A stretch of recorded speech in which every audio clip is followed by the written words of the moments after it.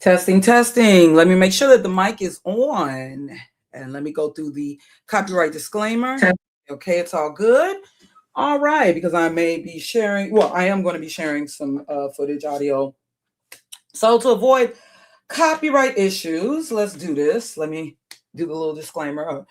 FBI warning. Federal law allows citizens to reproduce, distribute, or exhibit portions of copyrighted motion pictures, videotapes, or video disc under certain circumstances without authorization of the copyright holder. This is called fair use and is allowed for purposes of criticism, news reporting, teaching, and parody, which doesn't infringe of copyright under 17 USC 107. And let me read the copyright disclaimer. Copyright disclaimer. Under Section 107 of the Copyright Act 1976, allowance is made for fair use for purposes such as criticism, comment, news reporting, teaching, scholarship, and research. Fair use is a use permitted by copyright statute that might otherwise be infringing. Nonprofit, educational, or personal use tips the balance in favor of fair use. Good morning, YS Millennial. How are you doing? How you doing, brother? Mr. K, what's up? I'm so glad to see you up in here. Good mentioning. Yeah, okay. I didn't actually see that movie, but yeah, that's something I also want to discuss. Thanks for pointing that out. Thanks for reminding us of that. Terrence Howard playing Nelson Mandela in a movie. How y'all doing? Let me go ahead and start off and play one of my classic videos that I uploaded in here some years ago. So how y'all doing, by the way? Oh yeah, I was able to hear myself, right? Okay. All right. Yeah, I got enough sleep. Well, I got, and I drank some coffee, so I'm here. Let me share this. Let me do a screen share. Give me a second. Share one of my classics. Most of my videos, though, I have one private or unlisted. Most of my old videos and live streams. But like y'all know, I've been up in here for a minute. Hey, how you doing? Kenya's Queens. How you doing, sweetheart? Let me play this video that I did years ago. In responding, I kind of helped popularize the term the black mouthpiece in YouTube. People ain't gonna give me credit for Jack, but it's all good. Benazoy, what's up? Y'all know, wrong tab. Sharing the wrong tab. I meant to share this here tab. Wait a second.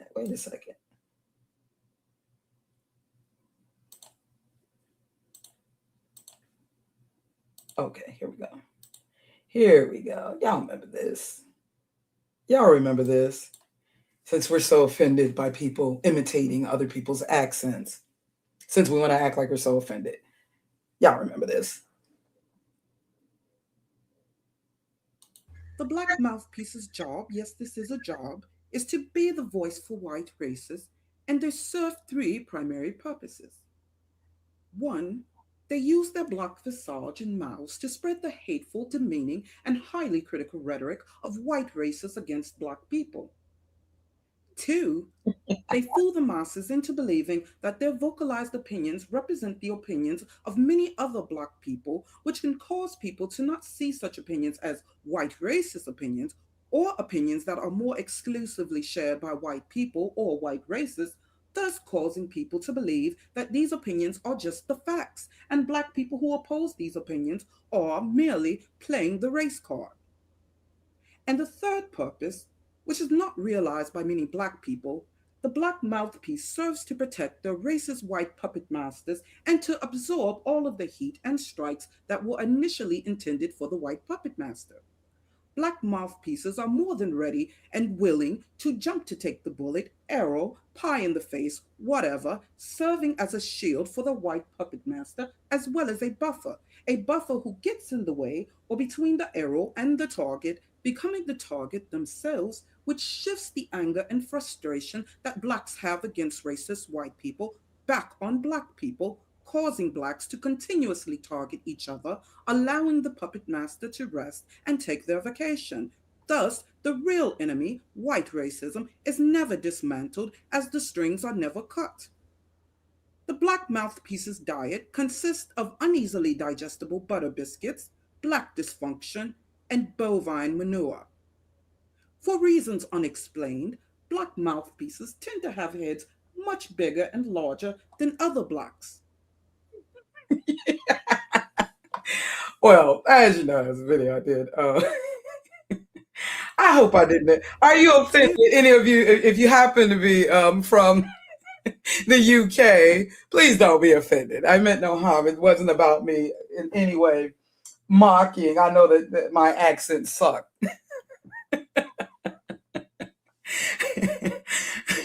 But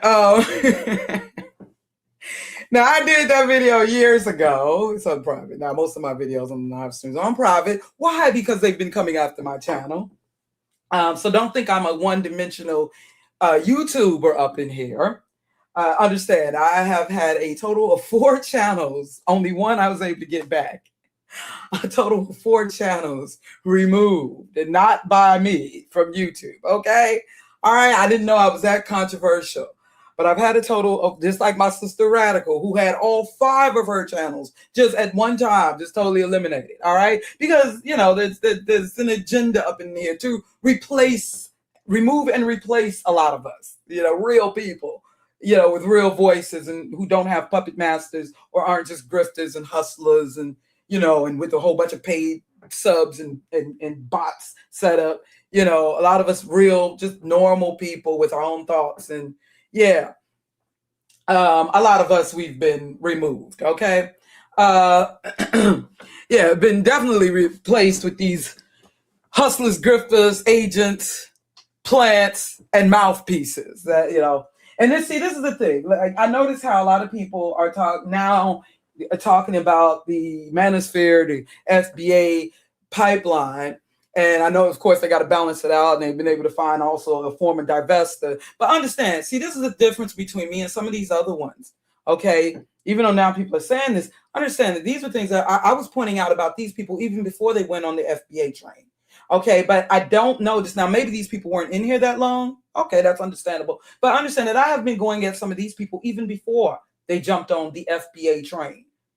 Do you understand? When they were causing divisions between black men and black women. And I'm talking about, I went at the, you know, the Oshay Duke Jackson types, the manosphere types, and I went at the divestors. I've been called, when I was going at the, you know, I was called an angry feminist, black man-hating feminist, even though I never attacked black men in general, never. In fact, I've actually defended black men more than a lot of these brothers. They didn't do all the research, and even though they took from my channel, they didn't do all that research on Bill Cosby, the accusers. I believe that Tariq Nasheed perhaps took a lot of the information he put on Melanoid Nation directly from my Bill Cosby series. Okay? I did all that putting research and defending brothers like Bill Cosby, Michael Jackson. Okay, because with me, it really is about defending our people, not just about attacking and roasting others, looking for a reason to roast others. No, I'm about defending my people, all quote unquote black people. All right. See, a lot of these people, they were not, you know, now if they weren't in here and they didn't witness this, okay, fine. But see, some people, they're only offended when they feel more directly attacked. Do you understand? Just as I have been speaking out against colorism, or what Rashida Strober would refer to as, more specifically, as darkism, although I am not a darker skinned black woman or darker skinned person, period. All right? Because, see, I understand that what affects my family, even my extended family, like overseas, it is going to eventually affect me. I have an understanding of that. And really, that's just how I am. That, you know, I don't like seeing any of my people being piled on unfairly. These people, they are not really about defending our people. But anyways, they don't really, you know, have a love for their people, our people, like that, as they are trying to claim. All right? Some of them, they only will say something when they feel more personally attacked. But I have been calling it. This video, in fact, I did years ago. Okay, going at the, like, oh yeah, and I have, as you can see, I have pointed out the wrongs of Oprah, However, the whole narrative about her talk show, that's a lie. All right. But as you can see, years ago, I have pointed out the dysfunction of Oprah. Why do you think I have her here? I actually made a video on Oprah Winfrey eating dysfunction, more specifically Black dysfunction for breakfast, especially considering what I have seen with Oprah Winfrey from the millennium and on, her along with Gayle King. All right. But what they're claiming about Oprah Winfrey in the 80s and 90s, besides what they may point out with the movies that she was in, like in the miniseries, The Women of Brewster Place and The Color Purple, that is, besides that, what they, may use, that's why it's easy for people to believe. That was not the case with her talk show. And in fact, her talk show actually made white Americans look worse. That's the truth, if you really examine it. If you really knew, and because like I said, I remember when the show was AM Chicago, the whole Oprah thing, that's being used as an excuse.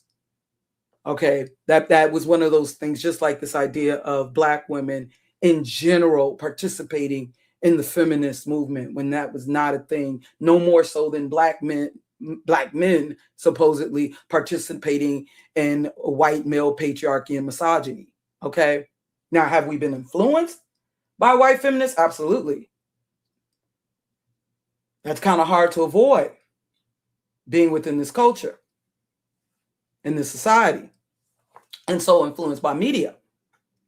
But this whole idea of Black women in general in the 60s and 70s and 80s hooking up with white women, no, that is something that is exaggerated. That is something that it's really a myth. Okay. In fact, white women, like I said, they have wrote and they have spoken on how they were unsuccessful in their attempts to recruit Black women. All right. And I know, because Black women like my mother, who's very, very dismissive, they saw that as whitey's thing. All right. But have they been influenced? Like when it comes to our beliefs and on family and like we talk about abortion rights and all, absolutely. Even if they wouldn't call themselves a feminist or, just as Black men have been influenced by white men and their issues with their women. Okay. Like I said, the original OG passport bros, if you will, were white men. They called it mail order brides. A lot of this, we have been but this is the result of assimilation. This is the result of integration for the hopes of assimilation. All right. This is the result. All right. But anyways, getting on to, like I said, as expected, especially now that, Godfrey, comedian, actor Godfrey, and social media personality, podcaster Godfrey, especially now that he has this 154 Africa channel, and he's having these discussions, cordial, or these conversations where they're talking about things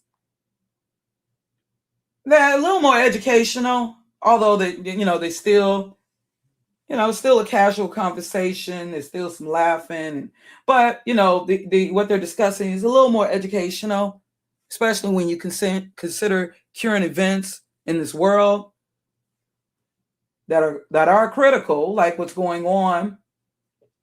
One example being with the Sahel Alliance at this time. And see, when they're talking about stuff like this, now this could be, some could say that this is conspiracy related, talking about, Gaddafi and, perhaps, why he may have been taken out actually. Yeah, see, that's when they're going into conspiracy territory, and some of this information they really don't want us to be discussing or listening to. So, and also talking about what's going on with Ibrahim Traore and the leaders of the Sahel Alliance, all right, in West Africa, them cutting off connection with the West, with countries like France, yeah, that have had like their foot in the, have had control over resources, et cetera, for centuries now, and they're making big moves that had not been made like in centuries. Yeah. So of course they don't want us listening to Godfrey or anyone discussing these things unless they are the ones controlling the narrative. And who knows, considering that Godfrey is still considered a celebrity, at least to a degree, who knows? I hope that there are no puppet masters. I hope that this is not a thing of where people are pulled in to listen, and then he ends up flip-flopping just like so many of these other people, i.e. Kwame Brown. I hope that this isn't one of these things. But hey, so far I'm cool with what I'm hearing. Although I of course, I can't invest too much in these conversations, being that I don't believe that Godfrey is one who believes in the Bible, But I do still like what I'm listening to. I like what I'm learning so far. Now, I wasn't no regular follower of In God We Trust, even though I've always felt Godfrey was cool. Know him from the days of the 7-Up commercials to him being on VH1 specials. Like, I love the 80s, I love toys, and I always loved his commentary. And like I said, I have ran into him in real life in downtown Chicago, and he was really cool, just naturally funny. Yeah, it was just like meeting somebody I had already knew. You know what I'm saying? He's definitely a brother. And like I said, Godfrey he was born in the United States. His parents, however, were Nigerian refugees of Igbo descent.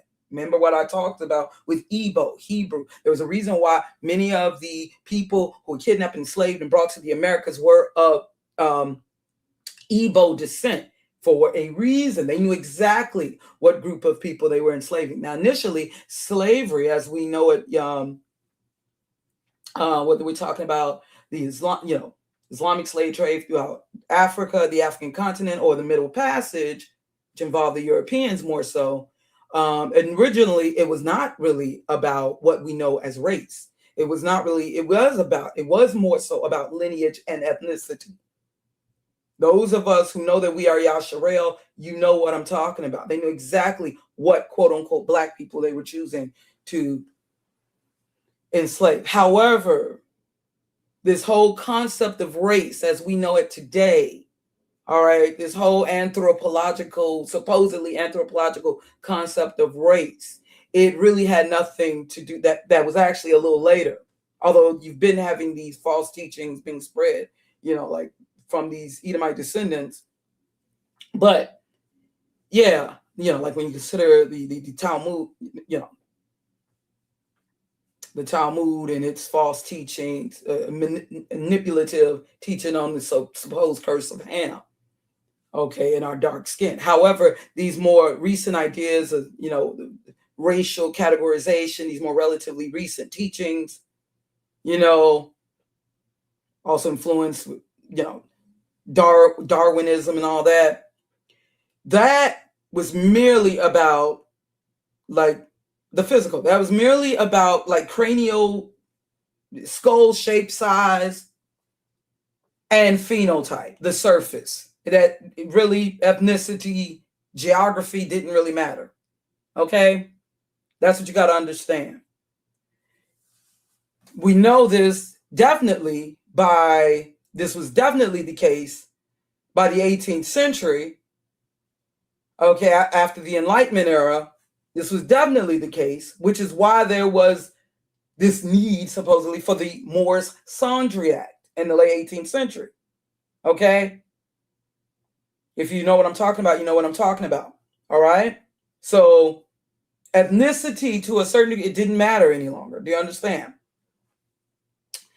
But, cheerio.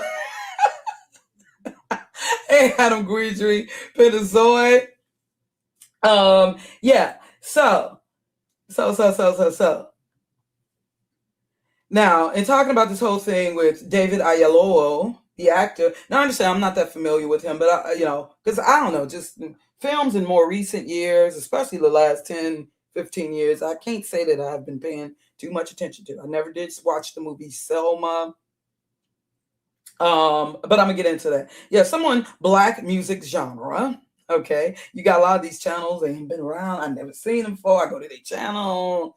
There's not much going on the channel. It seems like the channels are kind of new, or yeah. But someone at Black Music Genre posted to me, Nasheed, I believe Yvette Carnell, because I noticed Yvette Carnell had a video calling out Godfrey, and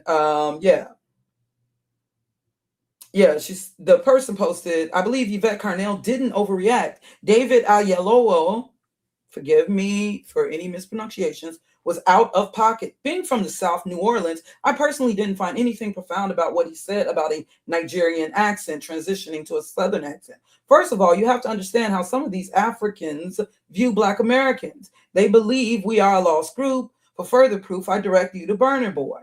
It's all interesting. Okay, I have to tell you. Let me let you know that I lived most of my life that was in Chicago, although I was born in the Cabrini Green Projects, which is near North. It is technically, it was, it's been bulldozed most of, but it technically the North side, or just north of downtown. Okay. However, and my first memories were more so the South side, but most of my life, my family has lived.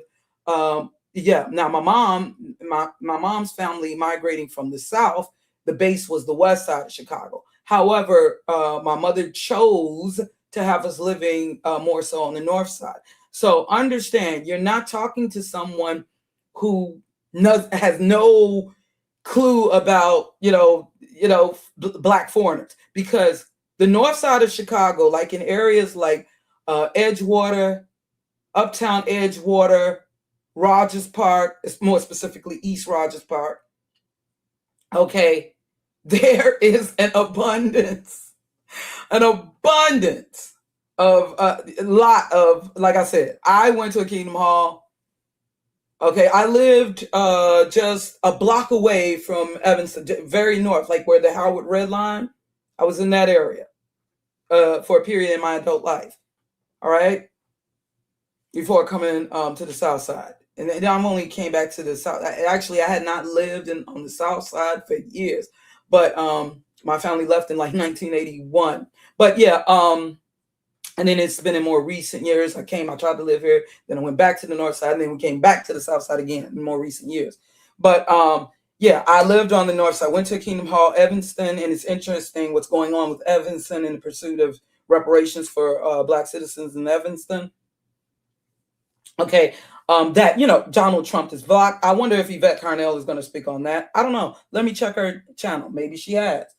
I wonder if Yvette or Tariq Nasheed is going to address that, since there's so much for reparations. No, they're so busy trying to distract from the, the conversation of reparations. They're so busy focusing. See, this is a way to get you, and then nothing ends up getting done because you're so busy talking about tethers. See, this is all a distraction. Actually, I believe to keep you from, I believe part of it is to keep you from receiving reparations by keeping you, you know what I'm saying, trying to nitpick at all this little stuff. Well, what if these people, what if this person has an ancestor the years back that contributed to the slave, I think that this is all a distraction, all right, to keep us more focused on what Black people should and should not get reparations than just actually getting reparations, all right? But yeah, and I guarantee you, I haven't checked, but I bet you Yvette Carnell or Tariq Nasheed has not addressed this whole thing with Donald Trump halting reparations for Evanston citizens. But anyways, I lived up there, and like I said, everybody, I went to Kingdom Hall in Evanston, okay, just north of, I was still technically Chicago, but I was like a block away from Evanston, all right? And the Kingdom Hall I went to, it just happened to be in Evanston, and just about the Kingdom Hall was predominantly Black because I was living in East Rogers Park. All right. Yeah, where there's a high Black population now. And the Kingdom Hall was predominantly Black, but about 50%, probably over 50% of the Black people had accents. There is a reason why my brothers first, two of my brothers, their first wife, well, one of my brothers, he never remarried, but my brother's first wives, or, my one brother, he's still married to his wife, been for over, for like going on 30 years now. And then my one brother, his first wife, both of them, they had wives. And not that they purposely, oh, I want a woman that's a, you know, a foreigner, you know. No, my one brother's first wife, she was from Belize, Black woman, not mixed at all, okay? Black woman of Belizean descent, and my other brother, my oldest brother, his wife, her dad is Jamaican. She's a dark-skinned woman. Both, you know what I'm saying? These women not mixed at all. But, and like when, in my, like I said, my daughter's last two, was when we were on the north side, her last two boyfriends, one was Nigerian and one was from Senegal. Now, is it a thing that my family prefers foreigners? And yeah, and then even with the ones who swirled in my family originally were the women, like my sister. She was like the first, you know, to become a swirler in my family. It wasn't so much the men, it was the women who first, you know, swirled, really. You know, so maybe that's why I also have a little different perspective than certain other Black women here. But yeah, like my sister now, yeah, and even with her being with, you know, Caucasian men, yeah, they just happen to be, you know, the men, you know, or my niece's father is Russian. Now, why is it that it just happened to be these that my family hooked up with? They just happen to be, you know, people who have some sort of foreign background. All right. Why is it that? That's because on the north side of Chicago, there are a lot of ethnic people.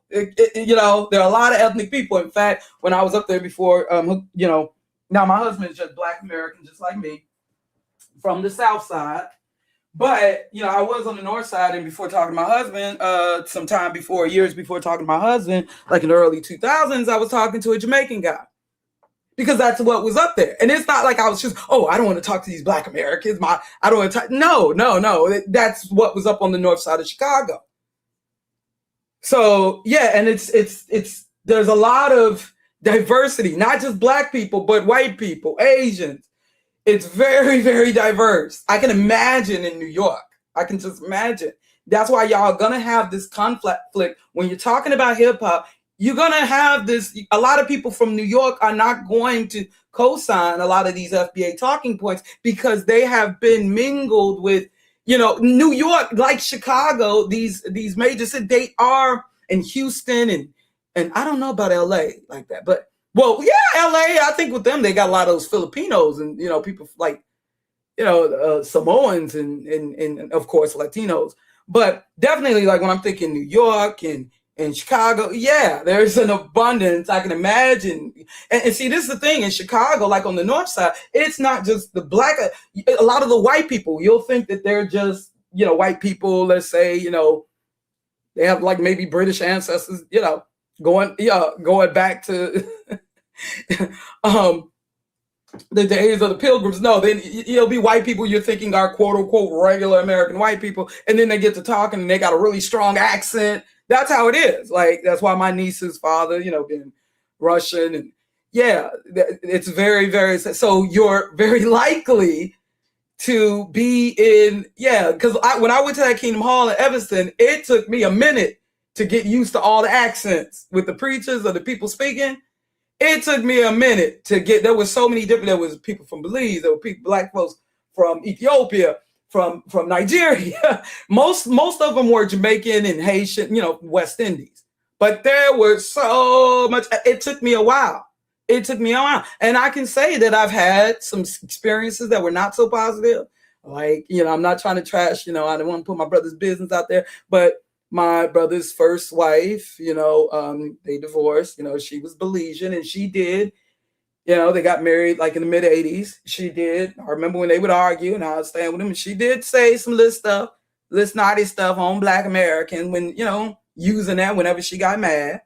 But then I've also had very, very positive experiences for the most part, you know, like my one brother, my wife, I love my sister-in-law. I've shared the pictures of me and her, you know, and she makes sure that her children call me auntie. She demands that her children call me auntie. And my mother loved her. She's a very beautiful woman. Her father's Jamaican, you know. And I think of when I was at the Kingdom Hall, yeah, it was great to meet Black Belizeans who were not like what I had, experienced with my brother's first wife, who would be saying stuff. That's how I get these Black Americans, when she would argue with my brother. This was years ago.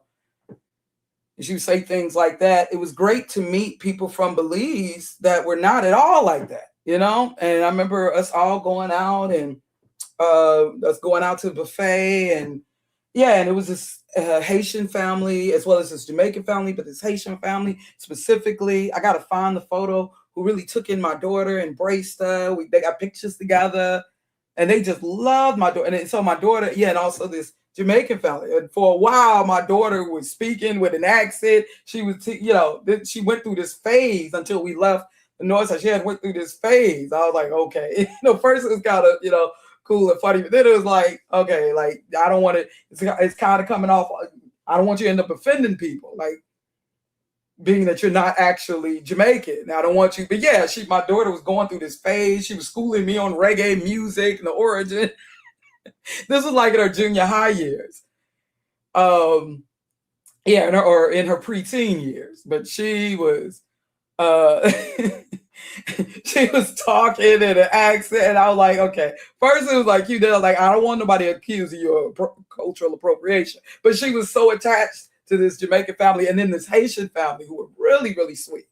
And I had a Nigerian female. I let her stay with me. Now, I'm not saying she said anything. I've never heard any Akata, anything like that. But I did have an experience with her that was kind of weird. I had talked about that before, where she felt she got to buy her own mayonnaise and all that. We got the same Hellman's mayonnaise. Why do you feel you got to get your own mayonnaise, your own ketchup?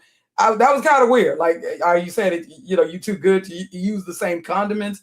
I understand you getting your own, let's say, meat or something, but buying your own condiments in the house, I felt that was kind of weird. So I was kind of wondering, was that a thing of her? Like, I'm going to try. I got to stay with you because I need somewhere to stay, but I don't want to touch. That was kind of weird to me. So I was kind of a little offended. Like, is this the thing? Like you too good to?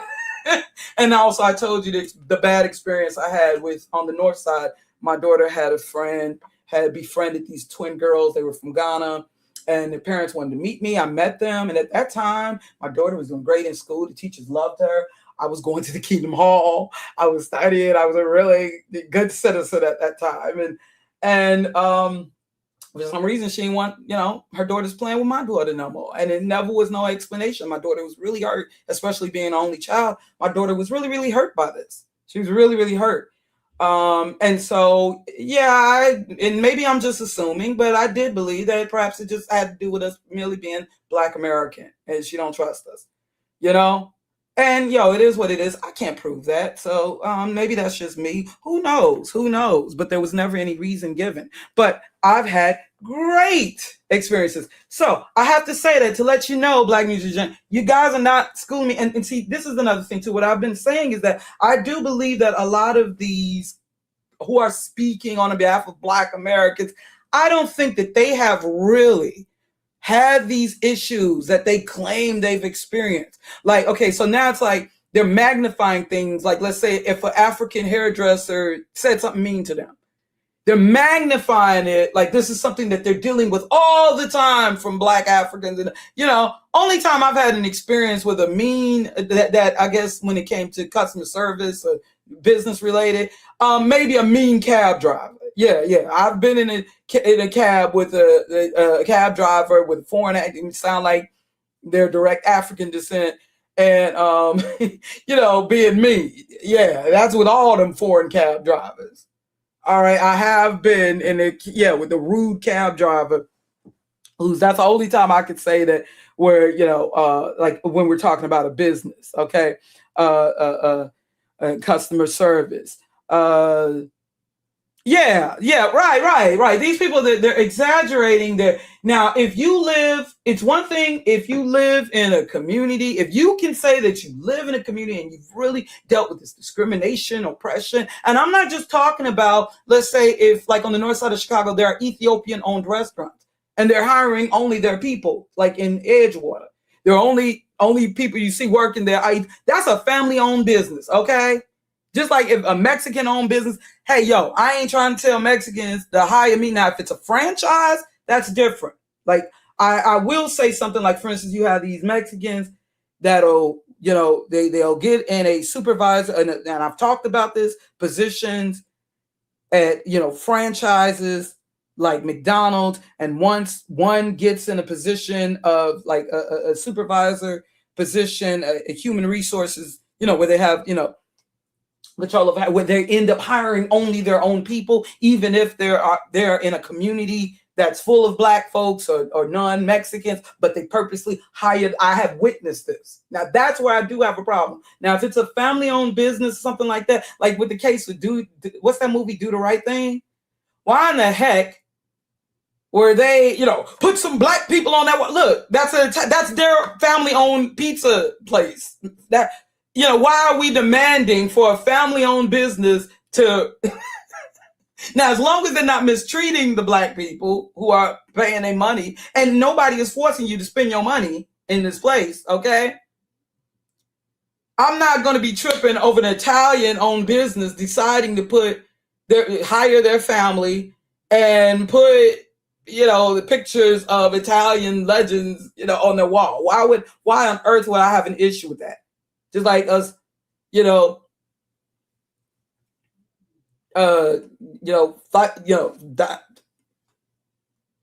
fighting to eat at restaurants when we had our own restaurants also. See that? That's when it's the case of, okay, well, we need to do our own business, you know, instead of being so, you know, roasting and toasting and complaining. Yeah. I don't mean to sound like a raccoon. I'm just saying.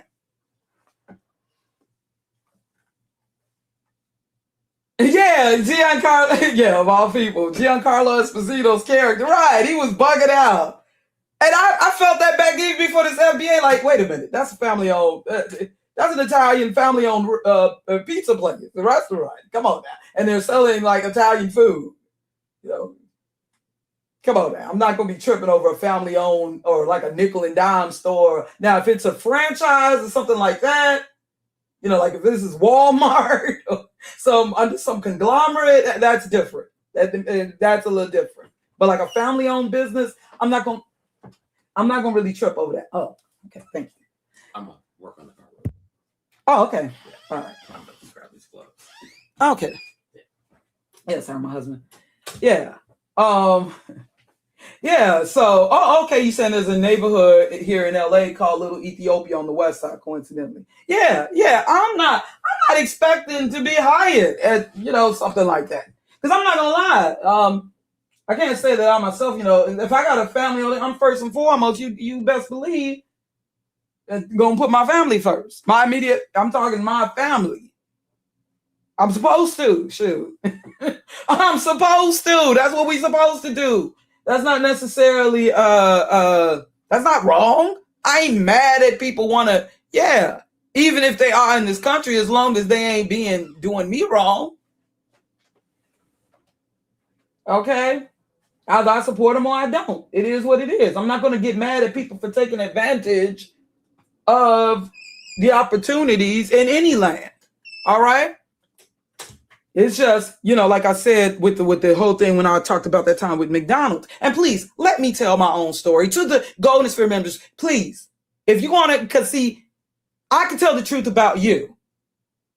Because, yeah, I've heard them talking, yeah, and, she thinking like you got a I gotcha moment with me. No. If you're going to tell my story, tell it right. Since you want to keep mentioning me for whatever reason. Don't think you got a I gotcha moment. Because you're not even telling the story right. But I can tell your story. All right? I can easily put it on blast. What you are not telling people behind the filters. Anyways. But getting back to the comment, it's saying, hold on, give me a second. Yeah, I told that for a reason. Not for you to use for your little gossip or whatever. Or thinking you got a I gotcha moment. All right? All right, they're saying Nasheed, I believe Yvette Carnell didn't overreact. David Oyelowo was out of pocket. Being from the South, New Orleans, I personally didn't find anything profound about what he said about a Nigerian accent transitioning to a Southern accent. First of all, you have to understand how some of these Africans view Black Americans. Okay, they're telling me I need to understand. Okay, I have been, and understand, again, I'm in my 50s now. And I've actually had a Nigerian female live with me. Okay. All right. I let her stay with me. All right. So I'm kind of familiar with foreign Black people. All right. Unlike some of you who actually, you may know somebody who's of Jamaican descent or something like that, but you haven't really lived around foreign Black people like that, or really, where it can definitely have a little more of an influence in your life, even though they still don't really have no control like that.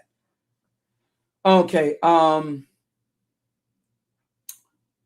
they believe, saying that these Africans, and they notice they want to talk about the Africans more specifically, they believe that we are a lost group. For further proof, I direct you to Burna Boy. Here's a guy, okay, Burna Boy I know is a music artist, right? Yeah, my daughter put me up on it. Here's a guy from the continent wanted to be a rapper and take on the aesthetic of an ATL rapper. Okay, yeah, he has the nerve to spew out of his mouth that we are lost and we don't know who we are. Okay, all right. Yeah, that's wrong. He shouldn't say that. I agree. Meanwhile, he's cosplaying as a Southern rapper. Okay, good. Yeah, if that's true, I get what you, okay. You have a right to have an issue with that, with him, with this person. You have a right. If Black Americans are lost and don't know who we are, what does that say about you as a person and who you are and what you stand for? Okay, remember, you're talking about an individual now. You're talking about an individual. All right?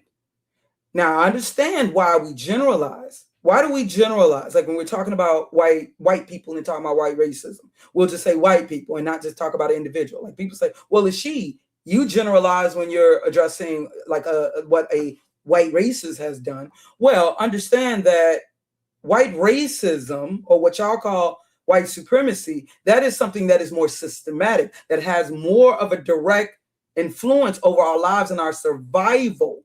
Do you understand? What a white person says about our hair, let's say, that's not just something to hurt our feelings, but that actually can have an effect on our survival. Do you understand? When you are, and that's why I talked about the McDonald's thing. Or, there was more that I talked about with me deciding to change my hair and losing a position. The Golden Sphere person, they're not going to get the story. Just like when they lied and said they came on my panel and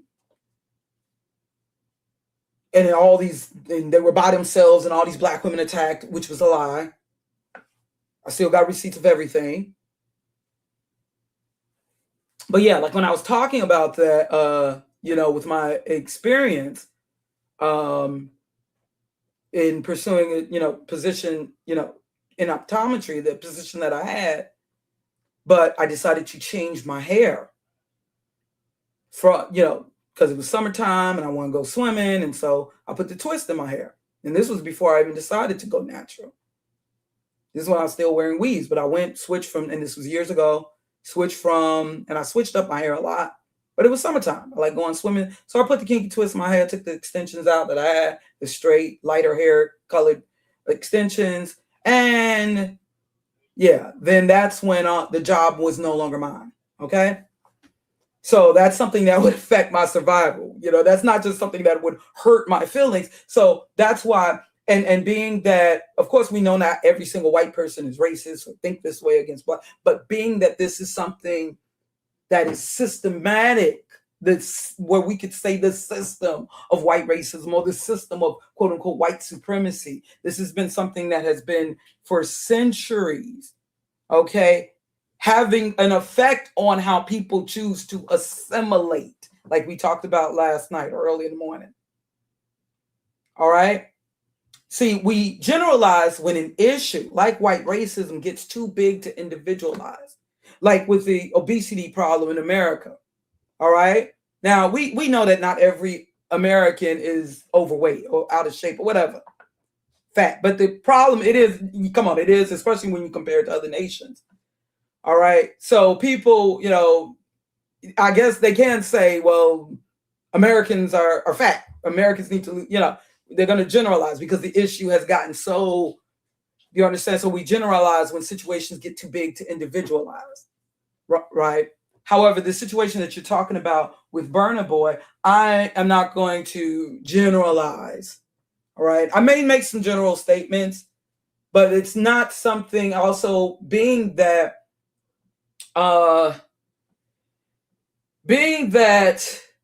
this isn't something like, let's say with an African thing, this is something that does not have that direct effect on my survival, on my people, Black Americans.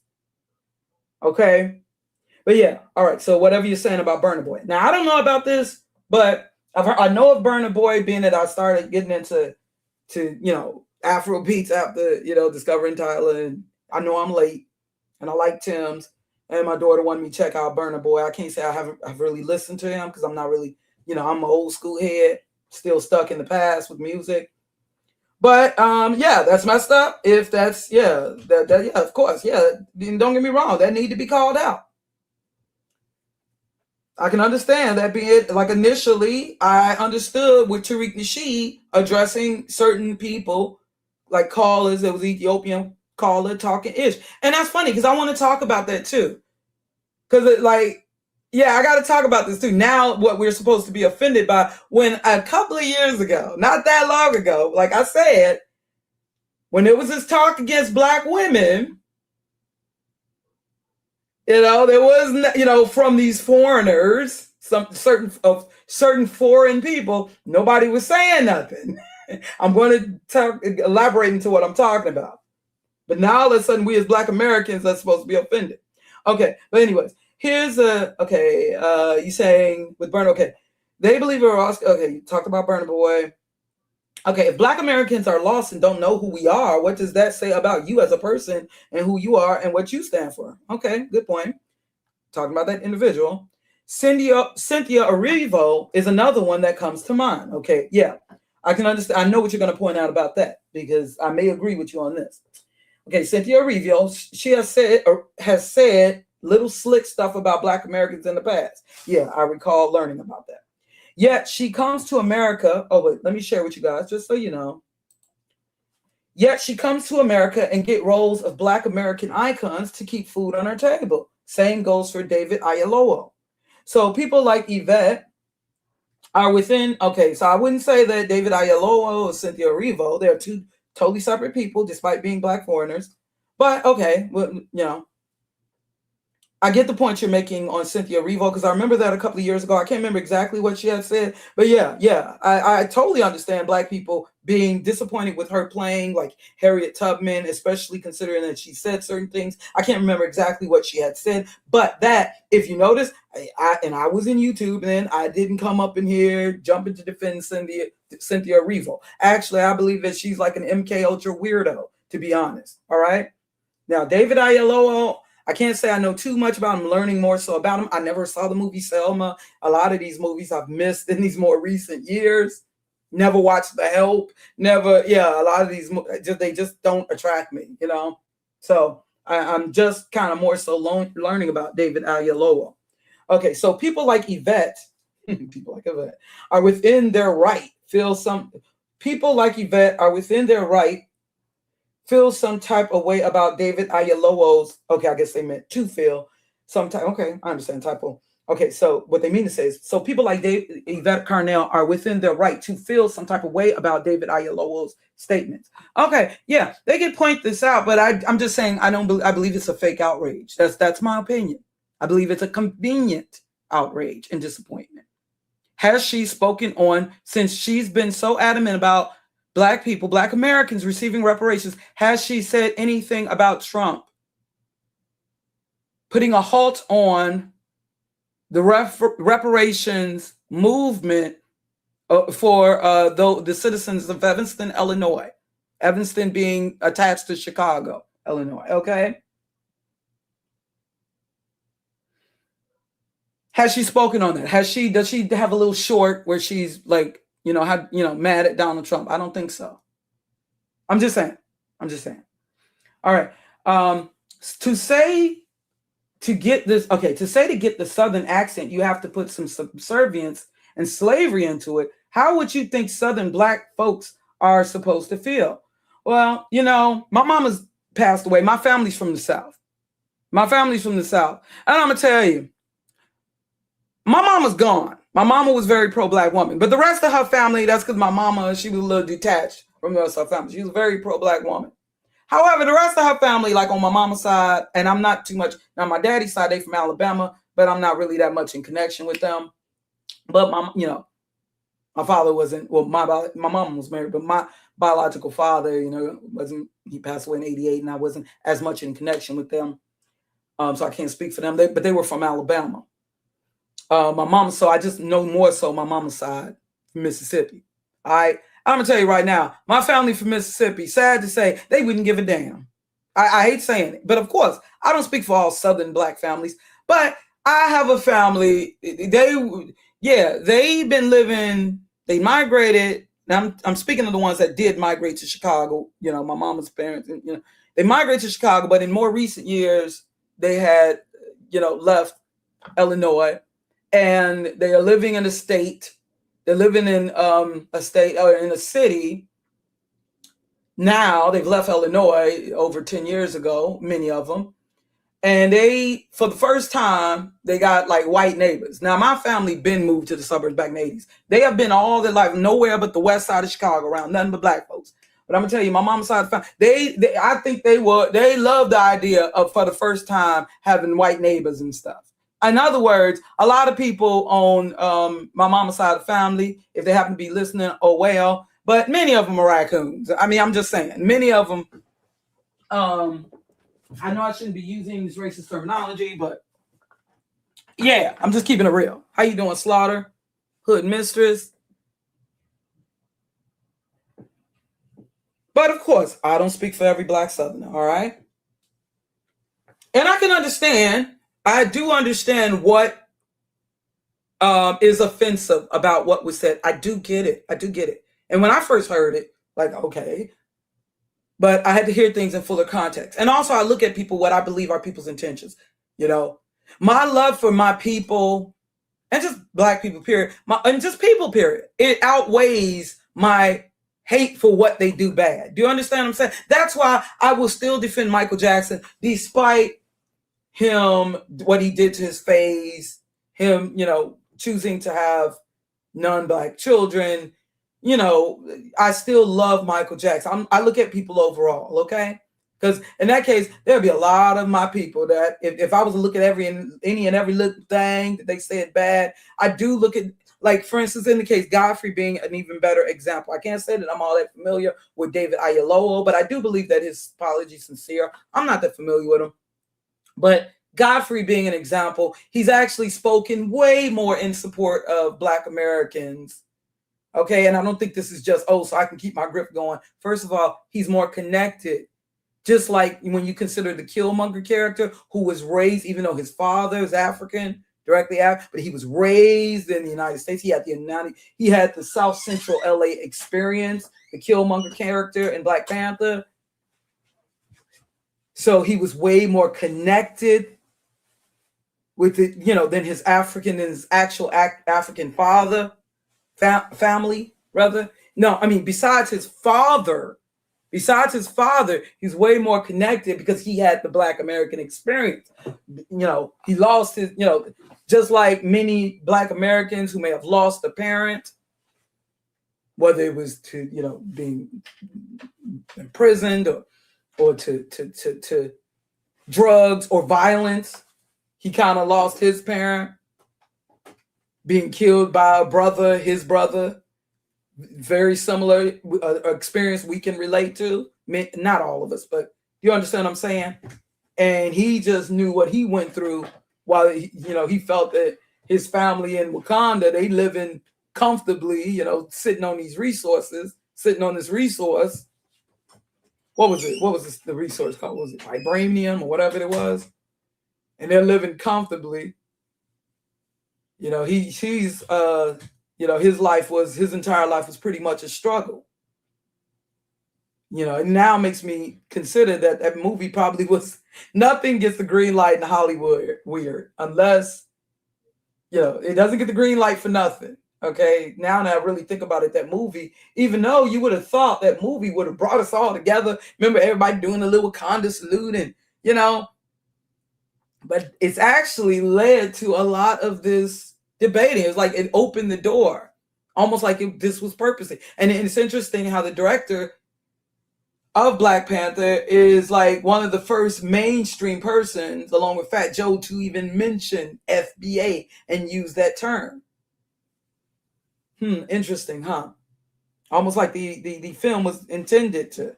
But yeah. But see, you got to understand, Godfrey, having Nigerian parents, born in the United States, in Arkansas, born. His parents were from Nigeria, but he was born in the United States. He was raised in the city of Chicago. And I don't even believe that he was on the diverse north side. I don't even think he was on that really diverse, you know. But yeah, he was raised, you know, in Chicago, and he definitely had the Black American experience.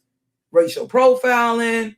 No, he didn't experience slavery, but neither did we. But of course, things are going to be different in his house when he went home with his Nigerian parents. Of course, it's going to be different. They're going to talk, you understand? But they do know about persecution if you know about the Igbo people. They do know about persecution and even slavery, even if they didn't experience chattel slavery in the Americas. They definitely, being that that's why his parents had to flee in the first place. So his parents do understand discrimination, oppression, and even enslavement. So they do have an understanding, even if it's not the same exact understanding. But yeah. Now, when he was at home with his family, just like Biggie, whose mama from Jamaican, yeah, of course, he's going to eat his food. The food that he ate, I'm sure, was not the same food that we Black Americans, I'm sure his parents didn't cook him. But when he went outside, when he went to public school, when he walked the streets of Chicago, he was a Black American, for sure, and had the Black American experience. Now, who knows? Now, let's say if he was in his young years, let's say if he did talk with any sort of, if people knew that he was Nigerian descent, because a lot of us didn't know until he said something. Yes, he does. People saying Godfrey don't look like us. That's a dang on lie. All right, that is a doggone lie. I got a brother who's darker than Godfrey, Black American brother, who's darker. If y'all just talking about complexion. That, trust me, y'all would not have known Godfrey's back if he had not told you. All right? You would not have known if he had not told you. Just like Tariq Nasheed talking about he's not going to watch the reboot of A Different World because he saw a foreign name, and so he thinks it's going to be filled with tethers because he saw a foreign name or two. Well, did you know that Julissa, that Dawn Lewis, who played Julissa, did you know that her people from Guyana? And of course, obviously, with the girl that did do the voices, played Freddie. Dang, what's wrong with me? Can't think of the name. Cree Summer. Her parents from Canada. And she's biracial. Her parents from Canada. Like, what are you talking about? He's talking about it's a tether world. Well, in that case, it's been that. You know, the mama on Good Times, where her people, Thelma, on her daddy's side, I believe they're, of Grenada, played Bernadette Stannis. All right. So what are you talking about? See, you didn't even know. That's why if you notice, Dawn Lewis, who played Jalissa, and she's been with A Different World from the very first season when they had Lisa Bonet on the show. Oh yeah, then Lisa Bonet being by having a Jewish parent. Yeah. Dawn Lewis, she does the voice. She does it on Futurama, La Barbara, the Jamaican Hermes wife. Look at that fine Jamaican bacon. I can't do it. But yeah, I mean, she's not Jamaican, but I believe of Guyana. People's from Guyana. So what are you talking about? There's a lot of these actors and stuff that y'all thinking, that you believe. Like I had to prove Denmark VC Tariq Nasheed was wrong. I had to prove that, yes, he was what Tariq Nasheed want to refer to as a tether.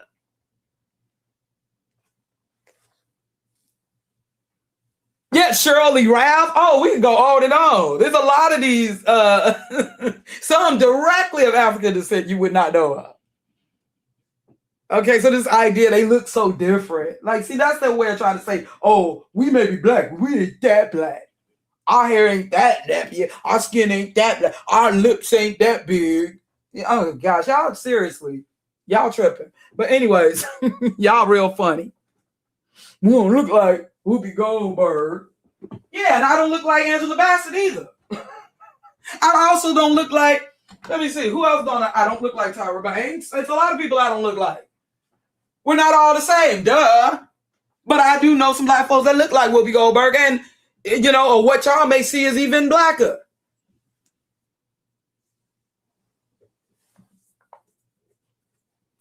So what are you talking about? Not all quote-unquote black people look the same. But you know still when you know what you see, you know those certain common features, you know. We don't all look the same. But yeah, I'm sorry, getting so off the mark. Okay.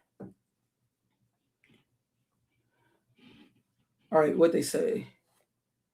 So you gotta understand, so for people to tell Godfrey, oh, he can't speak on Americans. He grew up in America. What are you talking about? He's not supposed to talk about his experience in Chicago and this and that. And I'm gonna go into that. This idea, how is it that Tariq Nasheed can do documentaries about Africa, talking about African history and Caribbean history, like, you know, in Haiti? And I did a series on Africa, on the ancient Egyptians. I did a 12-part series. Okay?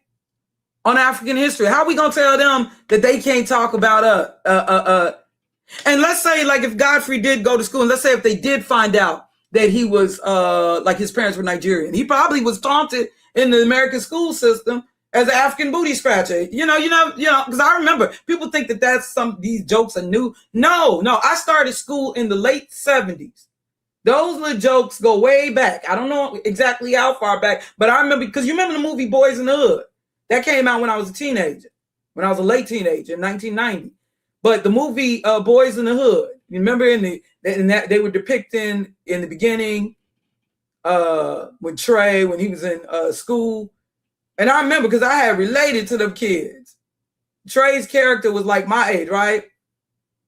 I related to, because I remember them little jokes, especially me going to school on the north side of Chicago, where you would have kids of African, you know. Yeah, I remember them. I never said that myself, no.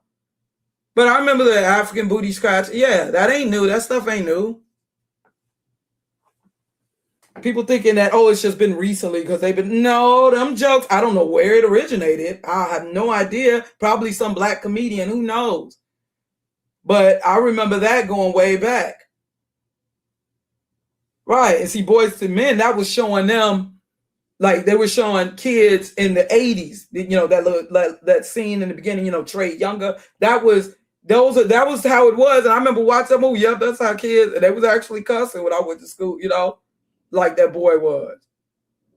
And that's probably how they would have responded. I ain't no damn African, especially by the 80s. Maybe the responses would have been different in the 70s. Like that clip of Sesame Street and Franklin, the character Franklin, you know, used to be a puppet character talking about Africa. But yeah, by the early 80s, when I was in school, you know, early mid-80s, like let's say 1984, somebody said, you from Africa. They probably, yeah, and I ain't know, because it didn't even catch on really with the African-American until like the 90s, despite, you know, Jesse Jackson and even Malcolm X pushing for us to refer to ourselves as African-American. By the 1980s, all that, you know, Black Pride, Africa, that had died down by the 1980s. Okay, just like, you know, what you're seeing a lot of today. A lot of that died down. What that spirit that was in the late 60s and mid 70s, by the late 70s, definitely by the 80s, a lot of that died down. So they would have responded. I ain't no African, you African, but that's exactly how the kids probably would have responded. Now, yeah, we were black, But the whole African American, it didn't even really catch on until like around the early 90s, and also with hip hop. And that's another thing I wanted to point out. In hip hop, you had black people could be said imitating, especially around the conscious era of hip hop.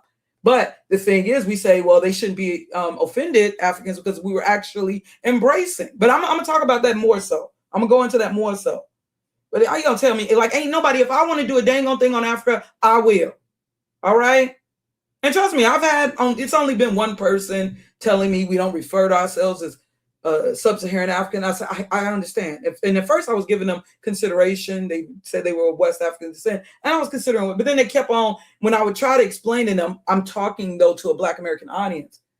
I'm not trying to purposely offend you. I'm just trying to talk, like, let's say if I'm talking about DNA test results, so that they understand, I'm not purposely trying to saying sub-Saharan African. If I'm talking about, let's say, like a DNA test, or do you understand? Or if I'm using it, you forgive me for using it old school. And then it just got to a point where, look, if you're offended, then, but I'm going to keep talking. I'm sorry. Sorry if I offend you, but I know my intentions. That's the thing I'm saying. I know that I'm not trying to hurt anybody or offend anybody. It's a point where I'm not going to be, told how to talk, walk. I'm sorry. And that's why I feel Godfrey and how he's responding with passion. Because there's a certain point, okay, I can say I'm sorry and give consideration to what you're saying, but you're not going, where because I did have a person who claimed to be, who used to watch my videos, and they claimed to be of West African descent, and they would correct me on things. And at first I was considered, okay, I'll give that consideration. But then it got to a point where it seemed like they were nitpicking. I'm going to talk, and I know my intentions. If I'm wrong, may the Most High judge me, okay? I'll give into consideration what you're telling me, like you don't use this term, or okay, I can consider that, but you ain't going to get me to a point where I'm not going to talk. Oh, don't you talk about it? I'm going to talk about what the hell I want to, okay? I mean, I don't mean to sound rebellious. But this is getting, y'all sound like when we talk about, cancel culture and all, y'all trying to censor people. And that's why, and this is why we keep bumping heads, because we're not having these discussions as we should. And then y'all nitpicking and looking at you see what he said there? And that was our entire discussion with that interview with David Oyelowo that y'all just totally overlooking because you're so busy focused on. There was a very interesting discussion. And like Godfrey said, maybe it's good that, and I know that sounds crazy, but maybe it's good that he said what he said and was confronted to a degree. It's good that we're confronting and addressing. I'm just saying this outrage, it's fake. But it's good that, maybe it's good to a degree, those who are sincere, who may correct him on what he's saying. If you are sincere, if I take you as being sincere, maybe it's good as being confronted so we could address this. And the insensitivity, because how do people know that sometimes they may not even know that they're being offensive. Do you understand? Or may not even stop and think about it. Okay, and I'm going to give you examples of what I'm talking. Just like one example I'll give you right now, like with the Beyonce, the Black is King, what was that? And she was on there. And that was the thing. I felt that there was some fake outrage. I can understand why, I can understand there are people, African people who are like, okay, we're not all riding on elephants and all that, that's stereotypical. But with some people, I do believe that there was some fake outrage. Because the thing is, they're not looking at Beyonce's intentions. They know she mean no harm. Just like when a lot of us in the especially influenced by the conscious era of hip hop, like I said, wearing African medallions, and we meant no harm. It was really us trying to connect with, trying to embrace. We may have had things wrong, like I said, assuming that all African people speak Swahili. Like I said on Mean Girls, when she came to Lindsay Lohan's character, who was raised in Africa, she came just because she saw some Black people sitting at a table, and she was so out of touch. And she came over with Jumbo. They're like, what the hell is she talking about?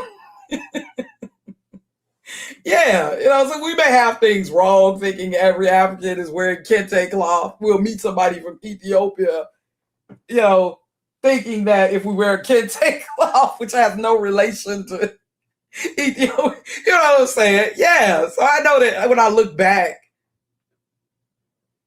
We've all, but we meant no harm. It's really an embracing thing. And this is what I was also trying to say. Like you have these with these mulatto groups and stuff. They're trying to control this. No! A lot of times, yes, I get it. You want to honor your mom and your father. I understand that. Okay, that makes sense. That makes sense. But they really think that with sometimes when black people, oh, you know, seeing them as black. Yeah, believe it or not, once upon a time, we are a loving, very loving group of people, Black Americans. We loving to everybody but ourselves. That's the sad thing. I know I'm generalizing, you know, I may be wrong in that, but we are very inclusive people, believe it or not. It was a thing of embracing biracials who white people would not accept. Not just, they're trying to put it like, yeah, just using mulattoes to do our, to using our close to white proximity privilege. Like we even had to, I'm listening to them literally recently talking about we had to whip over them. I'm like, Lord, really? They'll take an example of somebody being mean, and you're going to find that example in everything. There's always, especially if you are a minority, or if you, of course, you're going to find an example of somebody being mean to, you know, and they'll magnify. This is the whip over there, and many of them have admitted, saying that they have not had bad relations in their real life with black people. So why are you even harping on this? But it really was a thing of like, okay, you still family. Now, yeah, I understand checking people. Well, I also got family on my white side, because we do have to understand that not every biracial person, they're not like what we may have been used to in our family, that mixed person who grew up, you know, they even if they had a white parent, the white parent lived in the hood because maybe they weren't as accepted in the white community. So that, you know, they lived in the hood, or they were raised, they just mainly know their black grandmama and their black cousins and stuff. It's not really like that anymore. Okay, that generation it's not really like that. You have biracial people who are some even growing up solely around their white family, and they are more in touch with their white grandparents. And so, yeah, that is something to be more considerate of. But this assumption, I'm like, okay, like I say, it's a lot of fake outrage. Okay. But this is how people are building these little gangs and cliques around here. This is how they're doing it. Like I can consider some of what they're saying, but then, you know, and the very same people, oh, don't talk about us. You stop talking about it, but you're talking about us every day.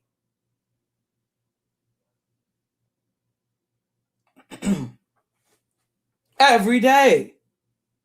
Literally. And it's only the time they mention black people or Bantus, it's negative. That's the only time. But you expect people to not respond. Are you crazy? They will look for stuff to respond to.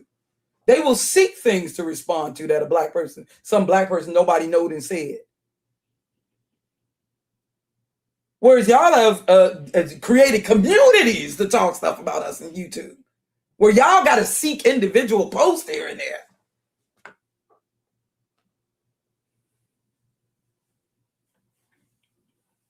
Yeah, but so, you know, but let them tell it. No, this had nothing to do with, let's say, that biracial person being a family member that you do love. You know, all you see is the whiteness. Oh, I can use it. I can use this biracial grandchild to open a door for me. No, I don't love my grandchild. You know, I just want, like my niece Tasha, just want to use her to open a door for me. You know, like that's all it's about. Okay, all right. But yeah.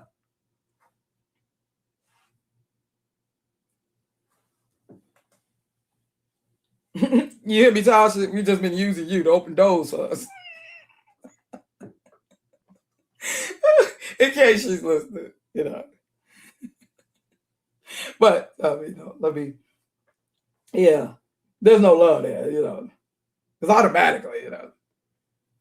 But, you know, I'm not saying I'm against people defending themselves. Absolutely not. If I really felt that it was truly about you defending it, something, it was really something that you were really hurt by and something that you're really passionate about. But some of this, like I said, it coming from all angles, some fake outrage. Let me see.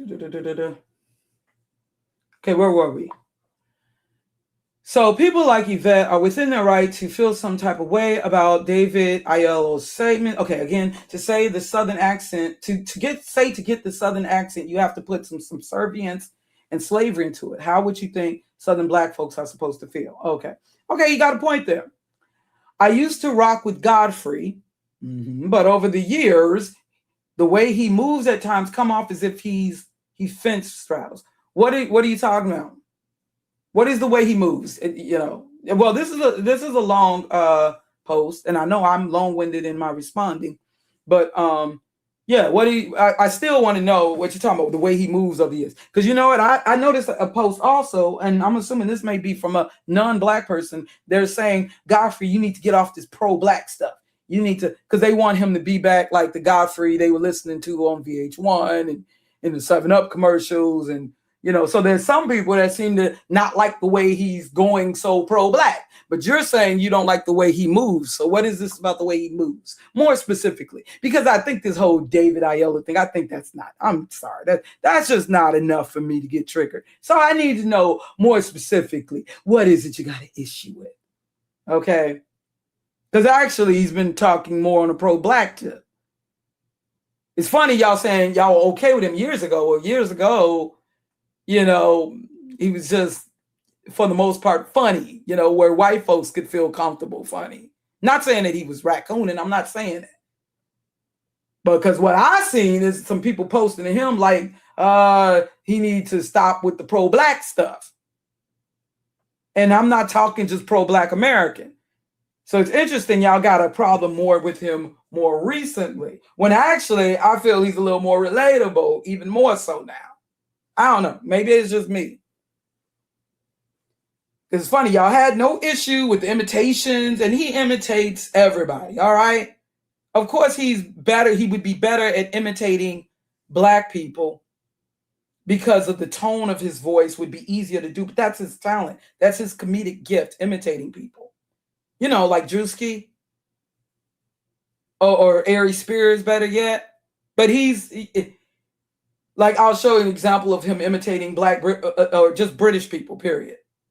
He was imitating in that live stream, also that very same live stream, David Oyelowo, he was imitating the Australian accent. Now, why is it that people are more likely to imitate or copy or whatever, follow the trend of Black American celebrities? Why? Well, you got to understand, why are people following the trend of American celebrities, period? Whether we're talking about Angelina Jolie, why is it that we kind of set the standards, especially like Black Americans, we set the standards in Hollywood and music industry? Well, you have to understand that's because that's where Hollywood and the celebrity, as we know it today, like in relation to the film and music industry and television industry, that's where it was birthed in the United States.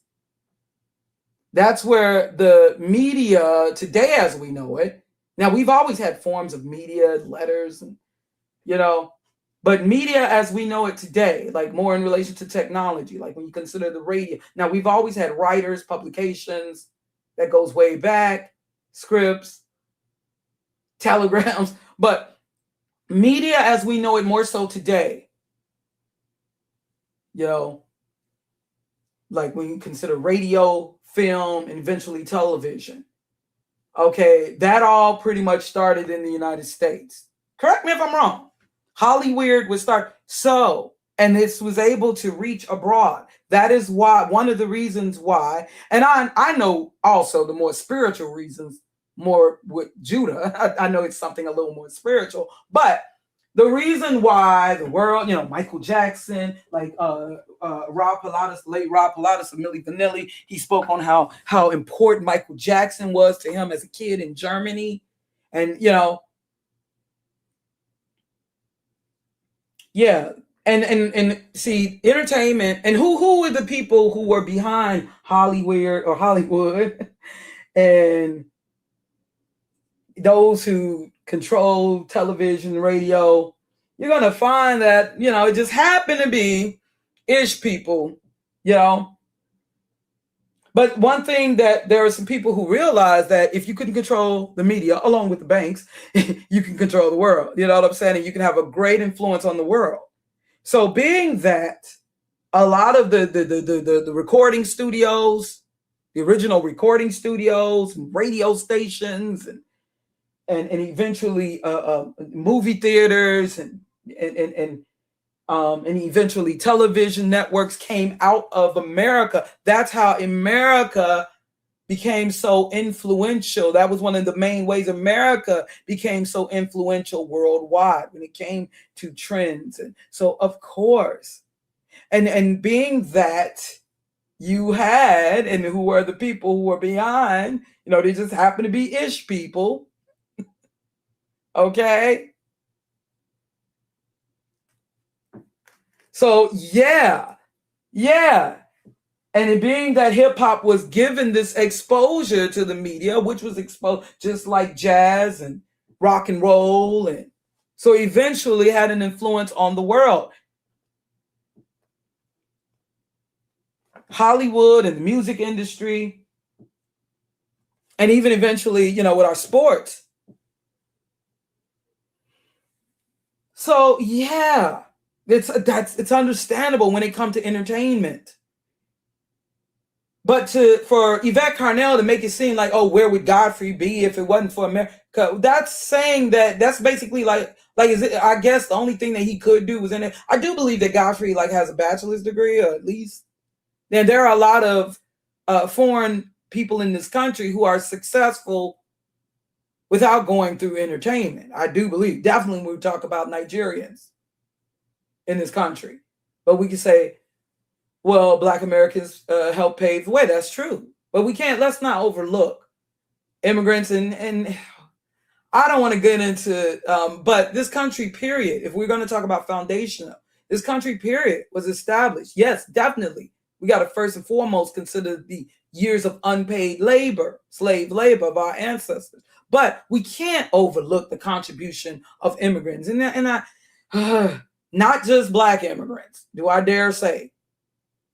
Because, it's kind of not as easy for me to defend the Irish, and, because they wouldn't defend me. But I'm just saying, and keeping it real, I don't feel that we have to lie or cover up history in defending our people. I'm secure in myself, or I can acknowledge other groups, immigrants, and their contribution, just as long as they don't forget about what my people first and foremost. And we were never received any sort of reparations.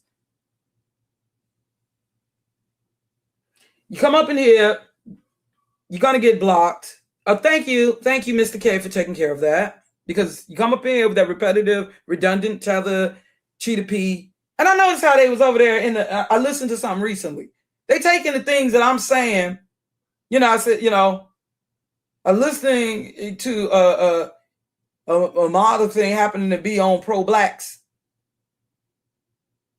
Thinking that you put pro-black in the title, of course it's going to attract Black people. And I noticed in the chat room, somebody, I don't rock with them, and you don't rock with me, but they kind of taking from some of the talking points that we saying over here about the FBAs, using even some of the little jokes, the little jabs, like I said, on how they always respond, cheetah P, this, and that. Okay, so you're going to mock us, then you're going to jock us. Gotcha. Well, I know they're going to take from what I'm talking about in this video, definitely this live stream. They're definitely going to jock, and even these FBA agents, they're going to jock, just like how Oshay did when I talked about movies. Like I said, have y'all noticed this movies like Us, Them, all this Not Like Us? Notice how right after that, Oshay Duke Jackson does a video talking about the movie Us and Them. And I'm like, I'm so tired of these agents biting off my talking points. I'm really tired of it. Okay? I'm really tired of it. Y'all taking from us content creators who are, but I guess I'm going to give them more ideas and stuff to talk about with this live stream. I guarantee you. They've been doing that with me for years, okay? For years.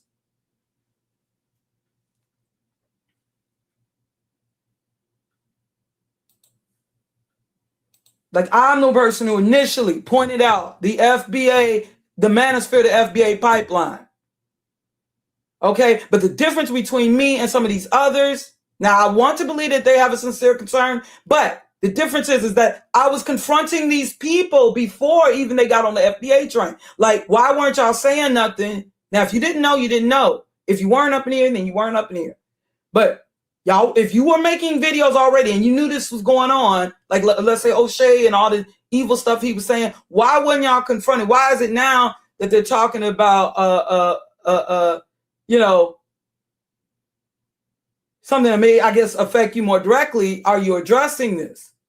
I was addressing them way back when they were being divorced, and not just the black men, but the black women as well, like the Synergies and Nyla says. I was addressing this nonsense before, it's not just when it affected me more personally, or could affect me more personally. Just like with the colorism. People only seem to care when they are more directly affected. Then they're like, oh, we got to stop this. We got to speak out against this. We got to point this out. Then they want to point out the hypocrisy and all that stuff. I have been up in here and actually defending our people. Hey, Drea.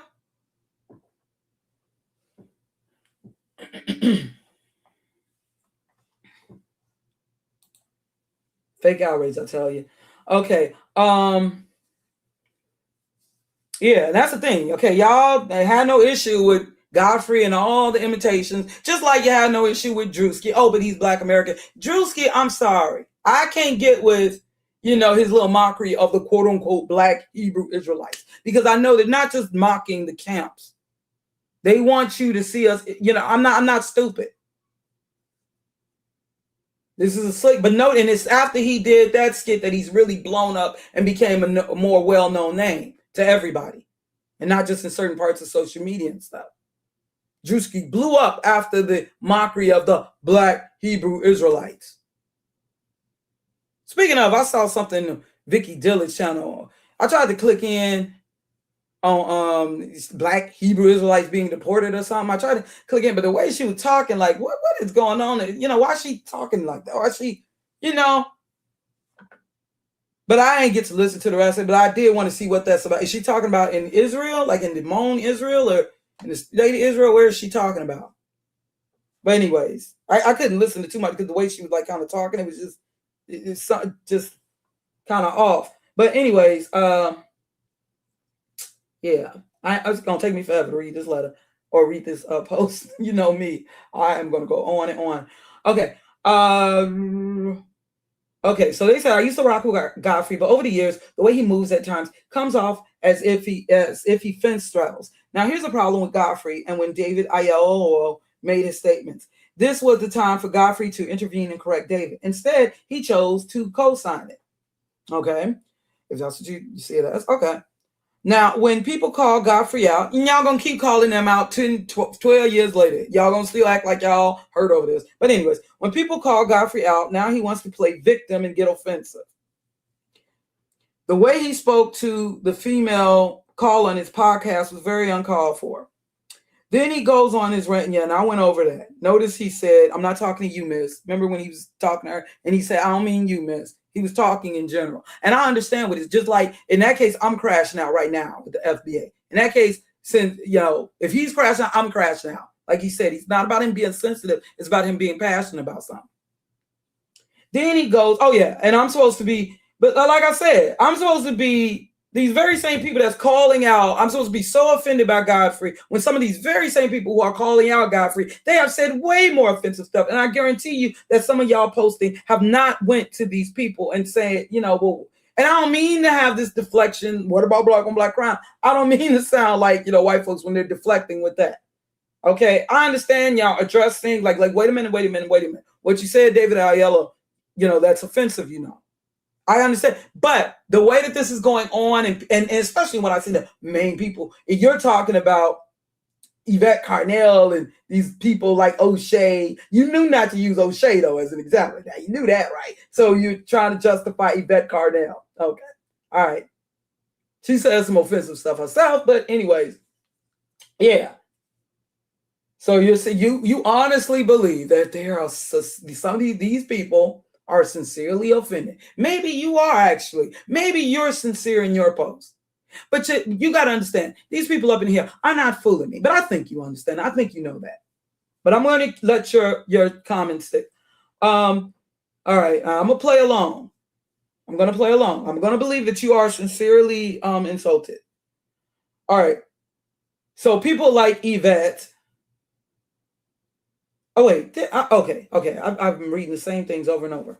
All right. All right. This was the time for Godfrey to intervene and correct David. All right. Okay. Instead, he chose to co-sign it. Now, when people call Godfrey out, now he wants to play victim, get offensive. The way he spoke to the female on his podcast was very uncalled for. Did he call her bitches and hoes? Did he call her a bitch? Did he call her a hoe? Did he cuss her out? What did he say that was so uncalled for? Yeah, he was rather loud in defending himself. But did he call her out her name? Y'all, come on now. I think she'll live. I think I think she'll make it. She'll make it. She'll be all right. Because I don't recall him calling her out her name, insulting her personally. I don't recall that. Did he get loud? Yeah.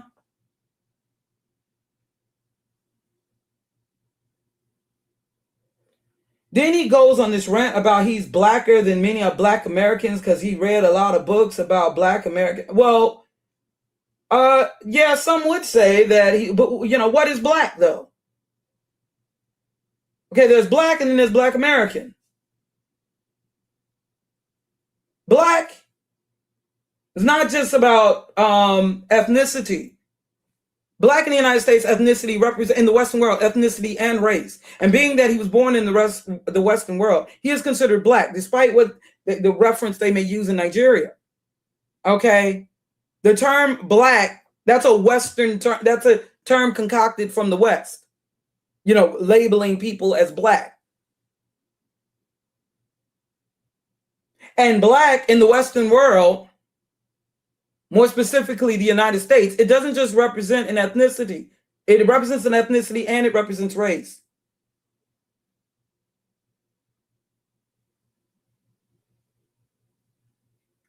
And in the Western world, he is definitely Black. And he would be seen as blacker, being African. Now you're thinking, what you're thinking is Black by ethnicity. That's what you're thinking. Okay?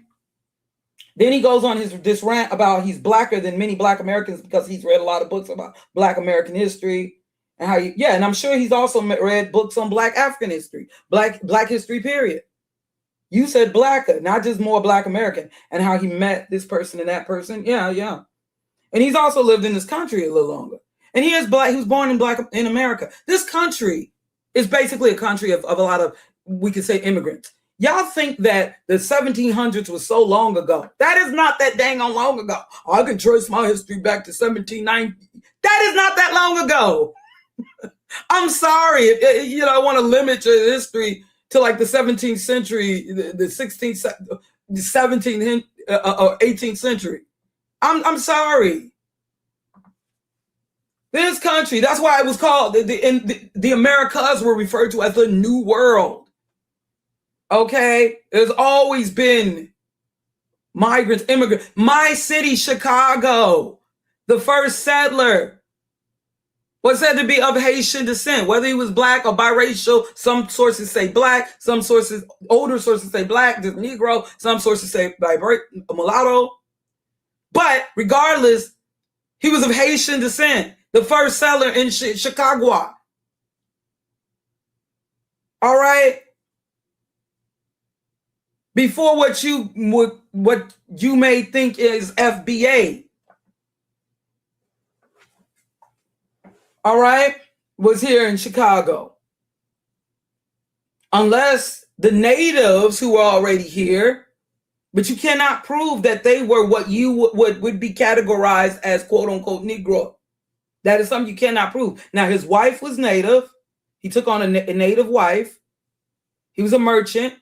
And so now, can you not say that he was not a founder or foundational to what became the United States or what was the United States? Can you not say that he was not foundational? Like even when you talk about Texas and come on, let's keep it real. And I ain't trying to go hard and defending no Mexicans who absolutely would not defend us. But let's keep it real. Texas, California, that was Mexico once upon a time. Louisiana with the French. I mean, come on.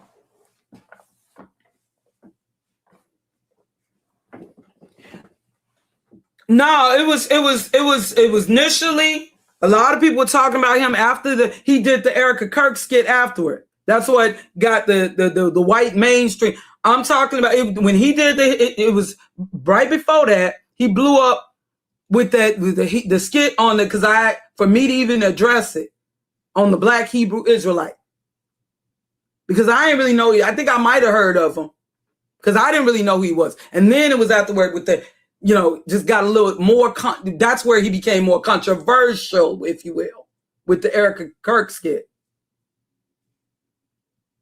But him making fun of the black church, I don't trust Drewski. I'm sorry.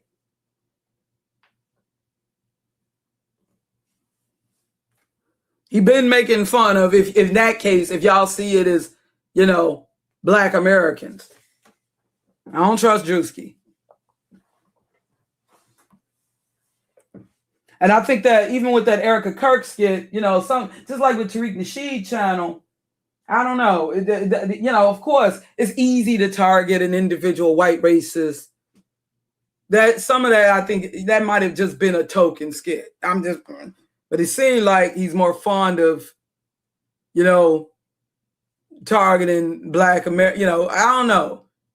And I'm gonna go a little more. I want to show that Drewski skit once again, because that is what also influenced David Oyelowo. Now, he's a grown man. I'm not trying to blame Drewski, but I'm saying it was kind of like he was extending on Drewski's skit that no one seemed to be offended by. Yeah, I didn't even look at the skit on Joe Jackson. I care not to even look at it because I know I'm going to get upset. See, I believe that he's going on, just like when Eminem did the little making fun of Michael Jackson. I believe that almost like he's being told that, but don't get me wrong. We've been having people like I said, I laughed at In Living Color. I've laughed at, them doing Milli Vanilli. Oh, that's a good thing. Like the impersonation of Milli Vanilli. Should Black people been offended by that? Milli Vanilli, and they had mops on their head or whatever.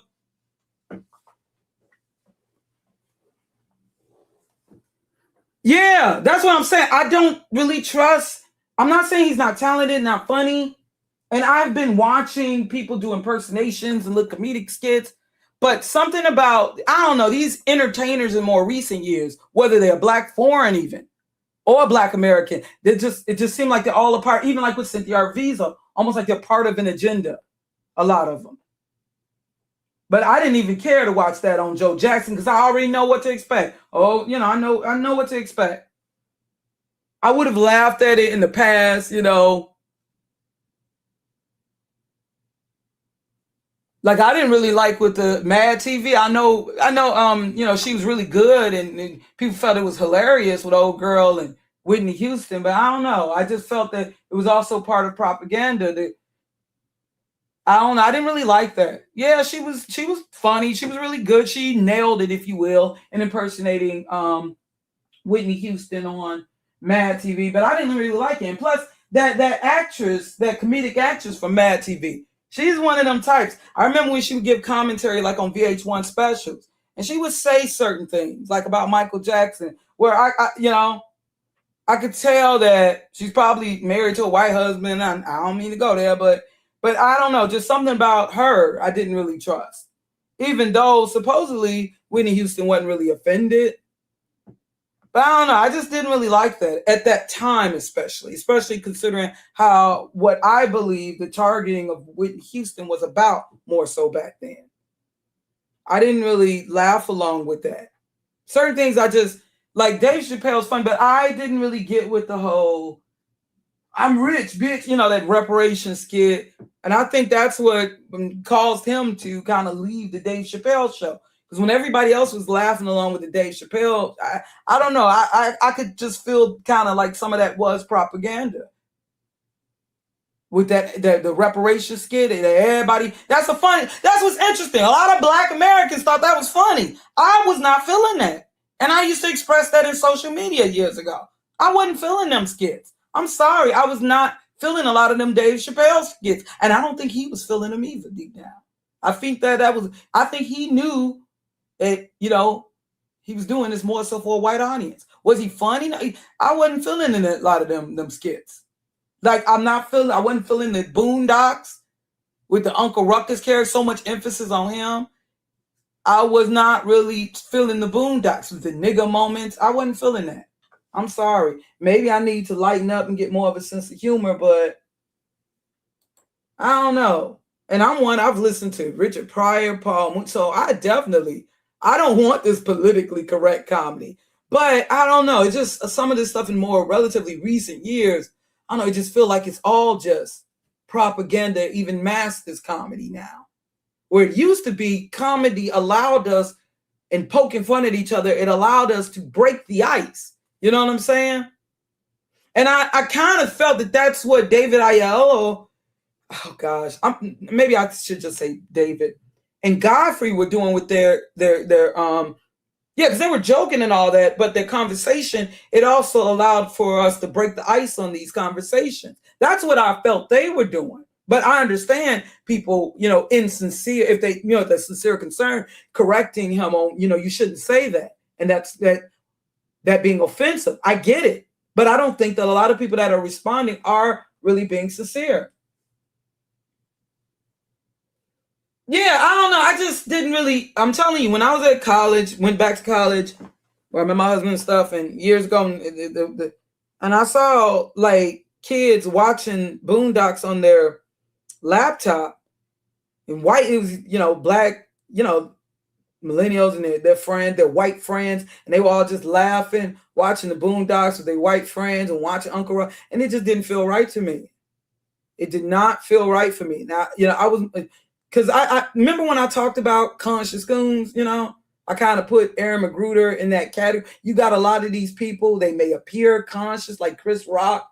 They may appear as if they're pro-black and conscious, but they're really raccoons. They really more concerned about what white people think, and they want black people to assimilate so bad, and they're so embarrassed by these niggers. We're not black. See, this isn't how black people, those are niggers. To me, it's in that same line of black, this whole black versus tethers. It's no different to me than Chris Rock talking about black versus N-words. It's no different. It's not so much about consciousness, and it's about assimilation. They're so busy trying to prove I'm not like them. At first I thought, because I remember the Boondocks when it was still a comic strip.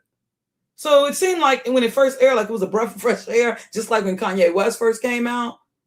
And then you realize, Aaron Magruder, do you like black people? Do you like black women even more so? Same with Kanye West. And when we see things with Kanye West. How you doing, Tariq? FBA. Trust me, these other sectors, they're going to be stealing our jokes. Just like they took fear of being African, I noticed in something recently. They're going to be taking the stuff that we saying. They're going to mock us, then jock us.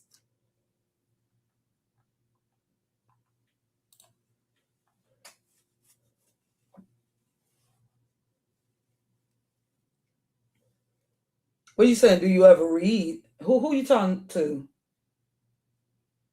Who are you asking? Do you ever read? Who are you asking? Now, I'm telling you now, don't come up in here thinking you can say something. Who are you saying, do you ever read? Who are you asking this to? Y'all need to stop with all this the ambiguous posting now.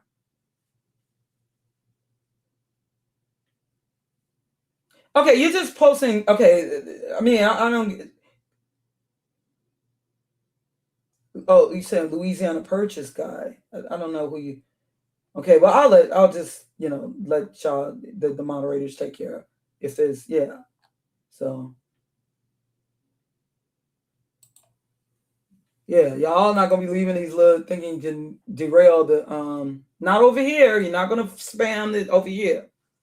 I'm trying to get people to think that this is how the majority of Black Americans talk and think, like the FBA. So you spam the comment section, you spam the chat rooms, also to cause a distraction and deflection. I don't know you, but okay, again. All right. Getting back to, let me see. Okay, so let me get this straight. Godfrey is telling me because he's blacker than my grandparents who are originally from, I didn't know that black just meant black ethnicity. I thought black was a racial term, not just, like I said, in the United States, yes, black is represents race, and it also represents ethnicity. You know, like you can be black by race, but Latino by ethnicity. We're talking about how it is in the Western world. He just said black. All right. I don't think Godfrey is just talking. I don't think he is just talking ethnicity here. All right. So you said, let me get this straight. Godfrey is telling me he's blacker than my grandparents, who are originally from Meridian, Mississippi, based on he's read more Black American books and been to more Farrakhan speeches than they have.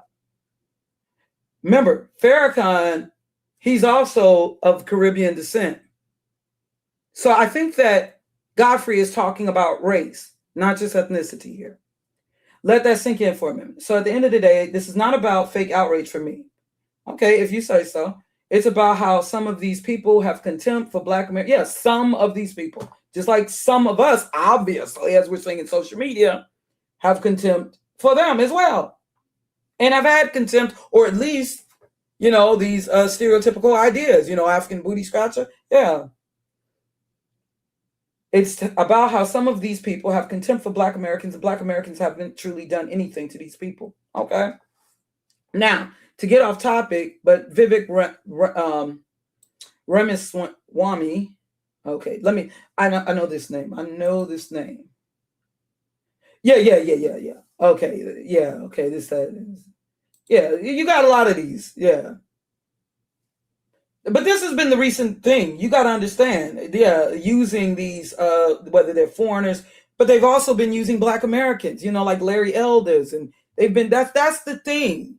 When I talk about the Black mouthpiece, and now they got the foreign immigrant mouthpiece. Yeah. Everybody's jumping on trying to, you know, gain favor of the white majority. Yeah. They've been using people like Stacey Dash. They've been using people like, yeah. But even before that, you had people like Larry Elders, Jesse Lee Peterson, Black American, that they have been using. Also, they'll use, yes, because also they need mouthpieces to speak against immigrants. Hold on, y'all.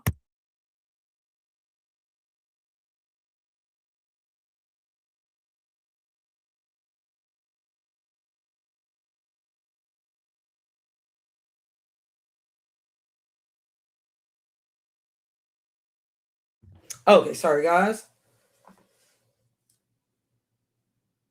Yeah, I know. I know she's of Mexican descent. I know. Of course I know that.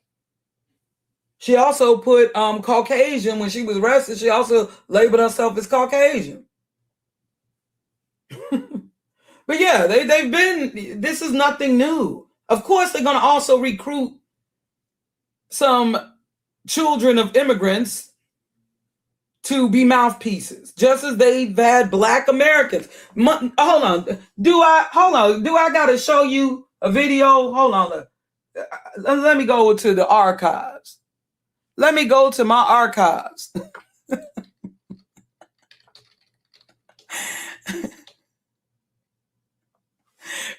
This is one of my classic videos, Black Mouthpieces in History. Now, I do believe that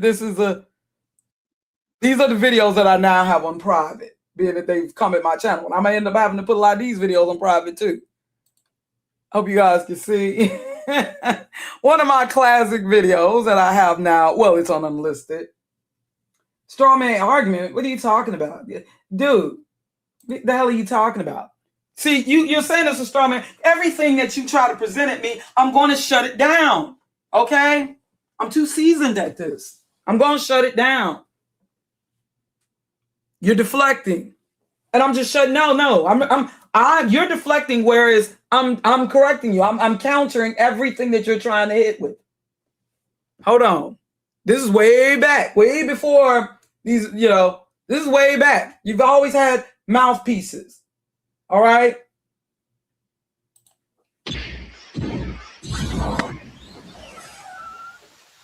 Oh yeah. See how I did that without using AI? Back in the day, I used to be a little more polished with my videos.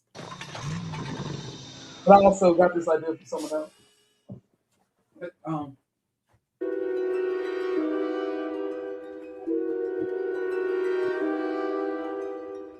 Mr. Muhammad teaches us that man is judged by his conscious behavior. and the conscious behavior collectively of the white race toward non-white people has been the type of behavior that is practiced only by a devil or devils. Teaching is kind of a doctrine. Wait, Malcolm X, his mother, as you know, his mother is what Tariq Nasheed will refer to as a tether. And his mother was biracial. But look at how he is boldly speaking. Okay. Are you upset? Does my voice make you jealous? Because there's more strength and power in my voice than yours? Does my voice make you envious? So why don't we take care of this? Since my voice, yes. How did you guess? How did you guess? See, that's how I know you lost. See, understand, remember, I am what you would call FBA. So you can't try to roast me. You understand what I'm saying? I'm seasoned in the game, baby. I used to rap. I used to battle. You understand? So if you try to come at me, you're ugly, your voice, that's all you're going to be able to do. In the end, see, you're not defeated, so you got to go to the old FBA tactic of roasting. But remember, I am also what you would call FBA. All right? So that's not going to work on me. Thank you for letting me know that you have been defeated officially. I know my voice makes you jealous. You know.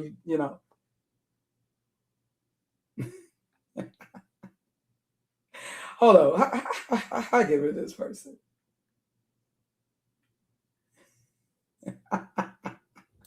Yeah, thank you for letting me know you lost. Yeah, I know about his father, but Tariq Nasheed is always pointing out somebody's background. If he found out they got a grandparent from Jamaica, he's calling them a tether if they disagree with him. So goodbye. Wait, hold on. No, I ain't supposed to just delete. I'm supposed to ban this user and your comments. There you go. There you go. I helped you out.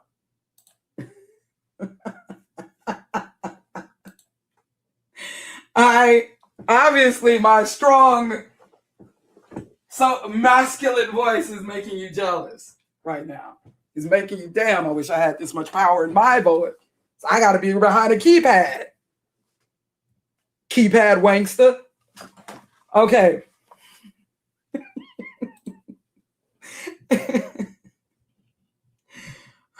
But see, yeah, you're going to see this. Yeah. And it's going to be more than likely that the person they found to speak, I believe that the mouthpiece that they found to counter Malcolm X's talking points here, more than likely he was what y'all would refer to as FBA, right? Doctrine of hate and a doctrine of behavior.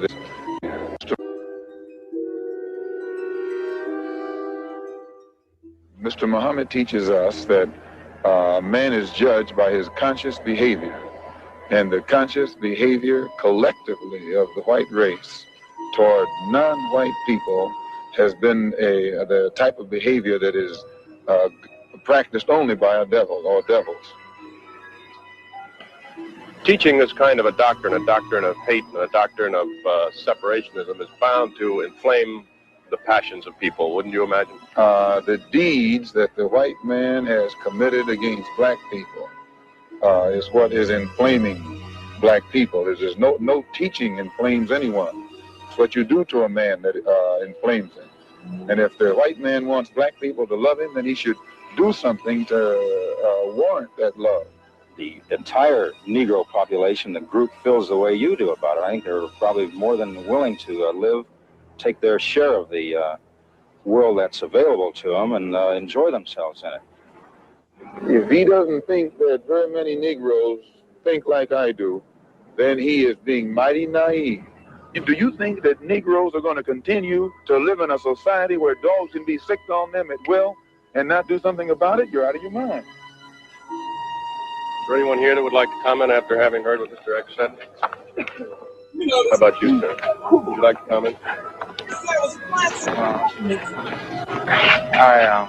I don't agree with him because I'm not a follower of Muhammad myself. I think that all people have been mistreated in some form or another. but I don't agree with him. I don't follow Muhammad. I don't think anyone should follow one man. I think they should follow their own conscience. I think the main problem of most Negroes is that they feel sorry for themselves, and I think that this keeps them back much more than they would be if they didn't feel so sorry for them. Wow, nothing new under the sun.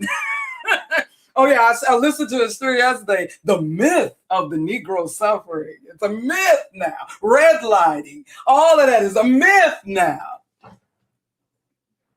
The myth of the, and it's interesting, the very same people today, like these demographics in social media who are taunting us as playing victim, then they are making themselves. They want you to hear them talking about how we are oppressing them. I'm like, you can't make this up. The very same people taunting our people is playing victim. They are today playing victim themselves. If Martin Luther In this case, and this man was planted in the crowd.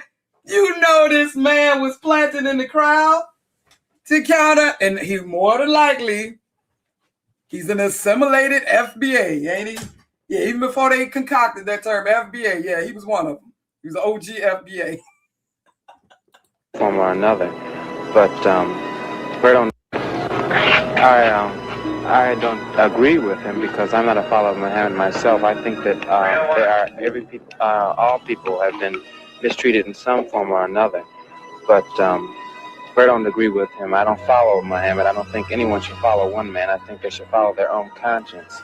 I think the main problem of most Negroes is that they feel sorry for themselves, and I think that this keeps them back much more than they would be if they didn't feel so sorry for themselves. If Martin Luther King, Roy Wilkins, or any of these compromising Negroes who say exactly what the white man wants to hear is interviewed anywhere in the country, you don't get anybody to offset what they say. But whenever a black man stands up and says something that white people don't like, then the first thing that white man does is run around to try and find somebody to say something to offset what has just been said. This is natural, but it is not. Understand, this was at a time. Yes. Gave y'all Twilight Zone episode. This was at a time. Actually, this ad came also part of this from somebody else. Yeah, this clip. But I just put this video together. What's interesting is at that time, that's when blacks were, if you notice, Malcolm X was saying black, if a black man. But notice he referred to people like Roy Wilkins, he referred to them as Negro, because that was a time when blacks, calling a black, blacks didn't want to be called black. And I understand, I do believe that we should be Yasharel, referred to, and I'll explain that in another video, with, the esoteric, even though y'all may disagree with me on that, okay? But understand that was at a time when, black calling, like they said, calling person black, a black person, black American, black, those were like fighting words. They were like, I'm Negro or I'm colored. They didn't want to be called black. So it was Malcolm X, even like with, us calling, with Afro-American. So you got to understand the FBAs back then didn't even want to, that would be like, I would put in the category of FBA. They didn't even want to be called black. They preferred being called Negro, even though it just means black, Negro, black in Spanish. But they didn't want to be black. They wanted to be, notice when he referring to himself as a black man, if a black man stands up. But then when he talked about the compromising black people, he said Negroes. Do you understand what I'm saying? So even some of these people in history who Tariq Nasheed would say foundational black Americans in history, they probably would be mad at Tariq Nasheed referring to them as black. Do you understand what I'm saying? And that's the thing. People get so mad. Like I had to remove a comment, person calling me a bitch. And I'm like, man, you mad, huh? You just started calling yourself FBA just yesterday started, and you getting mad as if this is something you've been calling yourself since the foundation FBA. You getting so mad when you just start calling yourself that yesterday.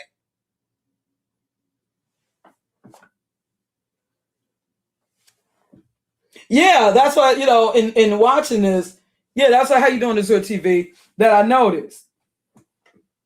Oh, I see you have to, okay. Yeah, and it's interesting. I learned that Negro has now been taken off of the census. Since 2000? I did not know that. The term Negro. So that's kind of, it was a person, NYTN. She got her channel because she showed a historical document of like a census form or something. And it was written in script.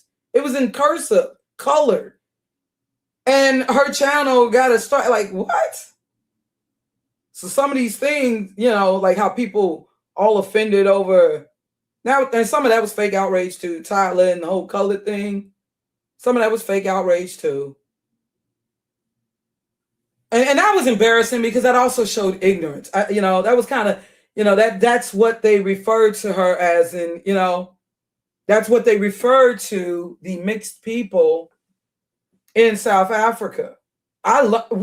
Crazy is I learned that in the 80s when I was like in school in 8th grade or 9th grade. I learned that. Like, how y'all don't know that?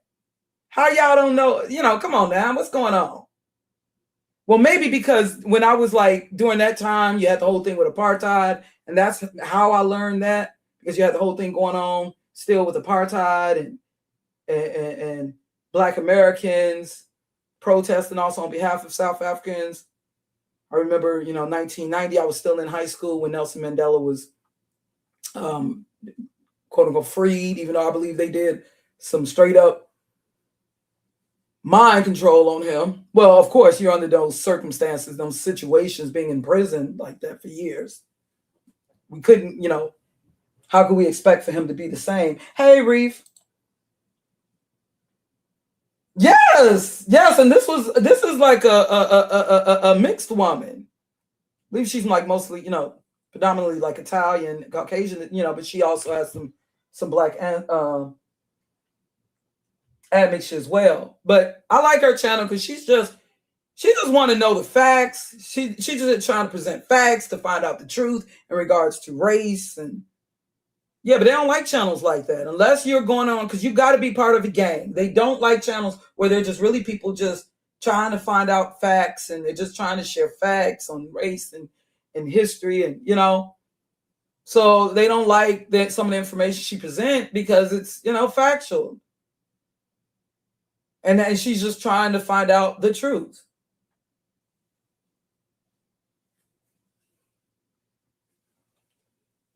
Her channel isn't pro-Black or anything like that. It's just they don't like people discussing, they don't want us looking further into, unless it's some sort of narrative behind it that's, part of this whole gang, us versus them, and who's going to be on the other side of the verses. Right, nothing new under the sun. Nothing new under the sun. The scriptures say that. But okay. So you've had back mouthpieces. Of course, they're gonna have more of these. Like I remember with Fox News, there used to be this Asian woman. Before Stacey Dash, I think she was. I think she might have been like Filipina. She was like pretty Asian woman, ideal white man. She used to always be talking, running her mouth, and of course, the easiest is to target Black folks. More specifically, Black Americans.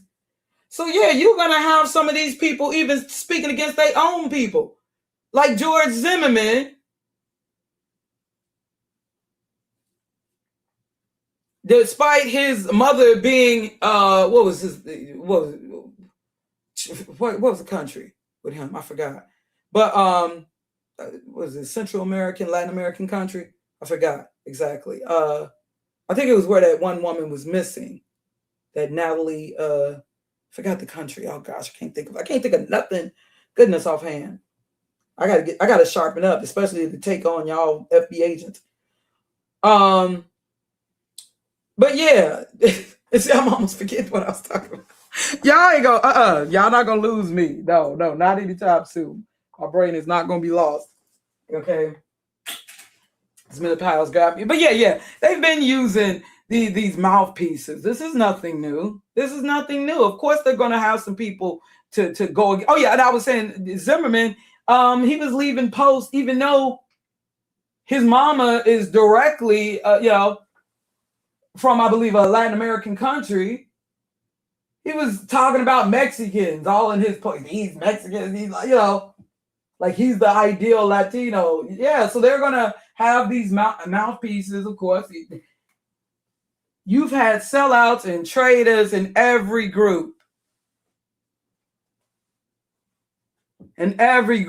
Everybody has participated in the denigrating of our people. Like when you consider the publication, How the Irish Became White. But yeah, okay. So like you're saying, not to get off topic, but Vivek Ramaswamy, however you spell his name, is a prime example of, if you want to assimilate, hate on Black Americans. Yeah, that you have a point there. This guy can't keep Black Americans off his tongue. Oh, come on. You've been listening to Godfrey for years. What are you talking about? He can't keep Black Americans. What are you talking about? Oh, because he talked about Michael Jackson or something? What are you talking? He's been talking about Michael Jackson, and he lives in America. He was born in America. He's going to be, if he's talking about celebrities, considering that Hollywood started in America, and Hollywood and the music industry, the recording industry, and all of that, and television, that all started in America. So you know what? When we talk, like for instance, if we're talking about celebrities who have became now the renowned people in the past, before there were these, before modern technology and these forms of media through modern technology, people, there used to be these rulers and or religious leaders and all of that, and royal family and monarchies and all those were the famous people in the past. But today, through media, and considering that the United States, that's where Hollywood and the music industry, the recording industry, and all of that was birthed, and the television industry. Correct me if I'm wrong. Despite where, even if let's say Germany or wherever contributed to the technology, all of that was birthed, and the people happen to be, a lot of it controlled by the ish people who have more so influence, even more so in the United States. And especially when it comes to media, yeah, that's why YouTuber, and you got to, even when you consider social media itself, they are more likely to talk about, when they're talking about famous people, for instance, guess what? They're more likely going to be talking about an American celebrity, an American musician, American, yeah. That's why, American entertainers. Now, like I said, there are more spiritual reasons with Judah, but you wouldn't probably hear me on that. But yeah, so that's expected. And he's American. He lives in America. He was born in America. He's raised in Chicago. So I think he would be a little more in touch with Americans. Don't you think? Just like the Killmonger character, although his father was African, the fact that he was raised in America and he just really couldn't really relate like that to his African family, even though, of course, he should have. It's unfortunate. This is like my niece. She doesn't have connection with her, but she does know about Black Americans in the Midwest. She can't talk to you about, Russia or Ukraine because and that's not our fault, by the way. Would you expect my niece to be talking about Russia or the Ukraine, although she's never been there and has no, and I'm not saying that's the exact same case with Godfrey now, being that he did have both his Nigerian parents in his life. But outside of that, I can imagine the rest of his cousins, all his Nigerian cousins, all being in a whole nother country. So you expect him to be more likely to talk about Nigeria? That doesn't make sense now, does it? if there was a Blasian person, black and Japanese, and they were raised in Japan and they spoke Japanese, you know, that was their first language. I don't think, even if they're, let's say, like, okay, one example, dude from Milli Vanilli who passed away, Rob Pilatus. His father was a black American. I believe he was in the military. Yeah. Rob Pilatus' father was black American, but his mother was German. And he was raised, I mean, you know, and he ended up also being adopted. He, you know, wasn't raised by his natural, you know, but he was raised by two German parents. Now, yeah, he was reminded, and see, the difference between him and someone like Godfrey is that, you know, Rob Pilatus, unlike Godfrey, he couldn't just blend in like that, being that he was half black. So, of course, he looked different than all the, you know, the people in Germany. But still, you think, okay, that's like saying that Rob Pilatus can't talk, that's like his first language, German. That's like saying, oh, he can't talk about Germans. That's ridiculous. That's ridiculous.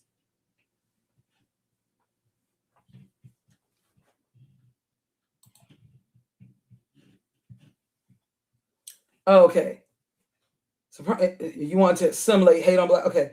All right. Yeah, I talked about that. That's what I was talking about in the stream.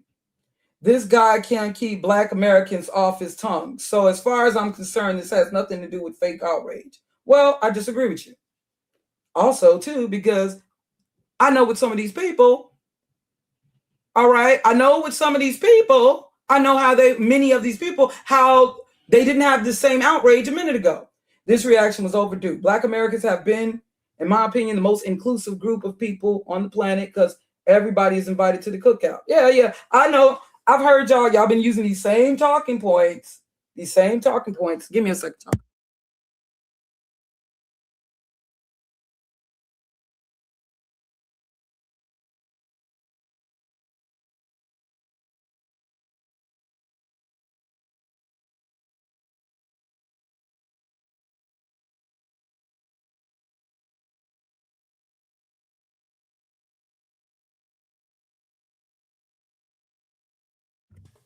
Okay, sorry.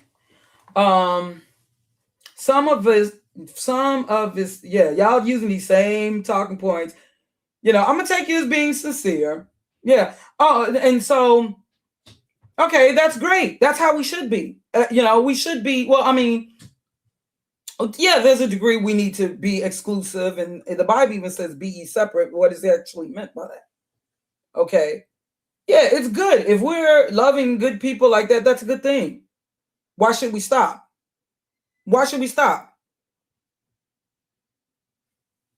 Why should we, if we're good, welcoming people like this? Now, I'm not saying let any and everybody into the, you know, and walk over us, but that's a good thing. So why are we tripping now? It's one thing to confront people or confront individuals.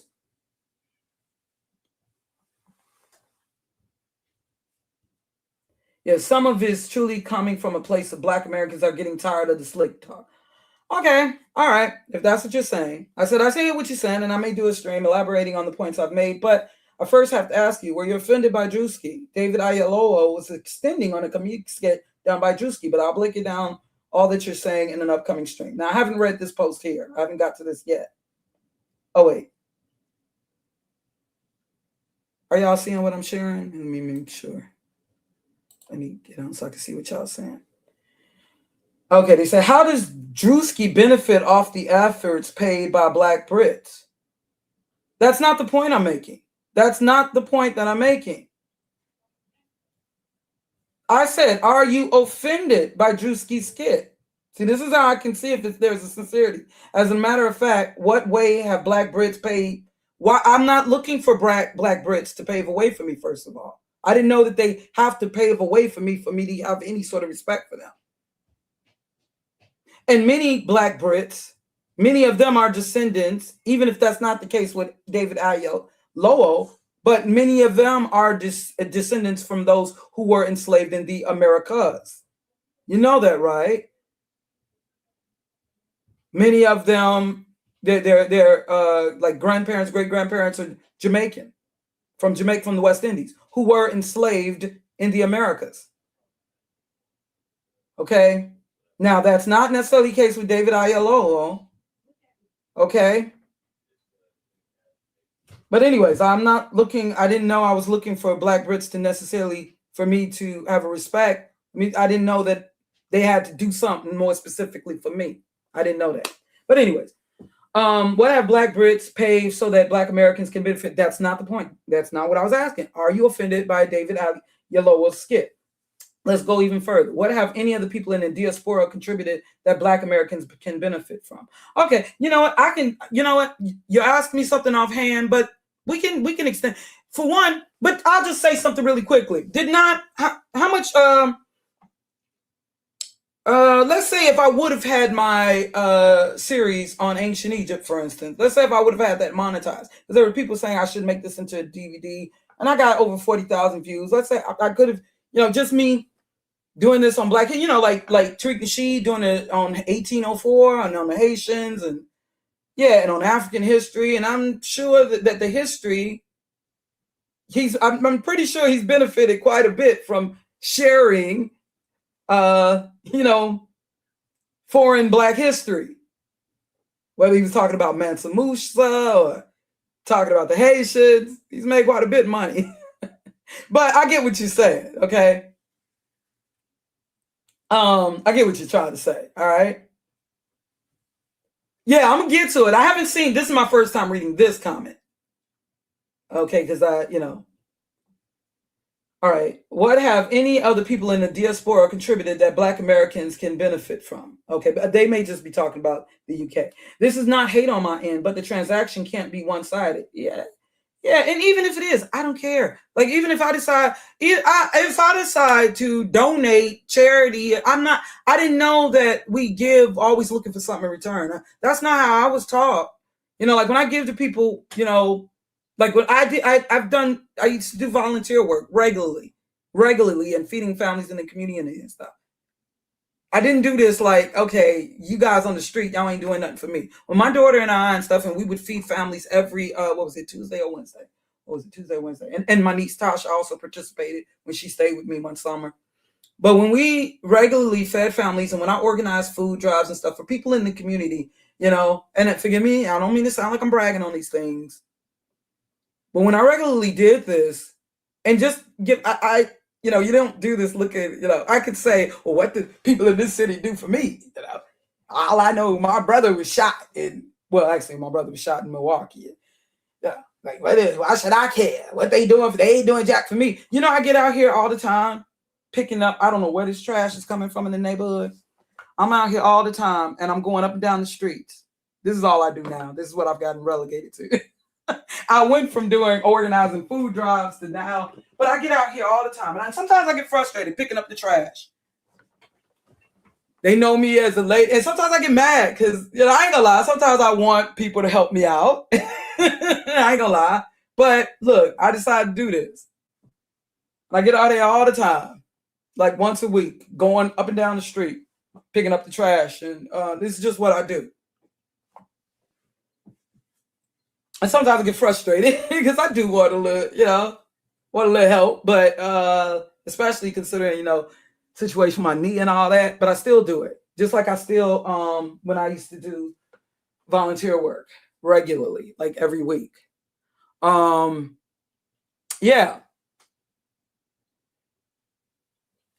Also, I was an assistant teacher. Also, volunteering at the Y. Not at the Y, but also the Salvation Army, and I did, like lead of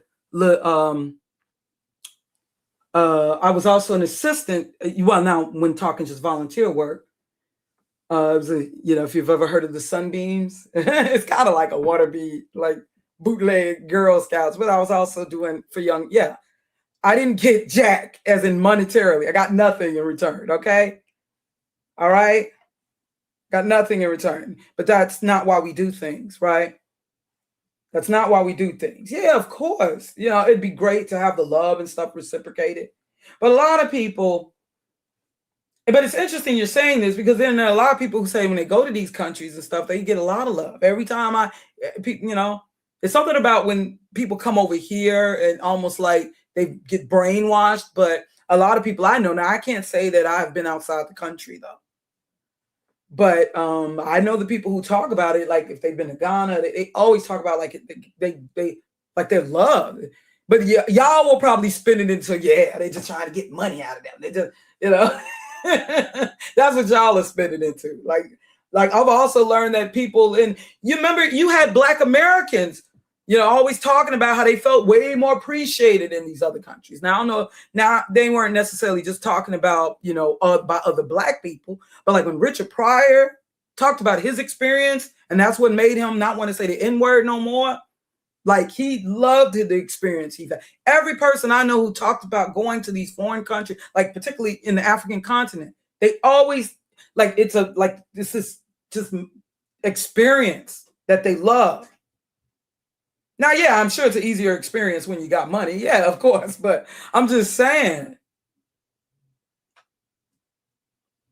like, just as we talk about how, we've had nothing but love for Africans, I believe it's the same thing. I mean, people, period, going to these, like, even though we may experience, in the United States when it comes to Asians, but it's interesting how people say when they actually go to some of these Asian countries, even like the people, like there's this fascination, like they,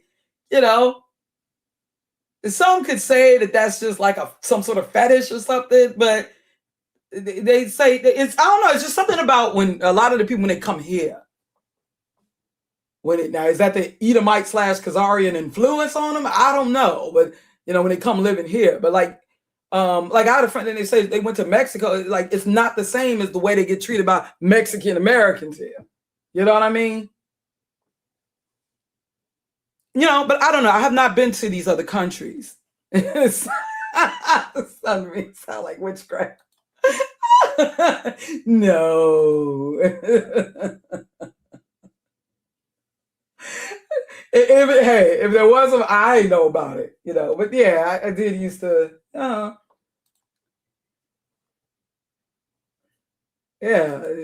we're not supposed to brag about or expect things in return. And forgive me for even feeling the need to mention this, but I'm just saying, as a person who knows about, I'm just saying this, as a person who knows about what you may consider charity or helping others. And especially, it's funny when I lost my job. And I know I'm also a person who've taken in lots of family members. Okay. But, I can't say that was always, but it's interesting. Like I do, like, I had a situation not that long ago where, my oldest brother came through and my niece, Tasha, for me more, I didn't expect something against my oldest brother. I love him, but he's very cheap, very, very cheap. I couldn't believe something. Yeah, not that long ago. I was very shocked. But yeah. Well,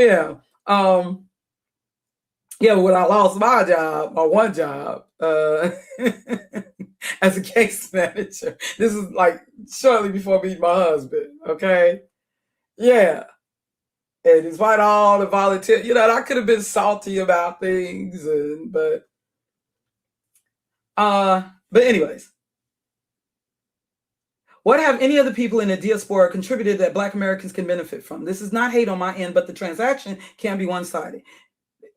It can be one-sided. It can be one-sided. I mean, it shouldn't be one-sided, but it can still be one-sided. I know y'all don't like the scriptures, like turn the other cheek, but yeah, it can be one-sided. It should be reciprocated, yeah. But even if it's one-sided, so what? You keep doing, you will be blessed. See, that's a good thing when you have faith. When you don't have no faith, then maybe you do feel like you're just doing it for nothing. And even so, you're not being a good person and cordial and respectful for nothing. You're not doing that for nothing. That's healthy for you too. Did you know that it's healthy when you're just good to people? It's a really healthy thing. Did you know that? Oh, no. Yeah. Thank you for the encouragement. Thank you I really appreciate it. I would want to go back to volunteer work though, that I was doing, regularly and not just picking up trash in the neighborhood. I would like to go back to what I was doing, and I used to do this with my daughter, and my niece participated. And that was good to give them that experience as children. Yeah, they were working with me. They sure were. We get together, feed the families, we organize. And this is what was crazy. When I would organize food drives in Illinois, west of Chicago, what's interesting, this is what was really disappointing. A lot of the schools in the areas where this was more needed, they did not want to participate. A lot of the schools in this more suburban white. Now, I'm not saying that Black folks, control these, schools. I'm not saying that, but I'm just saying where I would have expected more people, the schools in the areas where I felt that it was more needed, they did not want to participate. However, schools more suburban, yeah, they wanted to participate in the food drives that I would, contact schools in the city and nearby. That's what was really interesting. But anyways, yeah.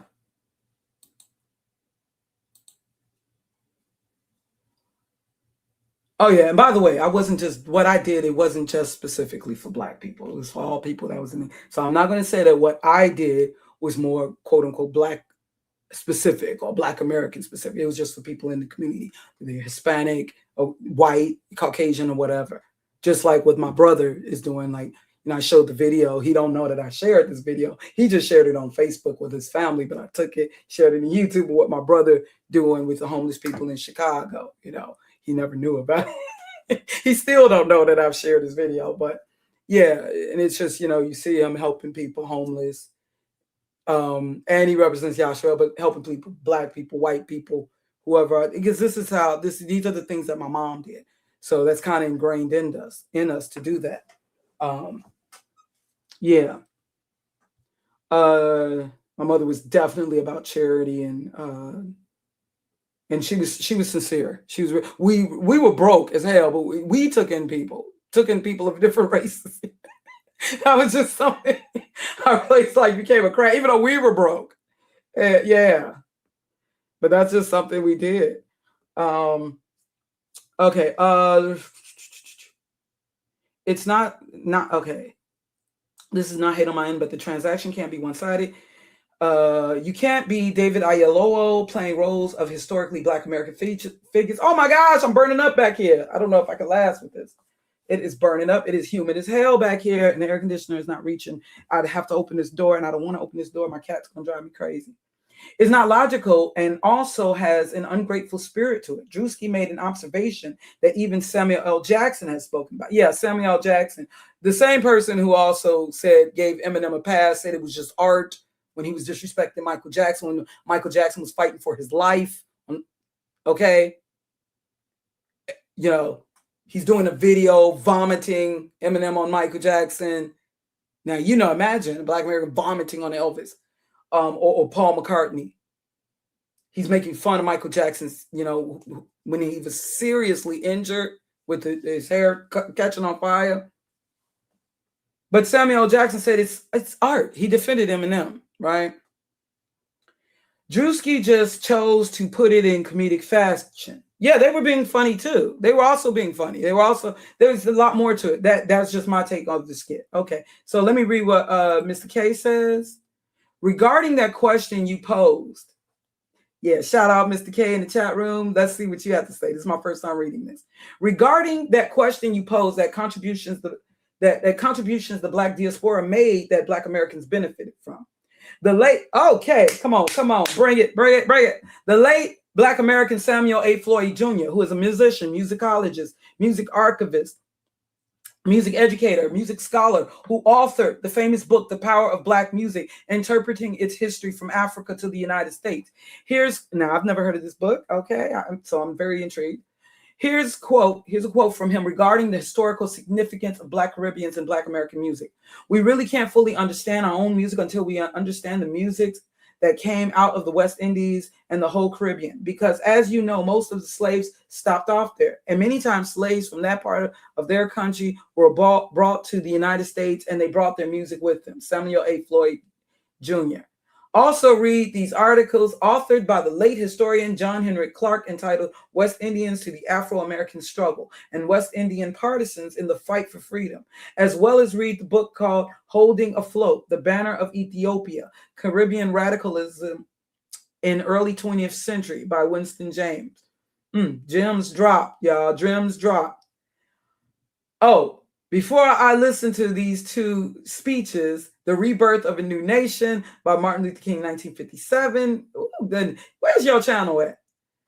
And The African Revolution and Its Impact on the American Negro by Malcolm X, 1964. Because in those speeches, both Martin Luther King and Malcolm X both talk about the significant influence the African independence movement had upon the civil rights movement. Wow, wow, wow. Great response, great response. Okay, look like there are more response. Okay, I'm about to get back to it. Great response. Thank you for posting out. You still there, right? Where you at? Oh, he's probably took off because I didn't take it so long to get around to it. Great response. But let me, yeah, because like I said, like you see, there's all of this fake outrage at Godfrey. Look at this. Now, I haven't listened to this, so I don't know exactly where this person is going, but it says here, is Godfrey risking his legacy? This is just within the last 24 hours. Is Godfrey risking his legacy on the 150 War Africa channel? Why are y'all so offended by that? I mean, why is that? See, for years, Godfrey has been doing his thing, being funny, imitating people, whether they're Black American, Australian, been imitating. Y'all had no issue with it. But now that he is talking about, things, not just being funny, not just talking about celebrity news and, but he's talking about things that, can be seen as more educational, but still, having a conversation. Yeah. More casual conversation, but a little more educational. Now, all of a sudden, okay, Godfrey, see, y'all just wanted him to just continue to be funny for the mainstream, right? Y'all just want the 7-Up guy, the one that was giving commentary on I Love the 80s, and just keep it at that. Now that he has this channel where the information he's dropping can be a little more influential, like on African history and African American history, and he can speak on both, just as I can speak on African history and African American history. Now, unless y'all can correct him on the history, or myself, then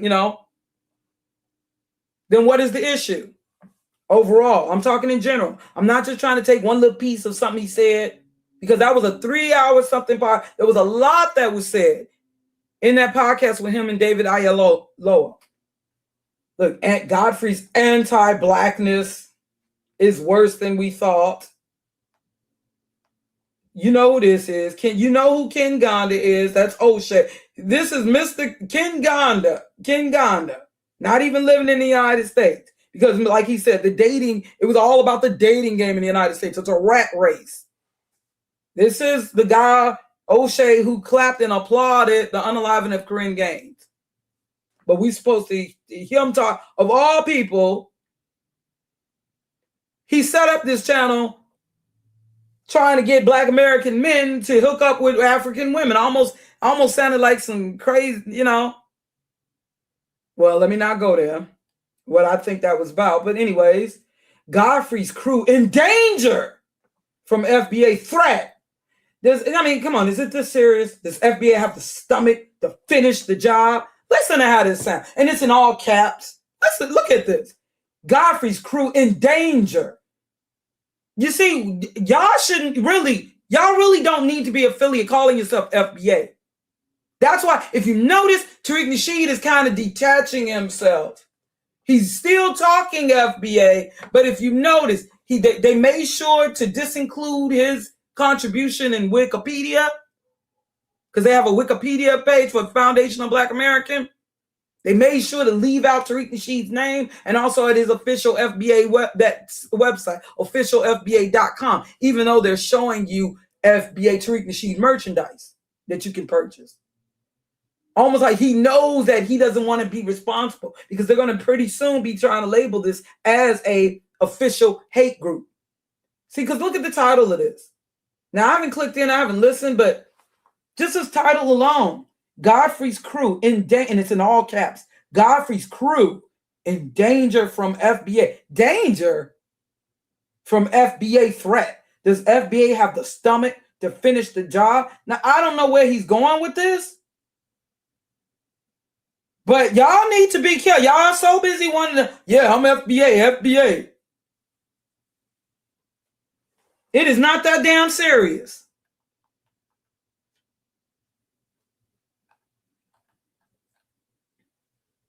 Godfrey's career. Now, again, Yvette, you see, that's the thing. You're talking about Yvette Carnell, the poster, talking about she has a right to be outraged. So she's so upset over this that she got to, talking about Godfrey's career without ADOS, as if he has no other talents or skills. Doesn't he have a bachelor's degree?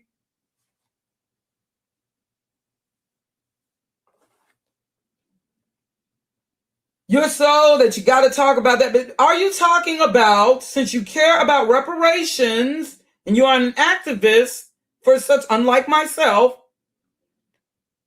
has Yvette Carnell, has she addressed, let me see on her channel, has she addressed Donald Trump putting a halt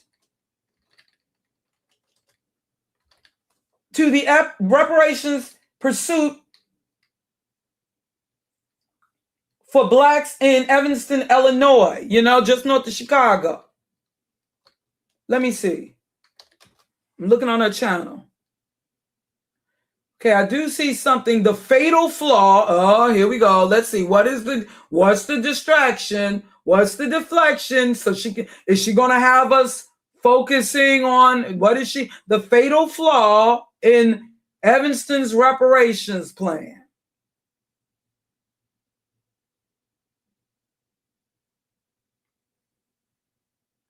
Let me guess what the focus is. Let me guess. But it doesn't look like she's addressing Trump more recently, doing what he can to block this from happening. Let me guess. She's going to have you where you're forever focusing and debating, caught up in these debates on what black people should and should not receive. See, that's all a distraction. See, it's people like that that's actually keeping black Americans away from getting reparations. See, y'all ain't slick. Y'all ain't slick. So I type in Evanston. Wow, this is what comes up. So let me guess. She's nitpicking.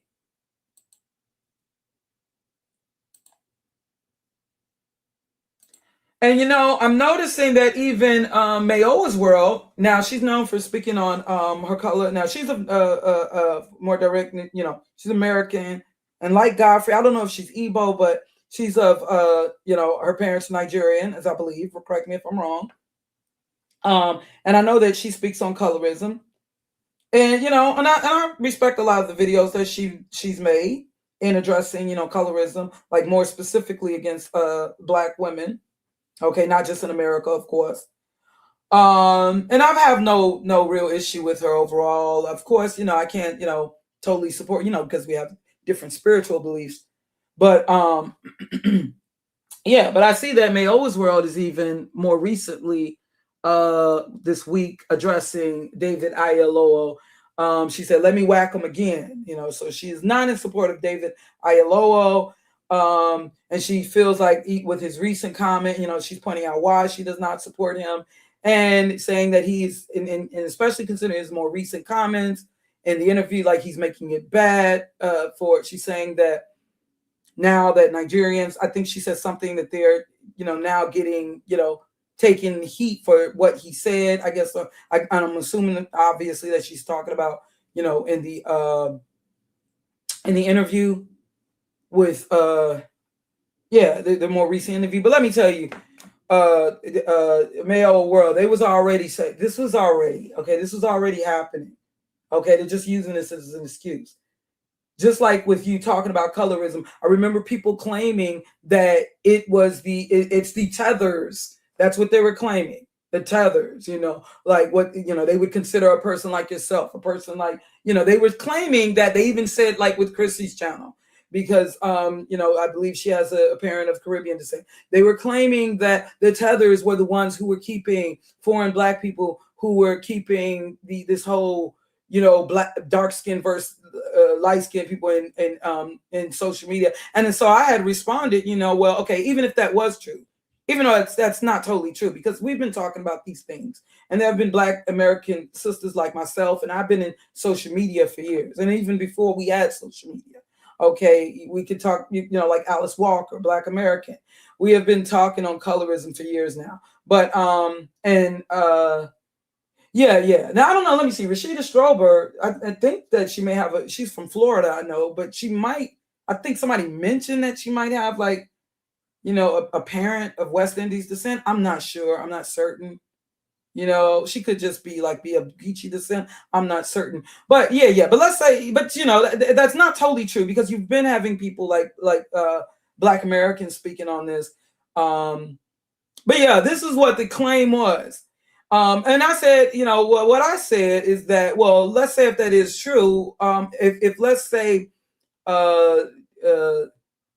the whole thing with skin bleaching and all that, if that is something that is more, or if colorism, let's say, is more prevalent in these countries, and of course, not originally from their own influence, but because, colonialism, white racism, the global system of white supremacy and all of that have an influence worldwide.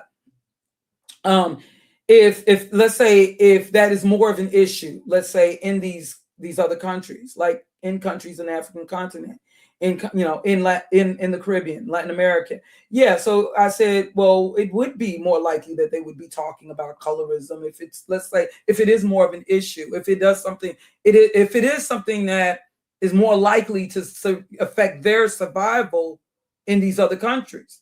Like, for instance, I would expect a person, like there was a girl from India, or no, what's a country near India? Sri Lanka, I believe, who did a documentary, Shadeism, because that is something, the color caste system, just based on complexion alone, that is something that's really, really serious in that country. It really has an effect, a direct effect on their survival. We can taunt and make fun of these people skin bleaching and stuff, but it's easy for us to do if we're not affected by that, right? And that's not originally by fault of their own. So yeah, why would I be mad at them for standing up? If that's the case, if I'm to believe that, right? Thank you. Yeah, I believe that Chrissy did explain herself.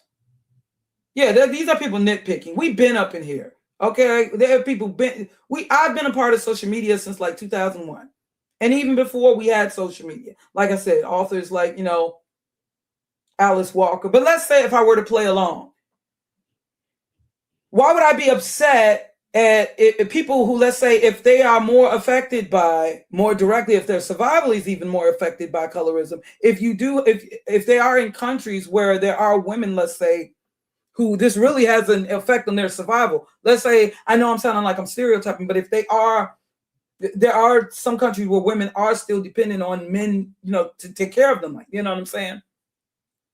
And I know some people, well, that's not our problem. But why would I be upset with them utilizing social media to make change, to make things better? You know what I'm saying? I'm glad, because hasn't it also been the complaint that these other, foreign Black people don't speak up? They let us do all the talking when it comes to colorism and racism and discrimination. Hasn't that also been the complaint? So why would we have an issue with them now speaking up on these things? Right? Y'all get what I'm saying? But yeah, so what I'm saying to males, trust me, this is just an excuse. Now, if you have your own personal reasons for not liking, as she explained here, David Oyelowo, and she's saying that they don't claim him, Nigerians don't claim him. Also, he's a person, yeah. Then hey, I can't say none of that. But I just wanted to let me just share this little clip. Also, okay, because I do want to go into, forgive me, I know that this is extended, and I know I've been up in here long enough, but y'all remember this, right? Considering, okay, but going back, let's focus on David Oyelowo and what he said that was so offensive, and but y'all remember this skit, right? This movie, Brother from Chicago, Robert Townsend. See, a lot of us from Chicago, we don't get the credit we deserve, because really, he helped open the doors even for like the Wayans brothers. Not saying that the Wayans brothers wasn't already doing their thing, comedy, but he really, with this film right here, Hollywood Shuffle, Brother from Chicago, I believe West Side more specifically, although he was in the movie Coolie Eye. Yeah, we don't give Robert Townsend his credit. But anyways, and he was one of the first. Before Chris Rock, he had a sketch show, a comedy sketch show on HBO. Remember? Back in the 80s? But yeah. But this film was very, very groundbreaking.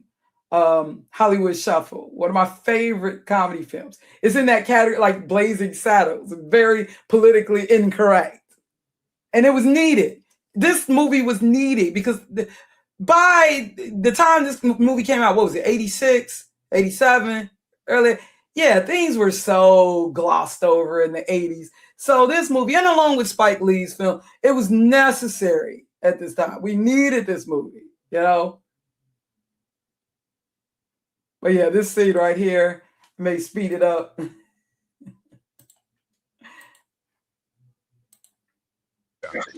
I had to learn to play these slave parts. Hi. Oh, dang it. This is not from the beginning. Hold on. This is not from the beginning. Okay, initially he was playing like this, like Uncle Ruckus, Steven from Django character talking in slave talk. And as soon as the camera said cut, then his accent totally changed. Wait, hold on. I gotta find this skit from its very beginning. Because that's what makes it funnier. Black acting school. I gotta find this skit because it ain't gonna hit the same. It's not gonna hit the same. Hold on.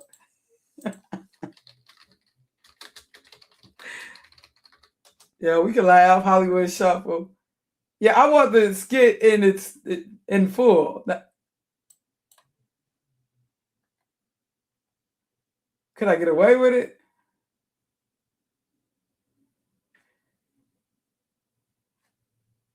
Oh, wait. Yeah, this film was, considering the turkey. This is bullshit. This character was funny as hell. He tried to deter him from getting the role. I thought this is bullshit because he wanted the role. What? This is bullshit. Okay, let me get to the part because they may end up cutting my live stream if I play too much of this. I can't go back there. I love you too. Mouse is high. He been good to us. I don't know why we leaving Mouse's house. He been good to us. He feed us on Saturday, close us on Sunday, and then beat us on Monday. Or was it Tuesday? I don't know. Jasper, I still want to go. I was a house nigga, Jasper. What? Jasper, don't you want freedom? I'm going to Promised Land. Promised Land. Promised Land? Cleveland? No, Jasper. Baltimore? No, Jasper, the Promised Land. Oh, the Promised Land. Minnesota? And cut. Hi, my name is Robert Taylor, and I'm a black actor. I had to learn to play these slave parts, and now you can too, at Hollywood's first black acting school. It teaches you everything. Learn Jive Talk 101. You motherfucking jive turkey motherfucker. All right, that's good. You worked. All right, you try it. This is the last thing. Yeah, I'm not offended by this. And we weren't offended by this. But you know, now people want to act like they offended. Yeah, and then what's the actor Tim Reed? They were speaking on this, giving commentary on the special Black in the 80s and talking about this movie. Everybody, we had to see this movie when it came out. I didn't get to go to the show to see it. I had to wait till it came to cable. But everybody was talking about this Hollywood Shuffle. Oh my gosh, this was groundbreaking, this film here. That's why they had to talk about it on I Love the 80s. But actor Tim Reed, he said he literally went through this with a white guy telling him how to talk Black and teaching him, schooling him. No, this is not the way Black people talk. They talk like this, you know. Like he said, he literally, as an actor, went through this. What? You haven't seen him? Oh, I'm taking your card. I'm taking your card. You didn't see this movie. Come on now. You fucking mothers. No, that's wrong. That's wrong. Watch me, man. Just be cool. Jive, tricky motherfucker. Go. That's only. I remember back in the 80s and stuff. Like when we watched like the old shows from the 70s and and in movies and stuff, and the TV shows, like let's say if it was some cop show from the 70s. And I remember you'd hear, what was the guy that got paid? Huggy Bear, Antonio Fargas, and you'd hear you jive turkey. And I remember saying, I don't ever remember hearing a Black person say jive turkey. And I'm from the hood. And I just, I'm not saying that we didn't use the term jive, jive in at one time, but not like that. It's jive turkey. I never heard, but you would on TV, remember on the Superman, the one little part that the Black actor had in the Superman movie. That is a bad outfit. Woo! Them little one-liners. What you talking about? Yeah. Oh my gosh, you haven't seen this movie? Oh, come on, y'all. Y'all not kidding. You too can mothers. No, that's wrong. That's wrong. Watch me, man. Just be cool. Jive, tricky motherfucker. Go. That's only the beginning. You too can learn to walk Black. No rhythm. Observe. Yes. You too can be a Black street hood. But this class is for dark-skinned Blacks only. Light-skinned or yellow Blacks don't make good cooks. Here's a student in our dance class. And it's still a TV. He just happened to be under my coat. I don't know nothing, policewoman, Kojak, Ironside. Yeah, I'm a gang leader. I'm in the Warlords, the Vice Lords, the Onion Head. Let's talk to a graduate. This is Ricky. Yeah, this part here was, kind of offensive, but yeah, so I'm so happy for, what Drewski's doing is not all that new, but let's see, what is it that inspired that conversation even with David Oyelowo, with David O, okay, David O. All right, so this is the skit here. Look, see, right here, you see? Probably a Black American. Find it funny as hell. So this is the Drewski skit. Now, yes, we have had, I understand, in recent years, we have had, there's been an abundance of Black actors playing the role of Black Americans, and they are not exactly Black American, or what Tariq Nasheed would refer to as FBA, right? What he would see as FBA, right? We have, but that's been more so in more recent years, okay? Because I got to point out the hypocrisy, all right? I mean, I got to counter that though. I got to counter that because it ain't like Black actors ain't been playing foreign Africans and foreign Black people now in film. Like, this is just something we have noticed in more recent years. And not only are they playing Black Americans, like Black actors who are from Britain or directly from African continent, like they may be from, African continent and may have not had ancestors who were enslaved under chattel slavery in what is the United States or even in the Americas.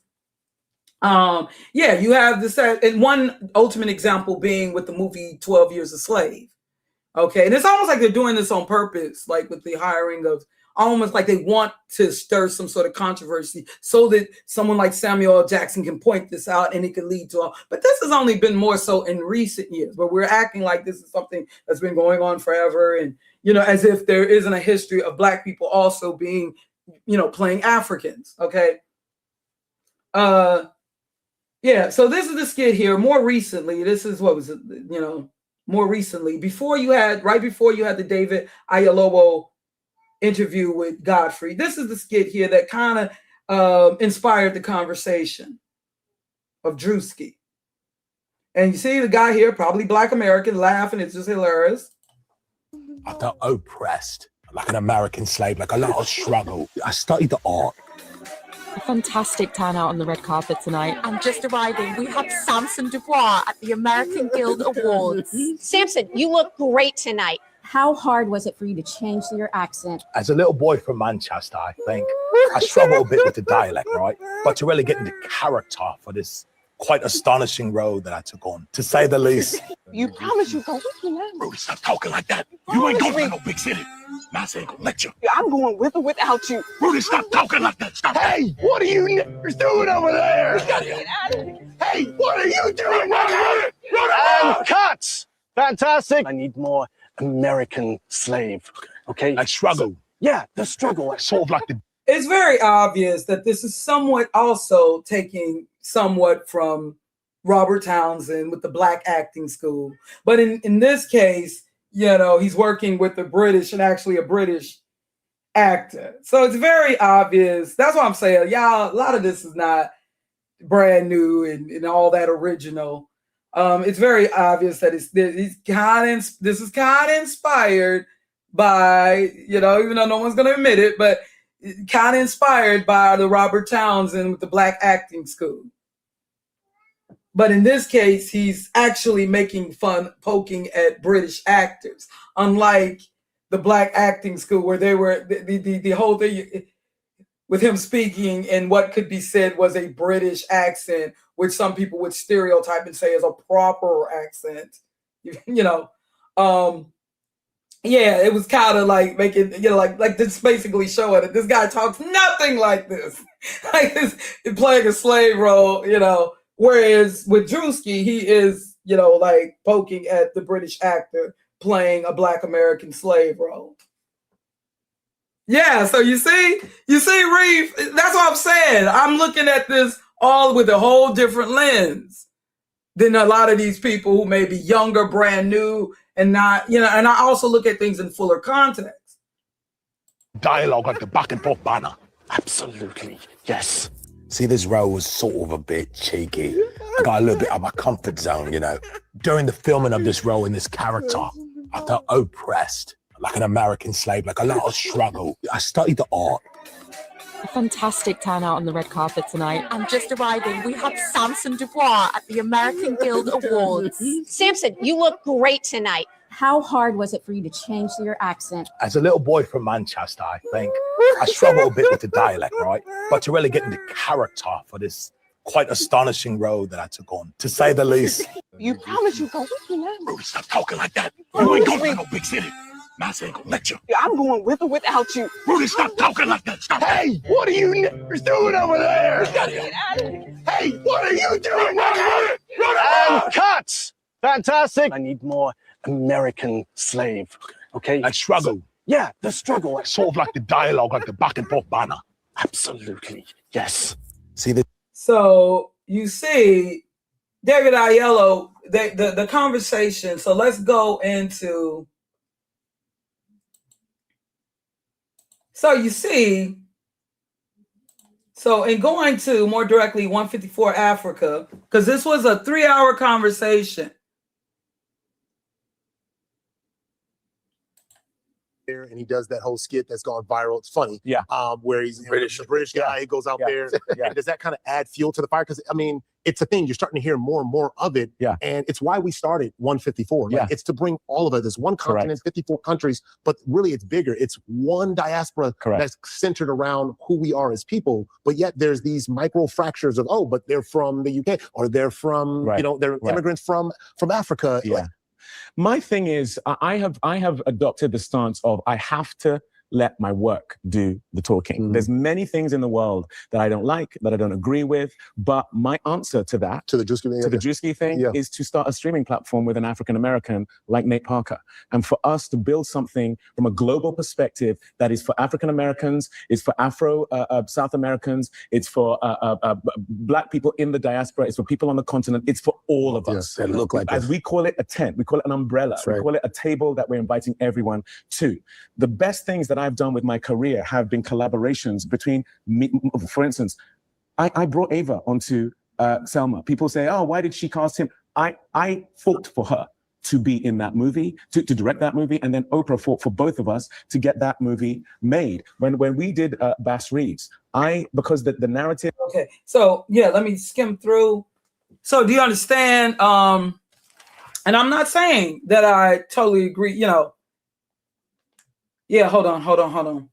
Let me skimming through, because you'll see, like, even from the beginning of this, see, but that's the thing. When things are taken out of context, this was an entire over 3-hour conversation with so many interesting points being made that I hate when people do that, and they totally deflect, and it deters people from listening to things in its entirety. I hate when these agents do that.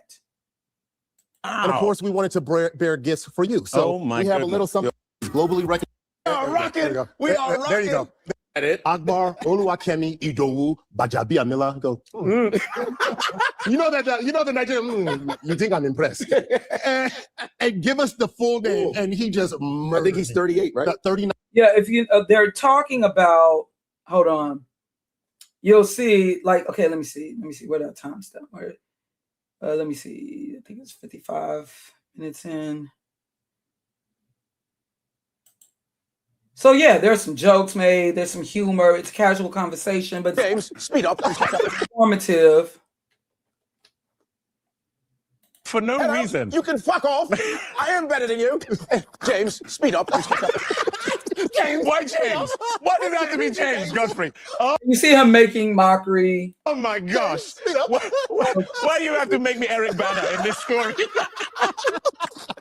Oh my goodness. Oh my goodnnes.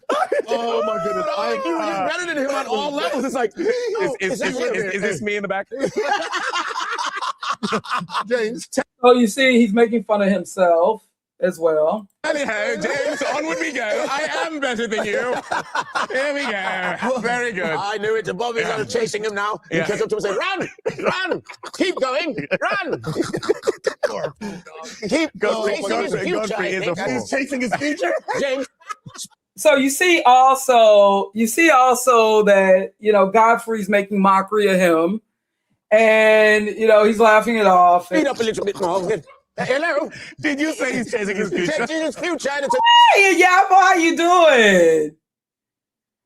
Right, thank you. I'm a big fan of long form conversations. Right, I don't like sound bites. Thank you. Oh my gosh, breath of fresh air seeing you up in here. Right, I don't believe that was the intention at all. Yeah, he was trying to be funny, like Drewski being funny, but he was also making a point, and this is something I kind of mentioned last night. Like, even if we were to talk about, does us being enslaved, or does that contribute to does our oppression in the United States, could that have contributed to some degree to our accent? That is something to consider, though. Now, I don't mean to say this in offended. My family's from the South. Because Haven Bullets, Haven Bernardez, I knew him as Haven Bullets. He made some points that's to consider. But I understand why some people would, find what he was saying said offensive, especially when you haven't listened to this in fuller context. A little faster than he is. Keep going. He's probably repeating his grades again. He's probably truant. I don't know. Oh. You know how with Godfrey gets that. Yeah, and so he even got him like laughing at himself. And he also talked about how he put on a Yoruba accent and, even though he doesn't regularly speak in a Yoruba accent, but the women so they're talking more, but then they get more serious in conversation. me see, what's that 125.12? I got marked here.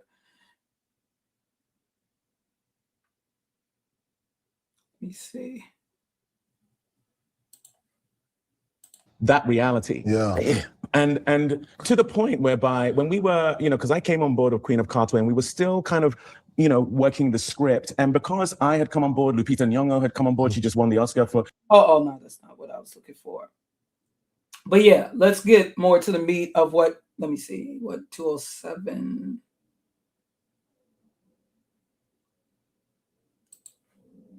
to that right now is the algorithm. Exactly. Like the algorithm is fueling it. It's fueling marriages. Yeah. I know you've been married. That's why I bring it up. Thank you so much for saying that. That's why I bring it up, because I watched the Drewski thing and laughed, but there is a subculture where that now becomes fuel to build a narrative. So you now have the next generation of aspiring actors and artists internalizing that mindset, and then we're further fractured because they're being super served that narrative through the algorithm. Right. So do you hear what he's saying? So even though he said he laughed, and understand, it could be said, let's say, he's not offended, even though he's like mocking British actors. He's not offended. But do you see the point that he's making? Because you see how people are playing now. They're just want to take what David, what he's in response. There is a subculture where look at that, and it's just feeding it, and it is becoming. That's why I bring it up. Thank you so much for saying that. That's why I bring it up, because I watched the Drewski thing and laughed. But there is a subculture where that now becomes fuel to build a narrative. So you now have the next generation of fuel to build a narrative. Like he said, even though he laughed and he has a sense of humor, but he knows that there are those who, these British actors or these foreign actors are just making fun of us. And do you understand what I'm saying? Aspiring actors and artists internalizing that mindset, and then we're further fractured because they're being super served that narrative through the algorithm. Right. And he jokes on it. Now, this is what was said that was so offensive before hold on.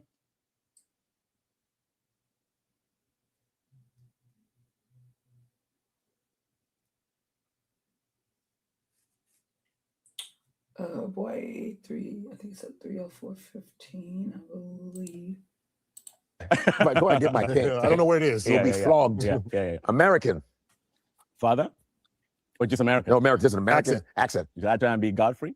Uh-oh, get on back now. What are you saying now? I don't know. How do I sound? I believe he's asking him to do an American. Can he do an American accent or do the American accent? He said, "Can I be Godfrey?" No. How do you sound, Godfrey? Why are we doing this? This is when we get him all crazy every time I'm talking like Godfrey. How about Southerner? Oh, he's how about what? A Southerner. Well, if I'm being a Southerner, well, you know what? You know what happens to Southerners? If you take the Nigerian accent like this and you slow it down, you put a lot of slavery in there, and then you start to put a little bit of subservience in it. This is what starts to happen to the Nigerian accent. Man, it goes this because literally, if you're down here and you start to speed it up, and then you start to take all the thing out of it, then before you know it, you're talking like this. Now we are free again. Now we are free. We are released. Hey, that was a smooth transition. You see that? Damn. You have to study it. You have to study it. You usually no. I do a Southern. Now, when I first heard this, and it was actually when I first heard people upset about this, and I'm not really familiar with David Oyelowo like this. I can't say that I really, because I haven't seen the movie Selma, and I'm not that, I just don't, a lot of movies I can't say it. A lot of movies I've missed in more recent years that everybody's seen. Okay, although I did watch 12 Years a Slave, but I haven't seen like a movie. I'm not that familiar with this actor, right? As many of you may be. So, of course, when I first heard this, just taking that clip, I was like, oh, okay, yeah, that is kind of, But in listening, I really don't believe that he meant harm, but people say, now I can understand, like, especially if you're a Southern Black, are you trying to say that we talk slave? But, yeah. And consider what he's saying here. But there's someone, you got to listen to this in full, though, okay? And understand that David Oyelowo, okay, let me find his apology before going.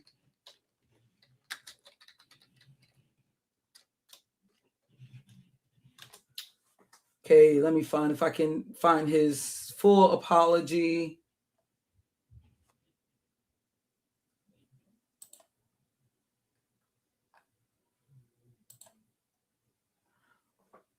Okay, so let's find his full apology. Let me open the image, show it to you guys his full apology. I want to apologize unreservedly to all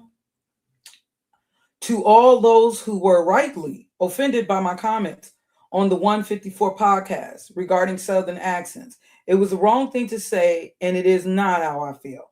I have nothing but deep respect and great love for Black people of all kinds, especially those from the American South. Reducing a dialect born from the richness and resilience of Black Southern culture to anything less was careless and wrong. All I truly care about is lifting up my Black brothers and sisters from all places through my work and my words. Please forgive my failure to do that in this instance. And as Godfrey had pointed out in his podcast,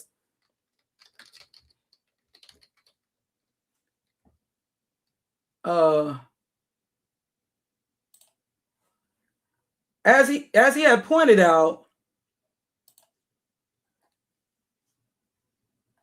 and he makes a good point that in a way, it's a good thing that happened and it's being confronted to a degree because, like he said, hold on. I'm a very well-read man when it comes to harassed by cops. Grew up in Chicago. I do not have a perspective of American Black. No, but nobody cares about radio. And she even told me your shit ain't, and I wish it was still 6 p.m. Oh, that shit, nothing else to talk about. So she gonna jump. Need to happen. So we can't. The fact is that these mistakes need to happen. He's talking about with what happened on his with David Oyelowo. So we can talk about it. So we can't. These mistakes need to happen. So we can talk about it. So we can have people going, damn, I fucked up. I think David probably didn't mean it that way, but the British Black experience is so different than the Black American experience. He probably was like, no, it's a little subservient. They don't know any better. A lot of them just don't know any better. No, and I think it's good that people can listen. Hold up. It definitely sounded like some white people shit. I'm sorry. What'd you say? It was whack, but I said I'm sorry, but it definitely. And I can understand her being offended just hearing that soundbite, but I bet you a lot of these people who are responding, they didn't listen to that in full.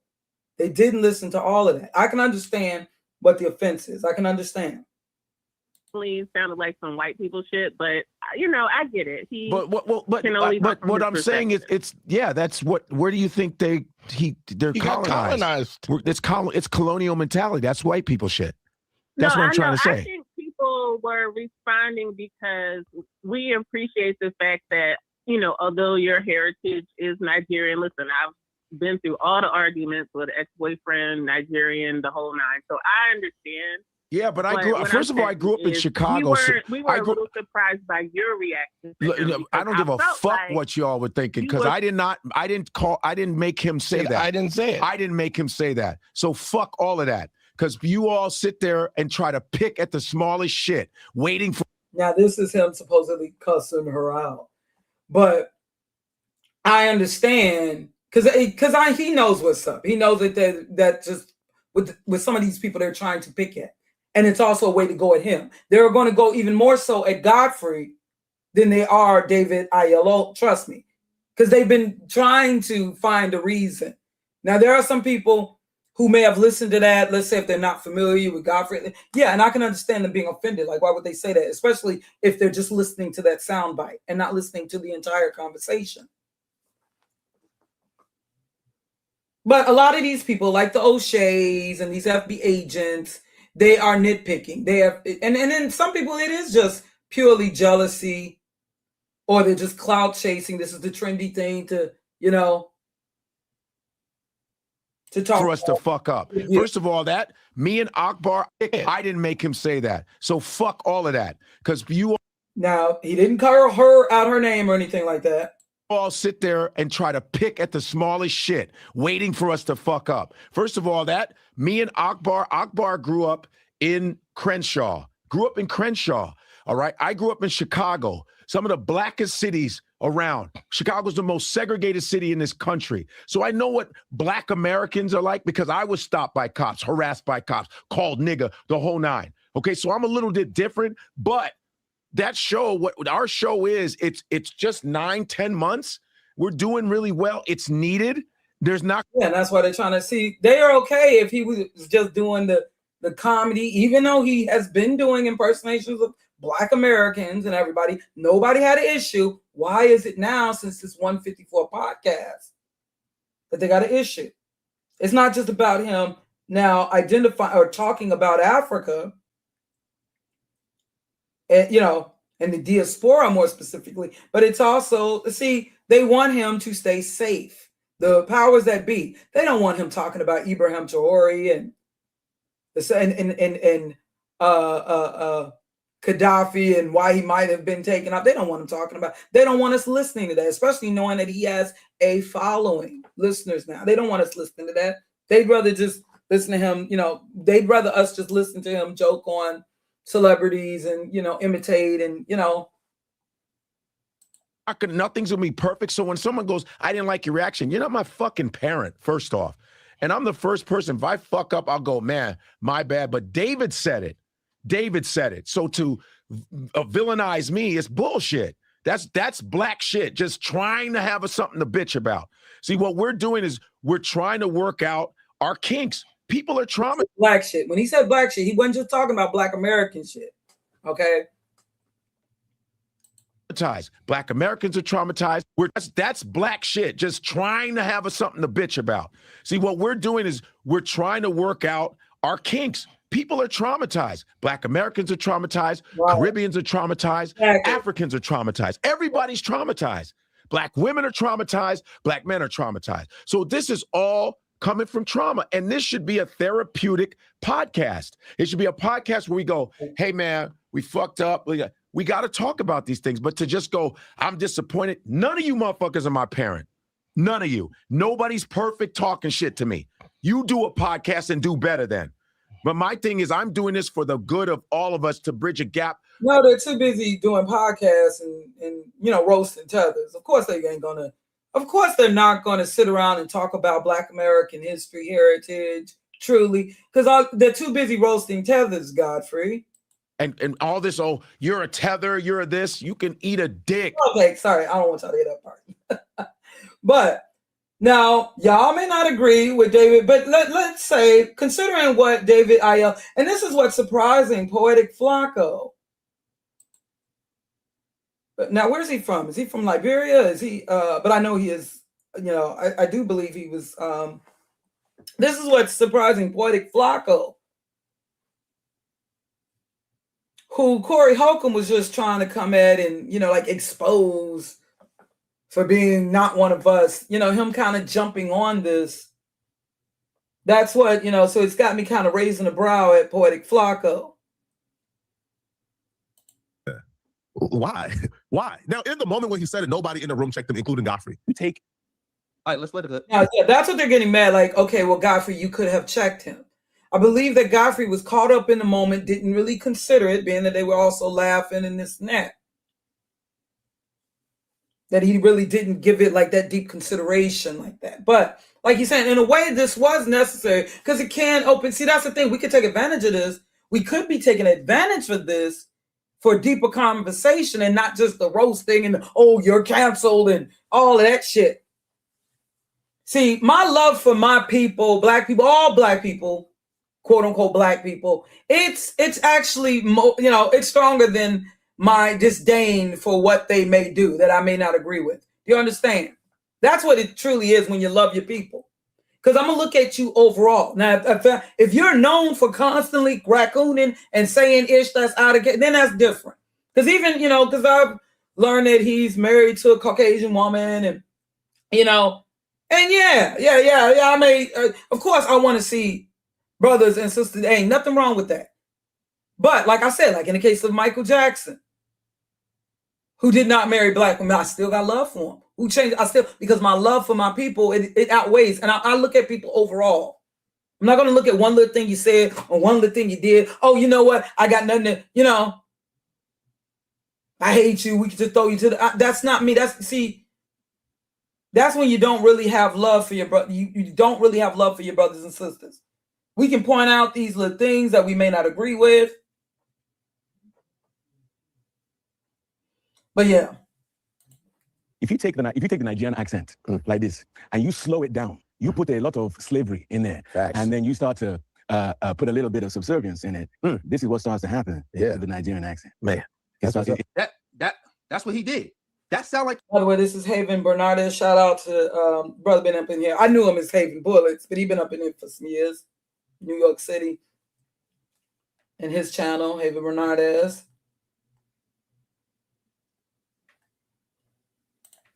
Correct to me. Accent. Man. Y'all may not agree with him, but just consider what he's saying here. That's what he did. That sound like correct to me. He was speaking, then he slowed it down and he put some subservience in it. So you trying to say ain't no subservience in the black talk in America? Like y'all butthurt. Some of y'all may disagree with him. See, I want to use this for deeper conversation. Some of y'all may disagree. Well, Haven Bullets from New York. So I can understand some people from the South being, offended. Like, it's interesting. Eddie Murphy's from New York.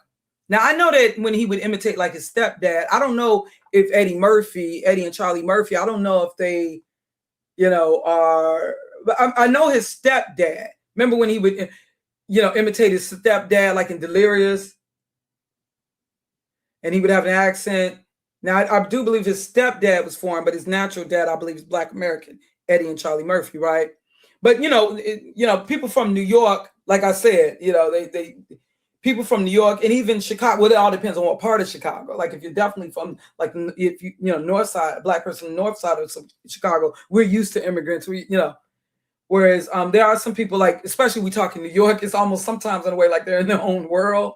But, separate from the rest of the United States, it may seem like they're a country of its own, but now some people could say that there are New Yorkers that are insensitive to Black people in the South and respond to them as if they are foreign, as if they are, this idea that they are, so some people may feel that, you may not agree with Haven Bullets. You know what I'm saying? But I want us to give some consideration to what he's saying here still. Hear him say anything wrong. Like y'all butthurt. I didn't hear him say anything wrong. I haven't heard him say anything wrong yet. And I ain't seen nobody check this yet. I heard somebody try to check it, but I didn't see it work. Now, I wouldn't totally agree with what David Oyelowo. I totally understand why it would offend some people sincerely. You know what I'm saying? But yeah. But I'm looking at, I don't believe he had mean or even disrespectful intentions at all. He may be right, he may be wrong. He may be in the middle, where he right about some things and wrong about some others. But this was not some crazy disrespect that crossed the line, and I can't believe he said that. Right. I can't believe it. It goes, because literally, if you're down here and you start to speed it up, and then you start to take all the thing out of it, then before you know it, you're talking like this.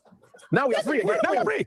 We are released. Hey. At the same time, some could say, well, you're making mockery of Nigeria. You know what I'm saying? Transition. You see that? Damn. You have to study it. Godfrey has a track record. That's a smooth transition. That it made sense to me. It made sense to me. I'm not a linguist, but that made sense to me. Of sticking up for Black Americans and Black culture in general. But in this moment, not only did he not step in, Godfrey even chimed in and said, facts. And when he sped up the Nigerian accent, he says, freedom, finally. So he's co-signing that the American accent is just a slowed down Nigerian accent with a hint of slavery and a hint of subservience. It does have subservience in it. Subservience is built in. I remember growing up when people used to make fun of Southerners when they talk, saying y'all still sound like y'all in slavery. And they said that about every Southerner. That is kind of true. Like y'all sound like y'all slaves. Y'all sound like y'all still, like y'all worried about the white man gonna come through and beat y'all if y'all not picking the cotton. That's a fact. I understand why Haven Bullets is saying this. I understand. Because I'm thinking of my mother. I'm thinking of my family. My family is from the South. My mama was actually born in Mississippi. Now, my mom is pro-Black, as she is. She comes from a family who still identified, as Negro, because my mama was born in the late 1940s. She's an early baby boomer born after she was born in 1948, okay, after World War II. All right. And so my mama, being a young adult during the time, a very young adult, college age, during the time of the Black nationalist movement. Okay. And she was different from the rest of her family. And my mama got involved with Black nationalists and stuff in Chicago. Now, she was born actually in Mississippi, my mama, but she was raised in Chicago. Right. And my mother spoke very differently from her Southern family. My mother it's almost like, it's a great thing in a sense that she had became pro-Black and different. See, she was still with a part of a family that still identified as, let's say, Negro, and we're comfortable with that. Do you understand? Okay. Whereas my mom was became the rebellious one against her family. And one of her ways of rebelling was my mama even changed her name to sound less Southern. You understand? Like, let's say if her name was Pearly. I'm going to just put it like this. I'm not going to give my mom's exact name, but her name was, let's say if her name was Pearly May. Okay, I'm just giving you an example. This is what my mother did. She changed the Pearly to Pearl, just Pearl, and dropped the May. That's what my mom did. She literally did that so her name would not sound as country. And so my grandmama, her mama would kind of taunt her, Pearly May, and my mama didn't like that. You remember like on Give Me a Break, when she, read Addie, her friend from the South, and she was calling her Nellie Ruth, and she didn't like she was like, nobody called me Nellie Ruth in years.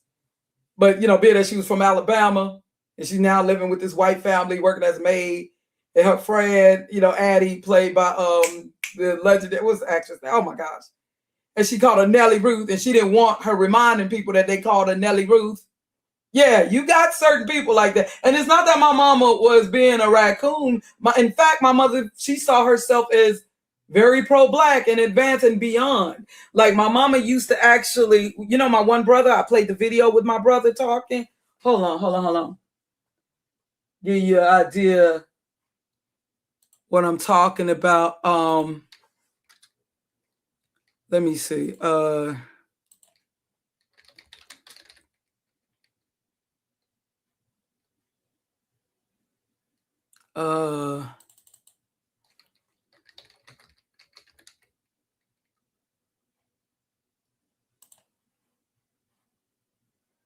No, not just this video. Oh shoot, I gotta sign in on this page.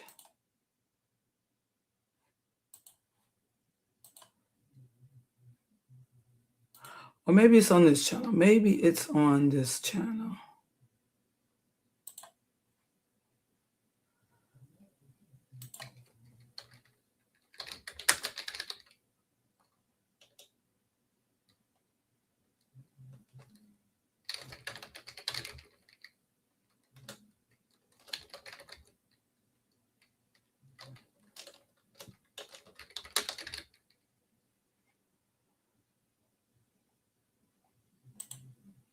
Was it this video?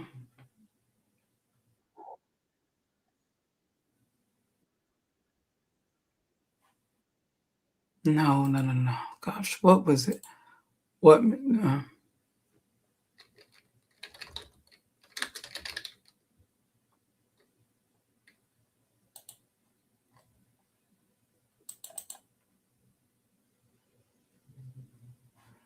me a second, child.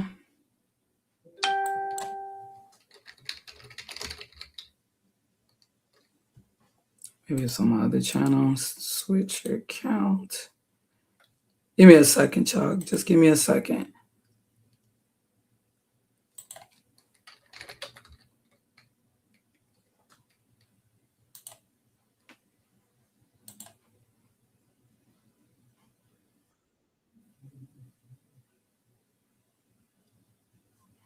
Okay, I know I had the one video with Black men building, examples of Black men building.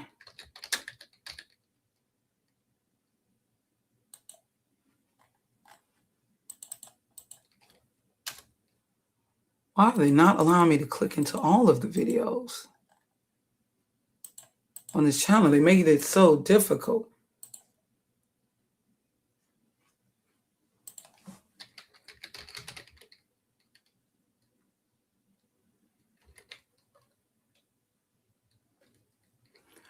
I'm trying to click in. They're not letting me go to the video.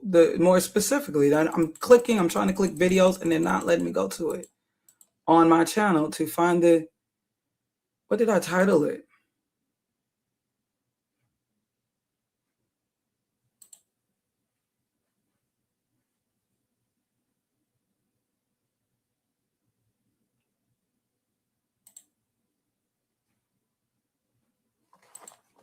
Maybe it's on this hidden channel. Okay. I said, I think what the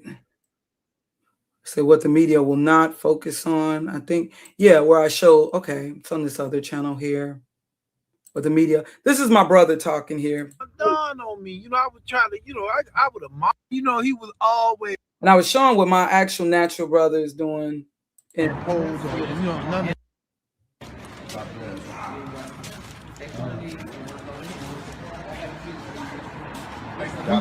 We're gonna double up on. I mean, hold on. Well, how we looking over there? Yeah, that's my brother talking. My biological brother. We good? Yeah. We got to hit the. We got something. I've been home. Helping homeless people in Chicago. Homeless too. It's unconditional love. The video so that more people can get involved. That's it. We're not trying to impose or not trying to get no glory. We trying to. And he was not alone. Okay, he was also with some sisters. God. Yeah, it's all God. God has unconditional love. That's right. We're displaying that's it. It's all for God. So he can get some. Hit them. You got to hit all. I didn't realize it was this many left. The Lord said, "Don't let none of the fragments remain." Y'all don't know why I'm happy. Okay, I'm gonna tell you why I'm happy. That's my brother. I'm happy because I got me a shouty I'm gonna be mentoring, Jack. And it feels good, man. Shouty. And he was always right up under my nose too, because his mom was always coming telling me, he was acting up and stuff like that, and I'm so busy, with my little old schedule, doing this and doing that. And then it dawned on me, I would try to, I would admonish him. Don't get me wrong. I would admonish him, but I never cuffed him. You know what I'm saying? Never cuffed him and told him, man, listen, I'm going to work with you, man. You allow me to work with you for a little while. Give me a chance. I'm telling you, we can make some things happen, man. Some positive things happen. How many of these little brothers, man, do we have to see lost, man, to these streets, man? We know what's going on, brothers out there. We know what's going on, man. They need us, man, to stop walking past them and acting like, we scared of them. And all this other stuff, man. It's just like a dog, right? And not comparing a human being with a dog. Don't get my analogy twisted. Like a dog. When you act like you scared of that dog, guess what? That dog gonna turn around and bite your butt. Why? Because you see you showing that dog signs of fear. And that's how these kids is, man. We can't, as men, walk past the kids. I know they got guns and all this and all that, man. But man, that's why I love that one part in Baby Boy when my man had took Vent Range took the gun from dude out of his hand. That was cool the way he did that. And that's what we got to do as men. You know what I'm saying? I ain't saying walk up on nobody with no 9mm and get the gun out their hand like Vent Range or whatever. I'm just saying stop walking past the young brothers, man, and with fearfulness. We men, man. We soldiers. Man, let's. Yeah, so you gotta understand, my brother's out there. You understand what I'm saying? Not just he ain't in this YouTube stuff. Do you understand? Do you understand? And but do you know that my mama, and he was supposedly the brother who was the thank you, dear. He was the brother who was supposed to be the bad brother, the bad boy, this and that. He happens to ironically, brother I said that's darker than Godfrey, actually. But he happened to be Oh, thanks, dear. He happened to be, oh, I'm good. He happened to be, yeah, he was the one that people thought was gonna be, you know, like what's the song? He would grow up to be nothing but a hoodlum, or either in jail or someone would shoot him. Yeah, that's what's really interesting. But he was the brother that I lived with as a teenager, the one who first put me up on us being Israel, Yasharel. Now, he may still say Jesus and stuff, but, you know, but he was the one I had to stay with when I was having problems with my mama and ran away from home as a teenager. And they didn't know what to do with me. I'm being back and forth from group homes and this and that, so I had to go stay with him in the late 80s. And that's when I first began to initially learn that we were of Israel. I had 4 brothers. One is gone now. One was, you know, died. I had 4 brothers. I would have had 2 sisters. My first sister would have been my mom's oldest child, but she died of crib death. So we, of course, we never got to know her. And my other sister, you know, died of an overdose in 2007. So I've lost a total of 3 siblings, but 2 that I knew of course. But yeah, my one brother passed away. Y'all know I told y'all the story with that. But yeah, we definitely from the hood. My brothers, you know, they talk about it. My brothers, my 2 oldest brothers together. But yeah, you see my brother. But you know, my mom used to get on him because of the way he talked. My mother, she spoke very eloquently. She spoke very grammatically correct. And she spoke very, you know, my mother used to answer the hello. You would not have believed that her family, that she was born in Mississippi. My mom talked very different. You know, my voice is not the most feminine. My mother's voice was very, and white men used to try to flirt with my mom because they thought that she would be the type that would be into white men, but she was absolutely not. And she was a beautiful woman.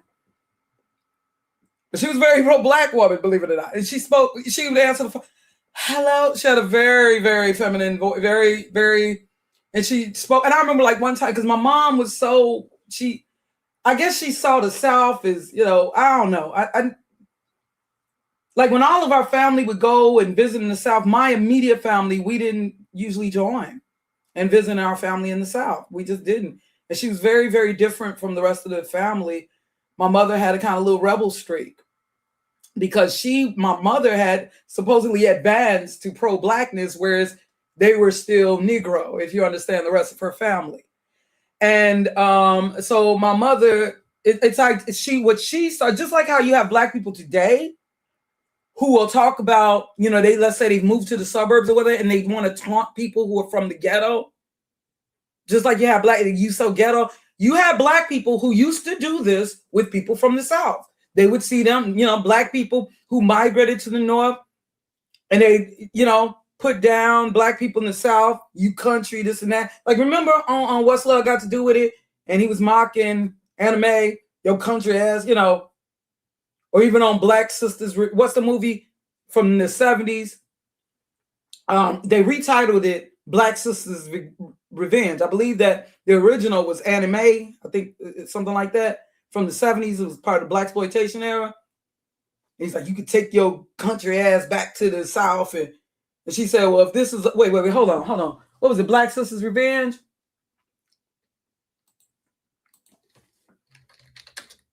They renamed it that. The end scene. Yeah, she came to stay with her family in California, who migrated to California. Before I go, I'm going to kick yo. Yes. Wait a minute. They had the whole movie.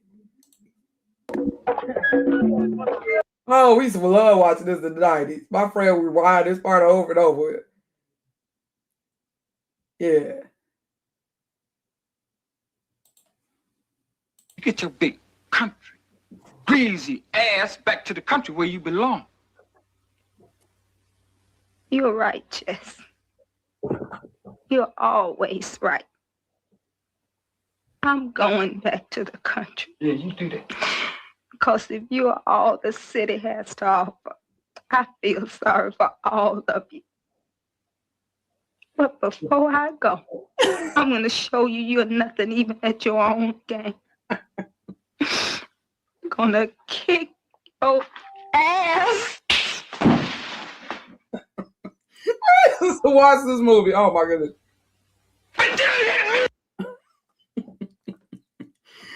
Black Sisters. They renamed it to Black. It was actually called MMA. When this movie came out, like 1976. I was a little baby at that time. But they got it in full of YouTube. Yeah, she came to stay with her family who migrated to California. She was from the South, and you know, she was being taunted. And then what was crazy, they was calling her ugly, like saying I couldn't like somebody like you. And I'm like, what's so ugly about? She's beautiful. He ended up using her, and I was like watching this film when I first watched it in the 90s, even though it's from the 70s. I was like, she is not ugly. Why they keep calling her ugly? What? Because she's dark skinned? She is beautiful. Yeah, that's the thing. She's greasy and they taunting her. Yeah, in the movie calling her ugly. And yeah, you say all in the movie. She ugly. And now this is the 70s. This is, yeah, she did all this. I guess this is the story of Mammy Mule. She did all this for him. And then, helping him get out of jail and everything. Found him in with another woman. And kind of shit is this, Emma, please? I'm the only black ass nigga around here, you please. You close the goddamn door. Shit. You got all these dumb ass niggas scared of you around here? Everything I did for you. I did it because I love you. Thought you felt the same way about me. Me? Love you? Bitch, you got to be crazy. I use you. You're a toy, bitch. A freak. You got a face only a mother could love, and she died, so she wouldn't have to look at it no more. I was like, I did not. I'm like, and she kind of looked a little like my mama. And I'm like, she is not ugly. Like that, I know just all through the movie. Yeah, she being reminded she ugly and she country. She ugly and she country. Yeah, she is. And I believe, yeah, she's still alive. I believe the actor who played Jesse died. Oh, yeah, one of the guys in the movie, I left a post or something. The one guy who played the instigator dude role. I'm glad that one guy checked him. Like, you calling somebody ugly, you look like Armadillo. But he posted to me up in here. He's still alive. He posted it to me up in here. He said Jason Mom from New Jersey. Oh, I don't know who that is. She is beautiful. I believe, yeah, the actress. Hold on. Emma May. Yeah, wait. I think she's still beautiful.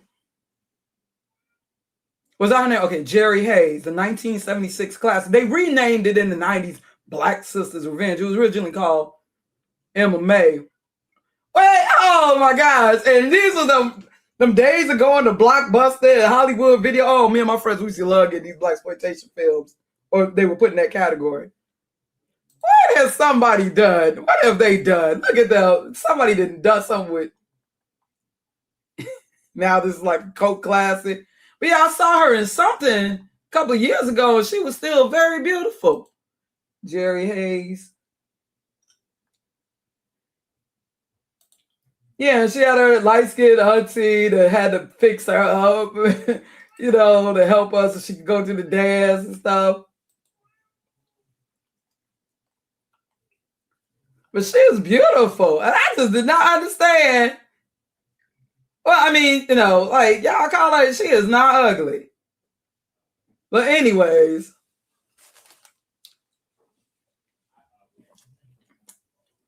Yeah, oh yeah, what I was saying on my brother.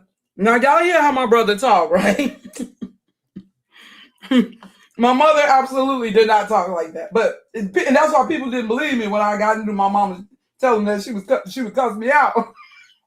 They wouldn't believe me because the way my mama talked so supposedly proper and, so ladylike. So they wouldn't believe. Like, my mama could cuss you out, all right? But they wouldn't believe me, right? So nobody believed me as a teenager. Not Pearly May, not Pearl. That woman could cuss you out, okay?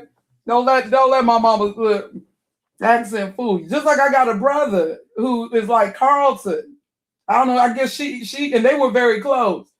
He's into rock music, and you would not believe that he was. It's kind of like that with my husband. When I first met my husband, it was hard for me to believe that he was from the South Side. But yeah, see, he's from the, like the bougie South Shore and stuff. But my husband went to Catholic school, but yeah, my mom, yeah, she had an issue with my brother. When we were younger, I'm not trying to, put dirt on my mom or nothing, but she really had an issue with how my brother talked. My mother decided she had us reading before we were in school and everything. And she really, I remember though too, if I got in a fight in school and fighting, you're not an animal. My name is she, but you're not an animal. You're not an, yeah. But she had an issue. But see, that's the thing though. I was born in a project, even though she come from a more middle class black or working the middle class, but how did we end up in the project? Yeah, but anyways, my mama was trying so hard to be different from her mama. I remember one time we were riding and we was, traveling, going back to Chicago, right? We had been living outside of Chicago for so long because we had been, yeah, we all from Chicago in the car. Yeah, we represent everybody in the vehicle. We all riding, our family traveling back to Chicago. And I remember we forgot about my mama. Oh yeah, she was born in Mississippi. We forgot. So we got her. And then my mom got so offended. She was like, well, I was walking in Chicago. And she was so offended by that. Like she really didn't want nothing to do with the South. My mama was so offended by that. So what my mama saw as a country accent, she saw country as equivalent to ignorant. There are some people who saw country, my mama was so disgusted because there are those black people who felt that migrated to the North or they grew up in the North, that did feel that they were, I don't want to say it, but better than or more conscious than black people who were in the South. Just like now, how black people will taunt black people in the urban areas as being ghetto. Well, now that you've had blacks migrating more to these used to be predominantly white suburbs. Well, it's the same thing, years ago. You had black people, particularly those after the second wave, that's why there was the conflict of black people on the south side of Chicago who had already been implanted in Chicago for decades after World War I. They actually kind of turned their nose up at the black people, the more newly migrated black people on the west side who came more from the South. That's why because they saw them as country. And I talked to my auntie about that from the book I read, The History of Chicago, City of Big Shoulders, I believe, for a class I took. And she's like, you know what? I never thought about it. Because my auntie, they just stayed. They were okay, content staying on the west side. That's why my mama, she wanted to get her first house on the south side. My mama never really had us living on the west side, even though that's where her family base was. Her family who migrated to Chicago from Mississippi, they all stayed on the west side of Chicago. My mama wanted to be anywhere but the west side. And now when I think about it, because she felt the black folks on the west side were country. I even had my little prejudice with the west side of Chicago. I'm not going to lie. I was like, yeah, I know we now talk about the notorious south side. No, but you had actually those bougie black communities on the south side. Yeah, you got the ghettos, you got Inglewood and all that, but you also had them bougie like Hyde Park. How is it that the Obamas were living on the south side in black? How is that Louis Farrakhan on the south side in a mansion? You had these black communities and the west side too. But there was a time where black people on the south side were looking at the black people on the west side, many of them freshly, more directly connected to Mississippi. They were looking down on them like these people are country. And it even affected me. And that's why I don't really have interest in living on the west side. Because they would, yeah. So, and my mama didn't really like how my brother talked. That brother that you listen to, she was very, with the way he talked. That was an issue. Yeah, they would see. Okay, I remember when I was staying, now being at my mama's side of the family, they was still very much, had, connected with the South, even having accents. remember my auntie did my hair. She would do our hair. She had 2 daughters. You know, I was staying with them, and she would do our hair, and she'd take the grease from her hands and she rub it on our face after she was done doing our hair. The grease that was left over in her hands, she kind of rub our faces, right? Like moisturizing our face. And I remember telling my mama about that. And my mama, she was very, very much offended by that. My mama was real mad. She was like, oh my gosh, she was disgusted by that. She was like, she said, that's called the nigga shine. That's what my mama said. She was very offended that my auntie did that when I told her. She's like, oh my gosh, that's called the nigga shine. Like, basically. And so I used to always feel that even with the way my auntie cooked, like she would make stuff like rice pudding. And so I was kind of mock it like my auntie be making this slave food. You know, because she was more connected with the South. My grandmother was so Southern, like she would still be serving us like pig feet for breakfast. We would have that at breakfast. When we be at my grandma's house, she would serve us pig feet. My grandma was eating cow tongue, and she was very, very connected still to the South. And before she became a Jehovah's Witness, though, I also learned that she was dabbling in voodoo. But, and my mama used to tell me how she would even notice as strong as my grandmother was, and I saw her as a woman to fear. We all feared my grandma. But my mama said, but I never seen my grandma around white people because they stayed on the very segregated west side of Chicago, where it's just a concentration in the Austin area. It was a thick concentration of black people. Maybe you'd see a Mexican, maybe. But it was in this part of this west side. You know, you got them now, the Mexicans, you know, of course, they're in the Pilsen area, Humboldt Park. But in the Austin area, also you have Latinos in Lawndale. But yeah, where my grandma was, just thick concentration of black folks. I never even seen my grandmama around somebody white. Never. But my mama said how my grandma, she would notice that there would still be like a certain cadence, like my grandma in talking to white people having my grandmama head kind of lowered. And I can't even picture that because my grandmama was one of the boldest people I knew. I could never picture my mama having her head hung around white folks. I'd have to see that for myself. I mean, they're both gone now. But, you know, I was told things. And then it's funny because I heard one thing from my mama, but then my grandmama talked. My grandma claimed that they were the first black people on that block on the west side. That's because all I've known from the 70s is black people over there. But she claimed that over there, she was on the west side when she first migrated, that she was the first black person. I find it hard to believe that once upon a time, there was white people in that neighborhood, but that's what she claimed. And my grandma would tell me that her white neighbors were actually friendly. They brought her like a peach pie or something like that, or when she, you know, like what? Whereas what I hear from my mom, you understand? Not saying that my mom hated white people. So there was this conflict with my mama and my grandmama because, you know, my mama saw my grandmama as being, I don't want to say a raccoon, but my mama just thought she was more conscious than her mama. My mama being a baby boomer. My mama's family, they didn't care about all that race talk. They really didn't. They didn't care about that black pride. They weren't on none of that stuff that my mama was on. They was on none of that stuff. Okay?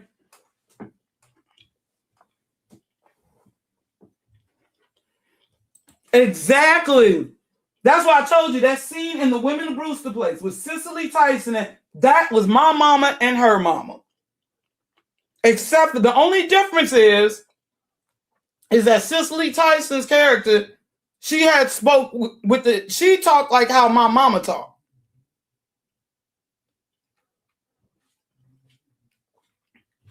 That's the only difference. Whereas my grandmama had the southern accent.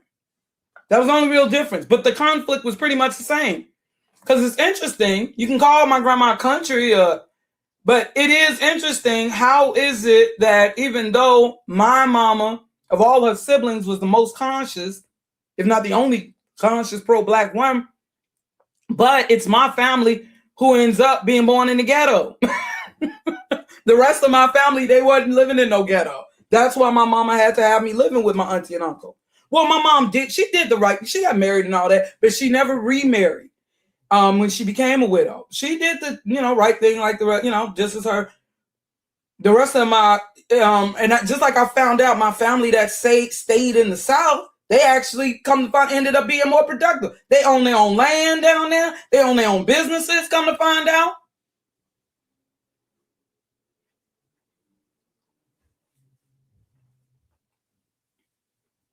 Right. My mama was the rest of it. Right. So my mama saw herself as just being just more conscious then. And she was on certain things. I don't regret what I learned from my mama. But that doesn't mean that she was right about everything. It doesn't mean that her mama was wrong. Because I understand. Like when I learned about us being Yashruel, what my auntie and uncle would do, they would take me to the Bible and show me what it says about pride. But I do now, and they would warn me about that pride that I had, which of course, from my mom. But I get it now. I get both. I can understand both sides because I have to look at, okay, how was it if my mom come from a working and middle class Black family who were not, struggling like that? How is it that I was born in the projects? How is it that my family was so poor and struggling? Something we did wrong. And I'm not trying to blame everything on my mom. Why did my mom never remarry? My mom stopped going to church. My mom stopped, I definitely believe that my mom was negatively influenced also by the counterculture. As a lot of, this is what I was talking about, as a lot of quote unquote now Black people were. Remember how that guy was talking in that Black on Black series? That's what had me thinking, when we begin to brace Black. I know you're not going to agree with me, Reeve, but I'm just telling you, we're talking like we're so offended. Now, is there a little bit of truth though? Now, if it is true that, let's say my grandma, as bold as she was to me and as strict as she was, and I can't see that woman as being afraid of nobody.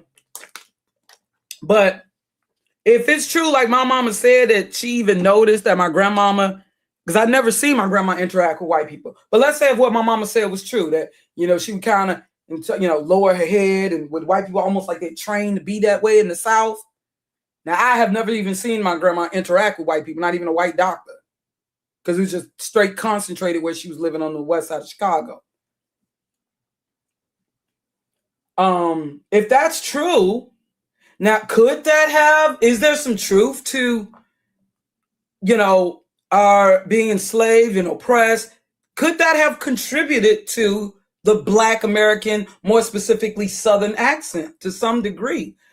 We know that it's contributed to the Black American cuisine, if you will. If we're talking soul food, we know that slavery directly had an effect. That's why, too, I can't fully go along with the FBA because it limits our history to slavery or post-slavery or how we survived or what we established after having to assimilate and being forced into this culture and everything.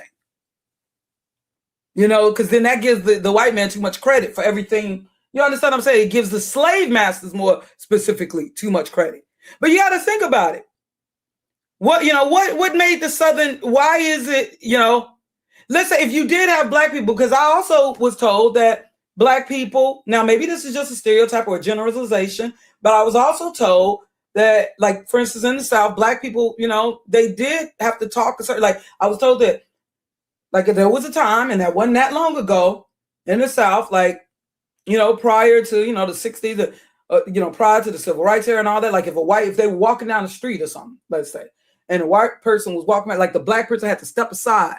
Now, maybe that's an exaggeration and let the white people walk. Okay, we all know about the whole getting back of the bus, segregation. We all know about that, Jim Crow. So I can imagine there was a time that Black people, they had to watch how they talk. Like, I was also taught that they couldn't look white people in the eyes.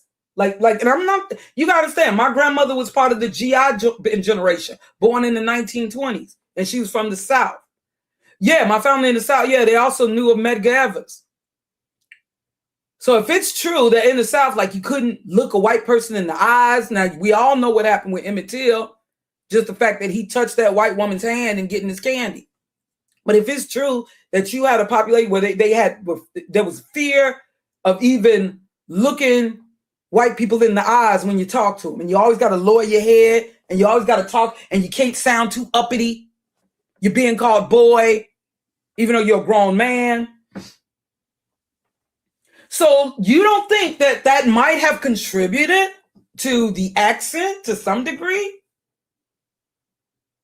If slavery and oppression, if it contributed to our diet and how we, because we know what, a lot of the soul food that we eat, like chitlins and hog mugs, pig feet, oxtails, cow tongue, a lot of it being that, we know the history behind that, even with, even though I'm not against physical discipline necessarily, especially considering the Bible, but where did we get the term whipping? You gonna get a whooping. Where did we get that from? Let's keep it real. Joe Jackson spoke on this when they tried to come at him. Well, where did we get whoopings from? Why did we say you gonna get a whooping? That's stuff from slavery. You being a bad Negro, you get a whipping. We just whooping.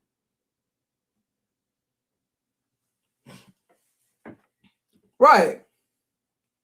Being a bad Negro, you get a whooping. Because remember I told y'all today, one thing that I can't stand, that I witnessed with some black parents.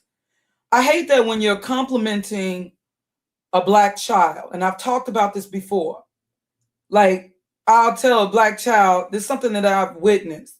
Oh, your child is so smart. They are so nice. They are so mannerable. And I noticed that it seemed like it's an automatic that like a black mother would interject. Nah, she bad.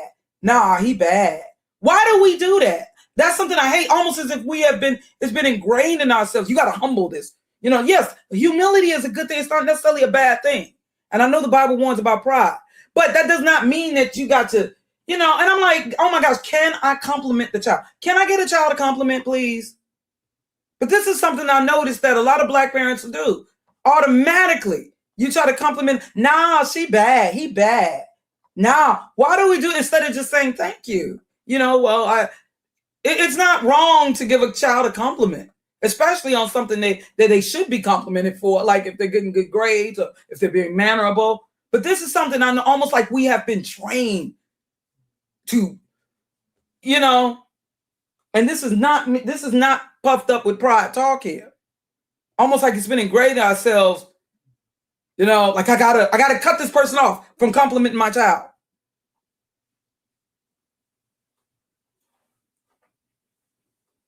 So could there be some truth? And you gotta also consider, and I know that not every Southern accent is the same, as Adam Guidry yesterday or early this morning was explaining to me. I know that the keep Creole, Cajun influences, Geechee, I understand it's not all the same. But I'm just saying, speaking in general, also consider the fact that a poor education system and us being not allowed to read. I think you can better speak a language even more accurately if you know how to read the language. But if our ancestors were kept from reading and deterred from reading, that would have an influence on the accent, right? That's probably what also contributed to Southern slang. Although, okay, like I'm looking up right here. Okay, I said, let me type this in. I said, let me just type this in. This is what it says here. And giving a quick AI overview, the Southern accent. I said, I typed in the origin of the Southern accent. The Southern accent stems from a complex blend of early British, Scottish, and Irish immigrant dialects blended with the linguistic influences of the plantation economy and the isolation of rural living. Contrary to myth, it is not simply a corrupted or lazy way of speaking. Now, why is it seen as the Southern accent as a lazy way of speaking? Why is, of course we know that the old stereotypical cartoons with Sambo and but rather a distinct centuries-old linguistic evolution. Okay, they're saying British and Irish roots, the foundational sounds of the South were brought over by settlers from the British Isles, specifically immigrants from southern and southwestern England, the Scottish lowlands, and Northern Ireland. Ulster Scots settled in the southern colonies and Appalachian Mountains. The elongated vowels and rhythmic cadence of the drawl evolved as these original accents were passed down through generations. Okay, and it says the plantation economy. During the 18th and 19th century, the extensive mixing of European settlers and enslaved Africans generated mutual linguistic influences. This contributed to unique speech rhythms, vocabulary, and phonetic shifts, which varied significantly between plantation owners, middle-class farmers, and enslaved populations. So yeah, just as, of course, obviously, they influenced us in forcing us to speak their language, okay, and us having to assimilate, could it have also been, because it's very obvious there is a difference between the English and Scottish accent and Irish accent. There is a difference, obviously. So why did that become different? How did that language become different? Did the Native Americans have something to do with what became the, obviously, I would assume the Native Americans also had something to do with what became the American accent. But you can't tell me that the enslaved Black people in the Americas didn't also influence white people and how they spoke, especially if they were not allowed to read. Do you understand? And I think you could better understand how to pronounce a word if you can, if you know how to read it.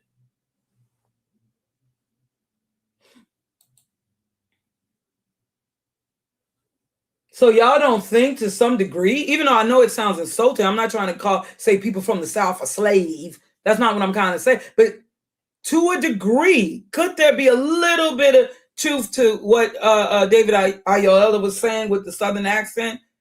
Because you can't tell me that slavery or oppression have no influence on how we talk. Right? Think about it. I'm not saying that that's a reason to make fun or look down on anybody. Of course not. But understand, this is not just something that's from foreigners. Black people in the United States, and what is now the United States? Why is it that you have Black people who are migrating from the South, who are turning their noses up at Black people who stayed in the South and seeing them as ignorant and as slave or as like representing, like the way they talk represented something that was old-fashioned, something that was more ignorant and not as conscious, something that was more, related to slave, plantation, or a sharecropper talk. You understand what I'm saying? It's just like how we were made to feel as if, I don't want to do this. You remember the debate not saying you remember as if you were alive, but you know of the debate, W.E.B. Du Bois versus Booker T. Washington. Booker T. Washington, stay in the South, stay where you are, work what you got to learn a trade. Whereas a lot of Black people who migrated, if you were more W.E.B. Du Bois leaning, there were those who felt that taking up a trade like carpentry or something like that's manual, that's slave. It'd be better if you were more involved in the arts and do you understand what I'm saying? Yeah, like there are a lot of Black people who, and understandably so. Understandably so, that that's why there were those. Who was that Mexican guy who felt he could say, "Oh, we're doing the job that Black people don't want to do because we see that as slave or servitude or And I'm like, who is he to speak for us? But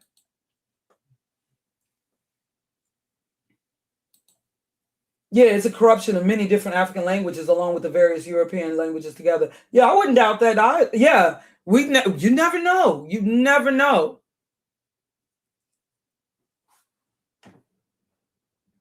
Now, there are people say, well, we got all that, saying stuff like fixing to and all of that. That's from country white folks.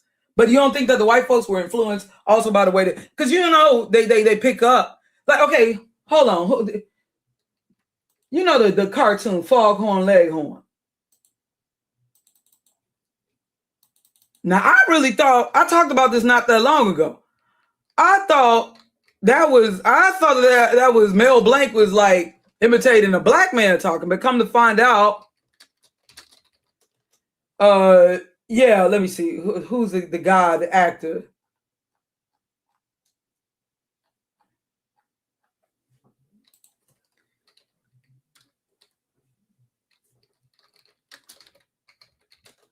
me see the real voice. Who I'm trying to find out. I did a video on this not that long ago. The actor who actually inspired Foghorn Leghorn. Maybe put inspired by.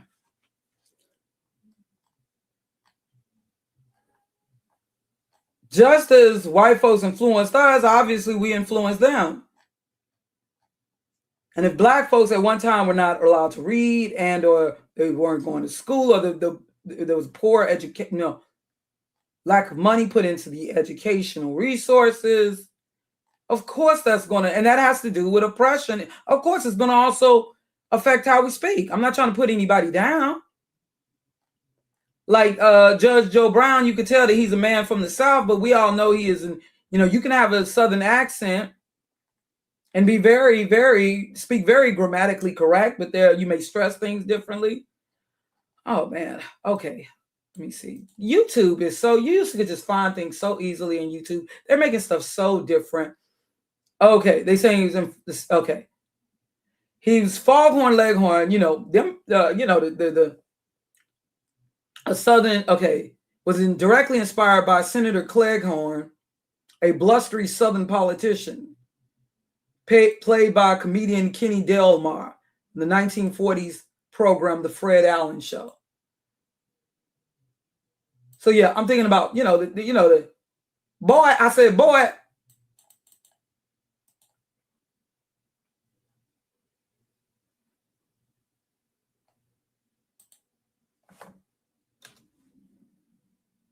Yeah, this guy here.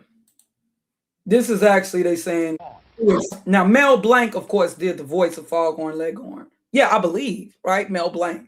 That was, one of Mel Blanc's voices. But this is who inspired the character. Bought our apples from foreign places. You ought to be ashamed of yourself. Something's got to be done about it. Well, speaking in general, I'll grant you. Don't ever mention that name in my presence. Ain't nothing. Well, what can we do, Mr. Cleghorn? Eliminate the North. Make the whole country south. You simply move the Mason-Dixon river flow south. Well, that's only because of the shape of the earth. Nonsense, son. It's because they can't stand it up north. Cleghorn, you're wasting our time. And speaking of maps, we got two states down here, South Carolina and North Carolina. Yeah, I'm trying to, if I could find I just want a really good example. Okay, maybe this is. Our organization is to have unanimous. Daisy, mine are asinine. If you weren't a dog, I'd get a laugh on that. Yeah. Nobody saw you take it, did they? Mr.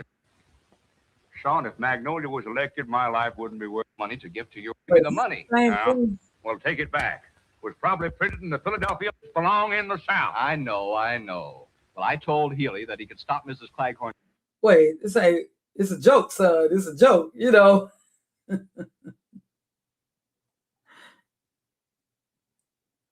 I'm trying a really good example.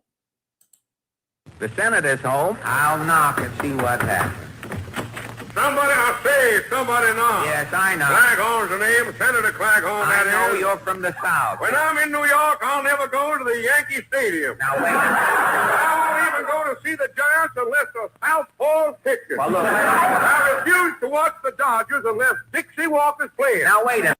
So it's kind of, mockery, kind of almost like a Southern Foghorn Cleghorn. It's kind of like a caricature, or anthropomorphic caricature of a Southern man who's so proud of it. And even like with Yosemite Sam, another character. Yeah, it was Mel Blanc doing the voice, right? Oh, he grew up in Los Angeles. Okay. It's jokes. Okay, the movie itself is called, I can't say that I ever watched it. But for you, I did not know that for you. I really thought that they was, like I had did a stream not too long ago, or cartoon characters that I thought were black. Or I thought they were black people doing a voice, or that they were imitating, but yeah. And so now could oppression and us being, especially like I said, could that have had something to do with the Southern accent, original. You know what I'm saying? Could that have had any sort of influence our situation?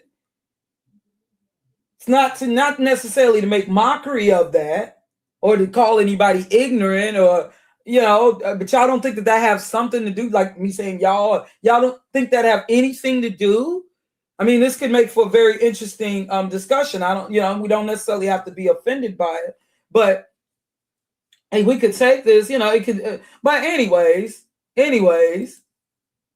yeah, like I said, I do believe that there's some, but like, I just wanted to, I know this is kind of long and drawn out, but now in me learning about David Oyelowo, because I'm not that familiar with him, I really don't think he had bad intentions, especially after listening to the show in full and all that they were talking about. Okay. And remember, again, they were kind of influenced by Drewski's skit mocking Black British. It was Drewski, who was making fun of the idea for a British actor to sound like a Black American from the South. They got to tap more into, and especially as playing a slave, they got to tap into oppression and slave, something that supposedly, I guess, the British people could not really tap into, right? Yeah. Now, he rose to prominence for portraying Martin Luther King Jr. in the biographical drama film Selma. So he was playing a Black American. Yeah. So he has played various roles, just like Idris Elba, Lupita Nyong'o playing, one ultimate example, the movie 12 Years a Slave, where you had these, Black foreign actors playing the role, not only of Black Americans, but Black Americans playing the roles of Black Americans who were under chattel slavery directly. And of course, the whole controversy with Cynthia Erivo, rightfully so. I can understand, people were considering things that she did say. And I don't know if she ever actually apologized. I can't recall all that she did say, but I do understand. Now it's interesting too, David Oyelowo, when I looked up here and it said now he's an actor. Again, he's a British actor, okay, the UK. However, yeah, his parents were Nigerian. Okay, although he was born in the UK, his parents were from Nigeria. His father's from the Oyo State, so that means his father's more likely Yoruba. That's interesting. And now they say that his mom is Igbo. However, there's something else here that says that his mom is of Edo State. That's very interesting. I've talked about, I have an idea of the Idoma people, or those of the Edo State. Forgive me but I don't want to go all into that now. Yeah, something else here saying that his mother's actually not Igbo, but of the Edo State. I don't know what's actually true, but I'm mentioning this for a reason. But we know now we're complaining about these actors, like him playing Martin Luther King, and we talk about that. I know this is getting rather long and drawn out, this stream. Let me see if I could try to finish this up, or maybe I should do this in a separate stream, but I don't want to. Oh, okay. He said that she was from the Edo State. Okay, now that's interesting. Yeah. Now I do have my yeah, and I know this is Edo pride. I do have my theories. You're not gonna agree with me on it. You may not agree with me on it, but I do have a belief. But but I still don't believe, regardless of whatever I don't believe he had any mean intentions, okay, or spiteful intentions. And he was trying to be a little funny play on what Drewski skit. Even though Drewski, I do kind of question it. Like what's the motive, the real motivation behind these skits? What's the intention of these skits? Are they meant for propaganda also? But y'all may not agree with me on that. Yeah, but I mean, now with these Black actors playing roles like for Black America, just seeing this abundance of Black actors, foreign, who would be said to be foreign or seen as foreign, or what Tariq Nasheed would see as non-FBA. That has been more so in these recent years, especially definitely within these last 20 years. This isn't something that's, yeah, so I can understand. Like initially when Samuel Jackson pointed this out, I could hear him, and and like I said, this is something that Black women have also been talking about for a minute now. Long before this with the actors, we were talking about it. Black women were talking about it with the modeling industry, Black models. And this goes back, saying why is it that an African model, for instance, whether she's, they are more likely to give exposure and prop up that foreign Black model, okay, like when you consider the success of Iman and Naomi Campbell and over the Black American. I remember hearing things like for instance, and then eventually in the late 90s after Alec Weck, you got more of these models. Yeah, it's great to see darker skinned models, but they all, they're from the Sudan, because that's seen as more exotic. Now I remember them using the excuse, these models, the reason they choose African models more directly from the African continent, they were claiming that their features were more balanced than the Black American, right? Because of, I guess, being that there was less mixing, or the admixture has led to an imbalance, or whatever excuse that was used, right? So I do understand why there would be a concern, especially if these models and entertainers, especially if they are marketed more so to American culture, and if American culture. Now, I guess the modeling industry, that's a little more universal, but or that's a little more, I wouldn't say universal, but that's not, we know that like Europe and they contribute a lot more so to the modeling industry, unlike when we're just talking the entertainment industry. But yeah, and it's even like, we know, like, what was that Donna Luna or whatever her name was, her pretending to be foreign and all that to be seen as more so exotic. And whereas, it didn't seem like, besides, you had Beverly Johnson and what's the sister, Naomi Sims, but like definitely, there was that time in the night. It did seem like, if you were a foreign, that was seen as even more so exotic, being from, a foreign, or if like you were Grace Jones. But then you had Tyra Banks, who ended up making history, but you see all the heat that she's getting now. Yeah, so this is something we've been pointing, and it's understandable. It's totally understandable. Why this, why is it just Black models from here?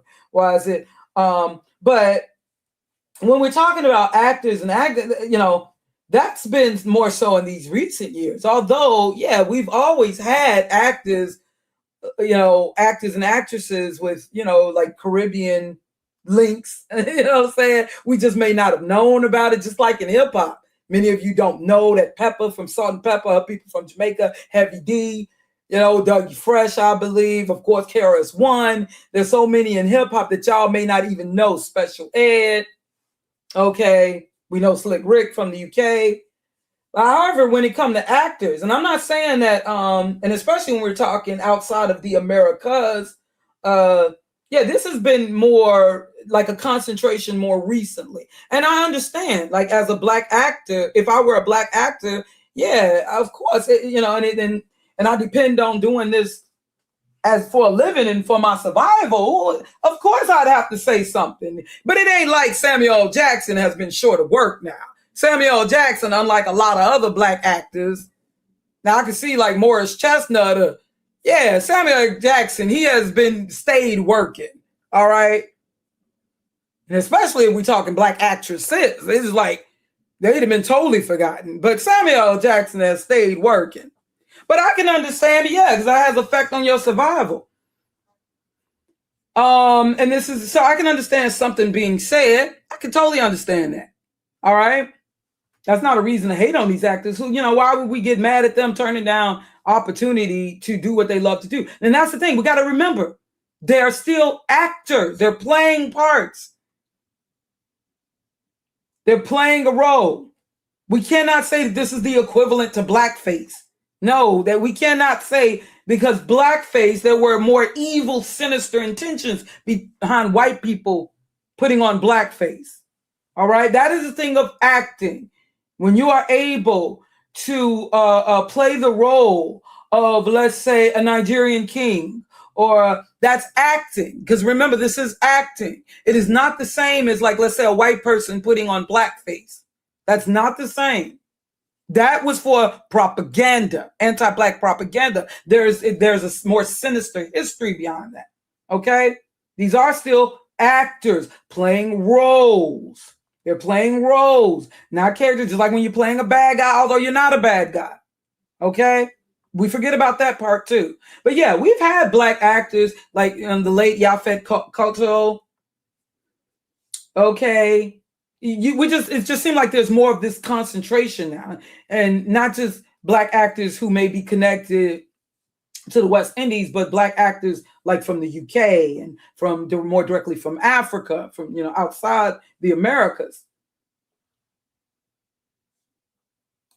The late Yvette Carnell, and of course we take it back. We can go back to Sidney Poitier and Harry Belafonte being two great examples from that era in Hollywood, supposedly representing the new Negro in Hollywood. If you notice, also, Sidney Poitier and Harry Belafonte both having, Sidney Poitier even more so being even more directly connected, with the Caribbean, even more so. Whereas, I believe Harry Belafonte, it's more about his parents. He's more rooted, New York rooted, I believe. But yeah, even more, because Sidney Poitier, supposedly he couldn't even speak English initially. And you see he spoke, but he assimilated very well, if you will. But I noticed that with these actors representing, supposedly representing the new Negro era in Hollywood, like in the 50s and 60s, these actors, if you notice, I don't recall seeing them in blackface ever. They wore their hair natural. They didn't buck the eyes, unlike a lot of the black actors like Mantan, Mantan Morrison, and the guy who was Stepin Fetchit. I think Stepin, did he have Caribbean roots? Yeah, I think I learned that. But anyways, but these new actors who just happen to be, have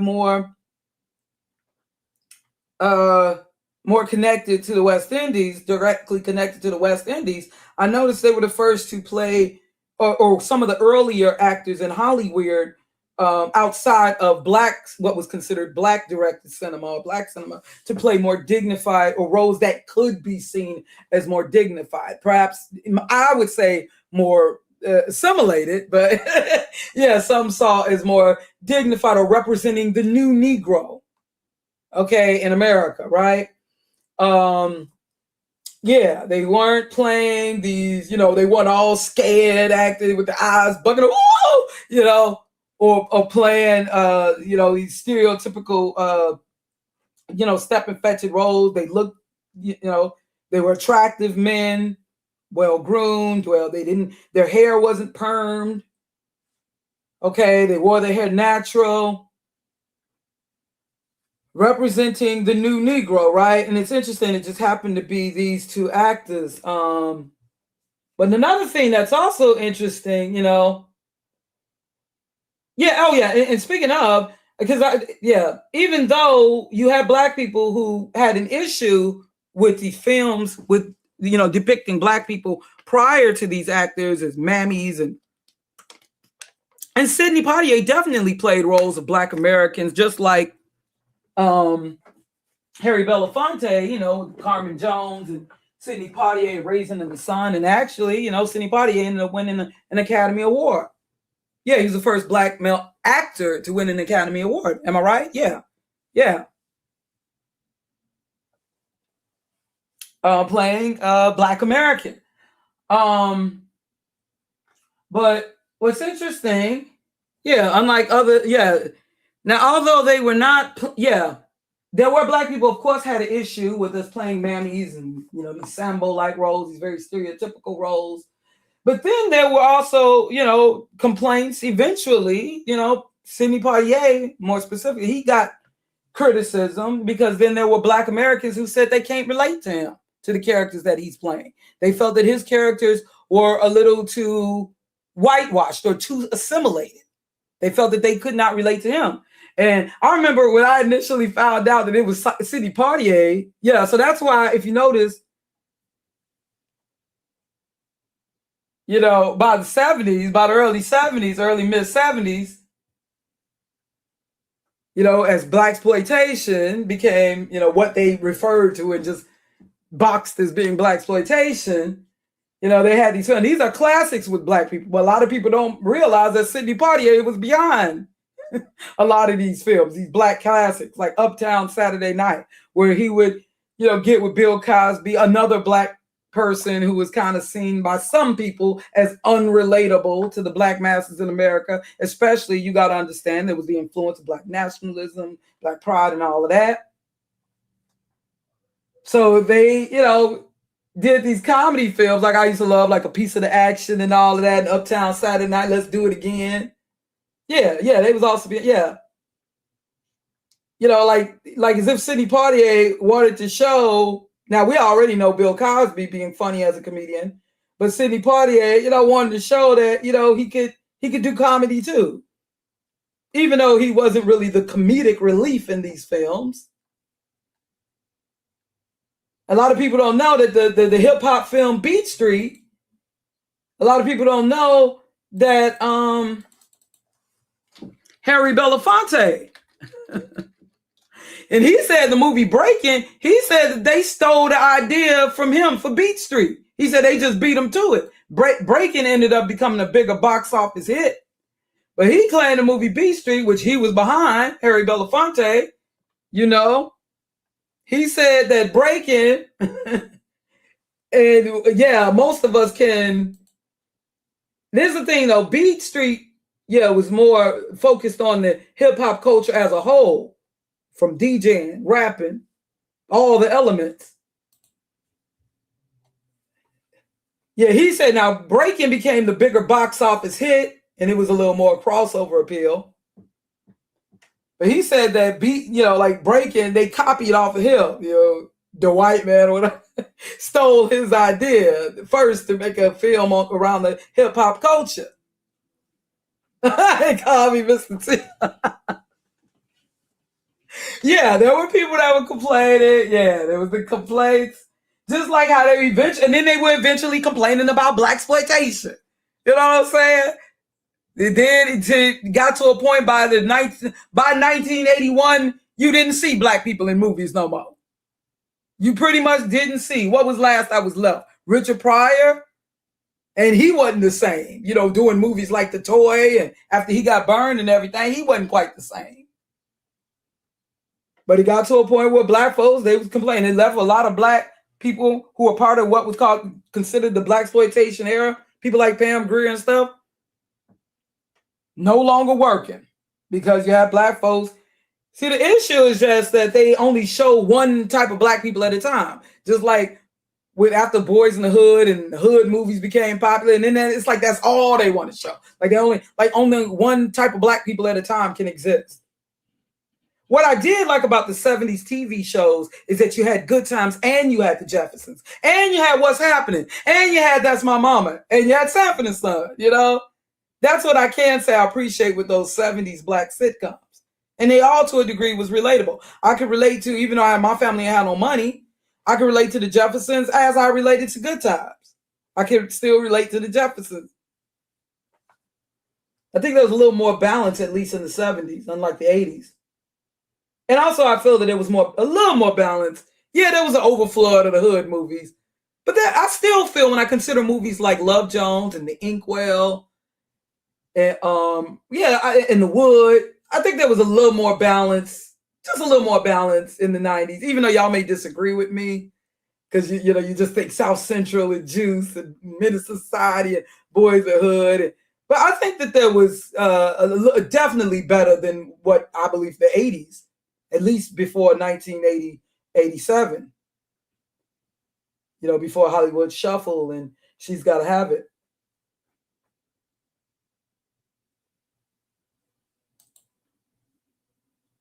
But yeah, what's also interesting, you know, about yeah, and see what ended up happening, just like with these complaints, all these arguments about who should receive reparations, till they end up ignoring us altogether. You know what y'all niggas don't, y'all don't know what y'all want. Y'all too busy bickering. And that's what ended up happening.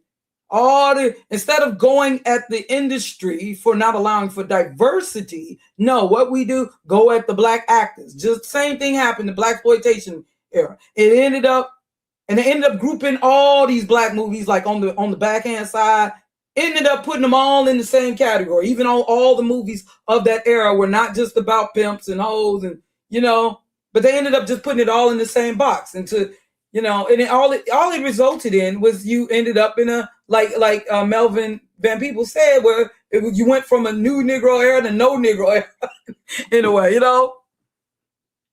And it just ended up resulting in a lot of black actors out of work with no work at all. But this was, you know, there was a great era in film, you know, with Blackula. But it being that it was, all of it was just grouped as blaxploitation. It wasn't all just about pimps and hoes.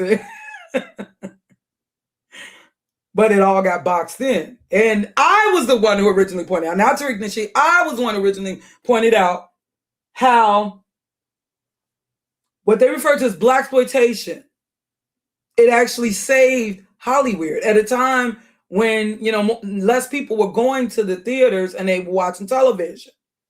And less money was, you know, put in production and stuff. These more independent, if you will, underground films eventually, you know, and contribute or influencing, you know, you eventually had Shaft, Richard Roundtree was a success, helped save cinema. So then eventually, you know, he had box office hits like Jaws, and people are back going to the movies again as they were. But another thing, even though I talked about how these actors, I talked about, you know, Yafet Koch and these actors representing the new Negro of Hollywood. They're no longer playing these stereotypical Sambo, shucking and jiving, mammy-like roles. They look a little more distinguished. Not even they're even wearing the natural hair. You know, part of this might have also been a psyops to get us to, you know, assimilation.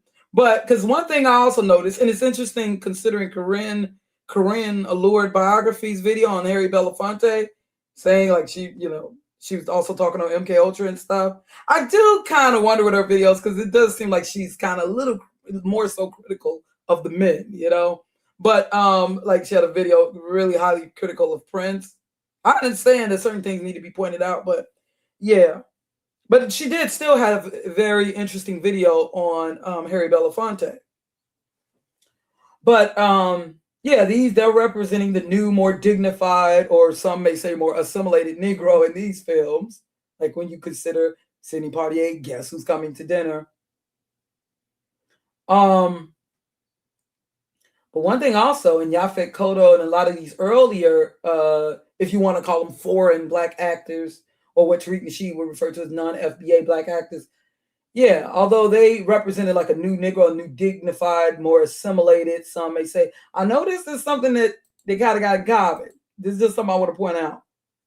Because we're talking about, you know, how do we assimilate in the Western world? Or in America, just even talking more specifically America. I did notice that now, some of these actors, now we can talk about Jack Johnson, but I don't see him as, he wasn't like a Hollywood celebrity. He was a celebrity as an athlete. Yeah, and it makes you think about the history of the black athlete. Somebody needs to do a documentary, the history of the black athlete and white women and non-black wives. Going back to Jack Johnson. Now, but I'm just thinking the ones who are part of the, you know, talking Hollywood now. So I'm not going to consider, you know, Jack Johnson. But, you know, it is interesting. Some of these black actors who Tariq Nasheed would see as non-FBA, they were some of the earlier black actors to openly have not just you know, non-black as in if you see, you know, mixed, because, you know, that was still seen as Negro, you know, especially after the whole one drop rule was definitely in effect. But they were the first to like really openly have white wives, not just non-black, but white wives, Caucasian wives, some of the first. You know, here's Yvette Carnell, and, you know, obviously he later, you know, before dying, marrying an Asian or Filipino woman. But yeah, like I remember my mama talking to me, even like when you consider Sammy Davis Jr., who seemed to be accepted into white, or should I say Caucasian Hollywood. Because this was also around the time after World War II. This was also around the time when now white did not just mean Anglo-Saxon, Christian. You could be Jewish and seen as white. You could now be Italian and seen as white.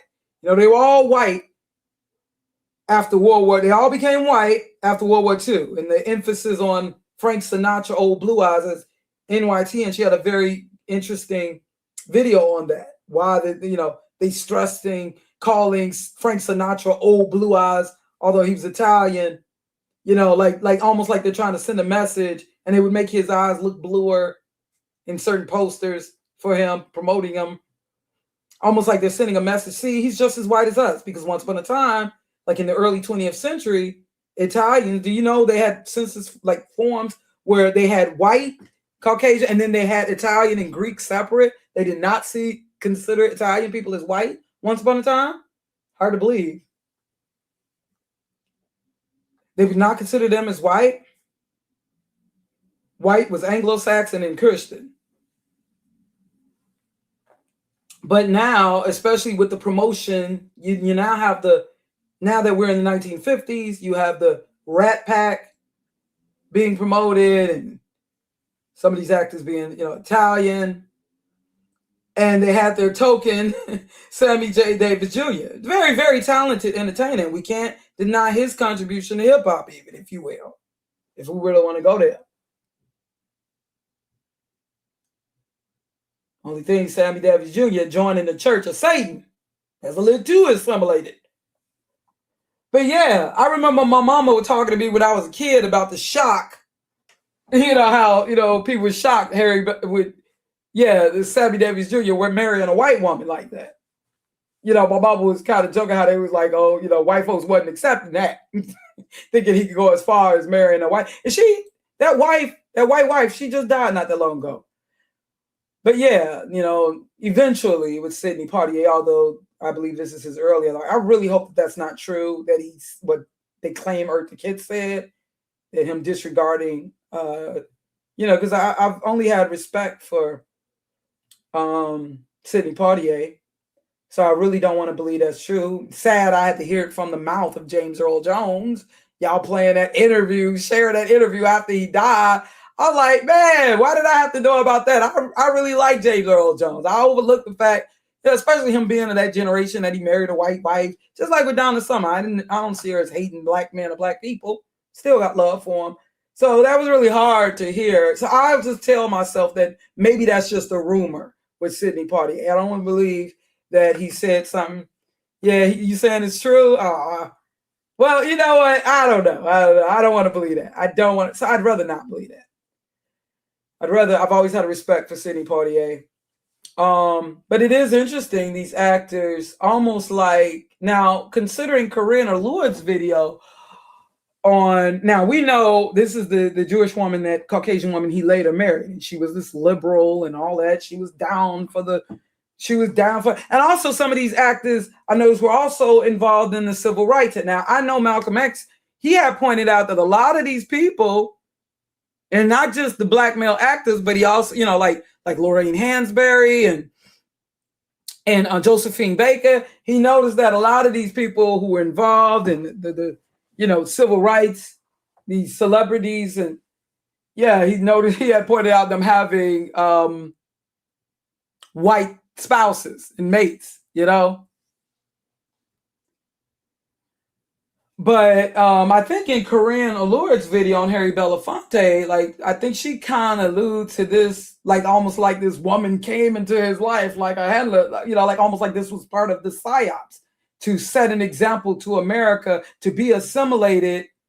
You know, just like when you consider the timing of the movie Guess Who's Coming to Dinner, like this is the ultimate goal of assimilation, the American dream, you know, who knows?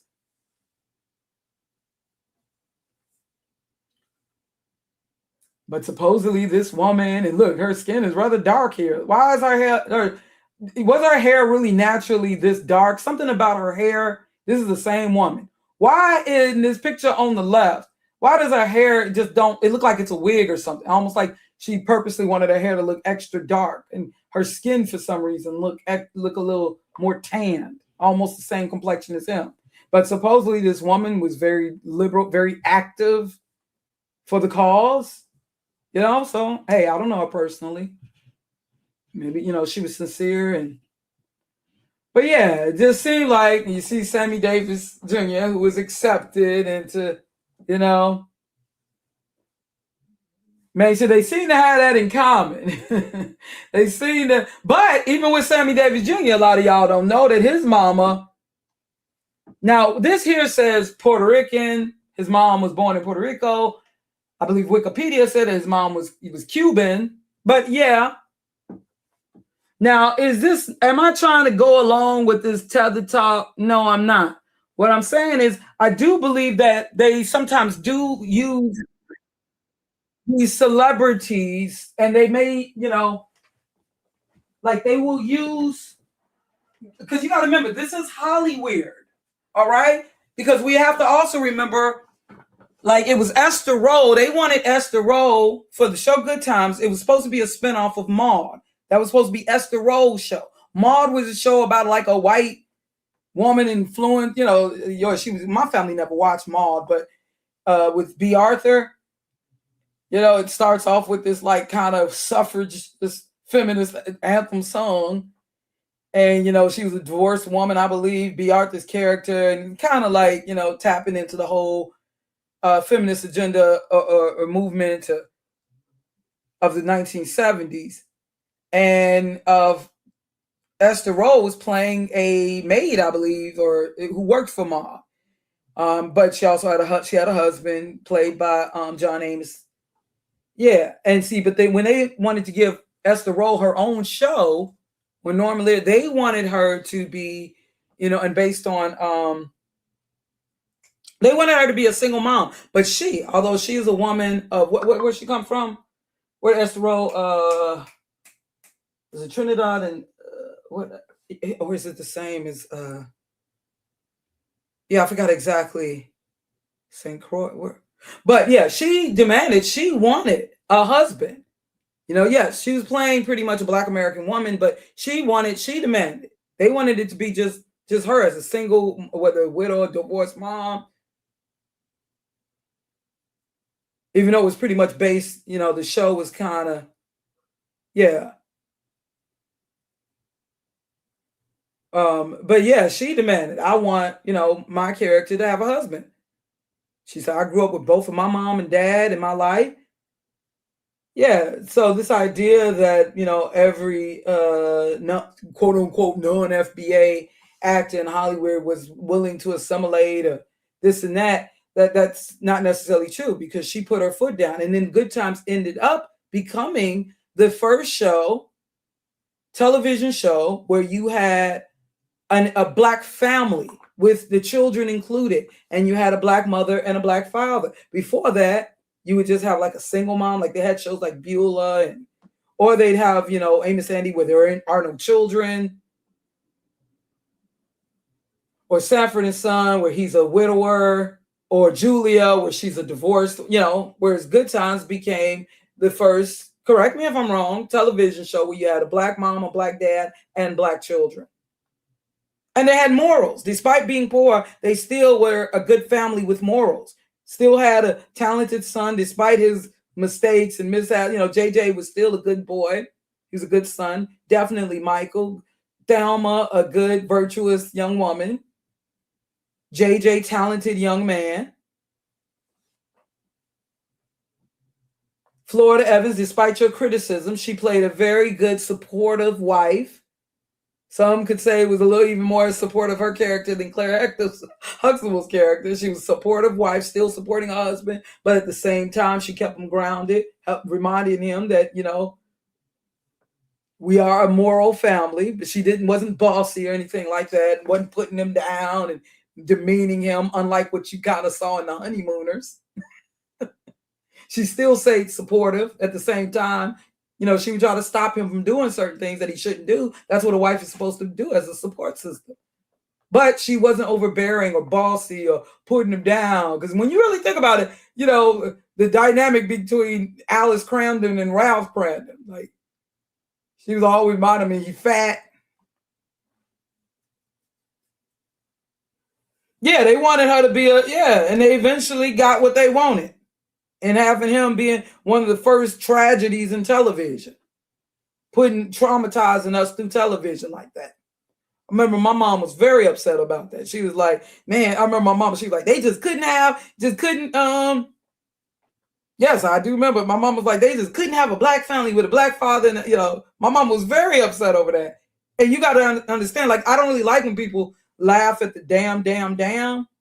You know, I remember it was initially funny with Martin Lawrence on that episode of Martin, but the way that that's become a meme now, because I remember my family, that was a really serious episode when they found out the daddy died and the funeral, and when she dropped the glass when it hit her that her husband was gone. It's like you could feel it for real. That it was like that wasn't even acting. And so it hits personally because you know, my mom losing her husband just, you know, in the late 70s, you know, he wasn't exactly my father, but so that hit personally with my mom.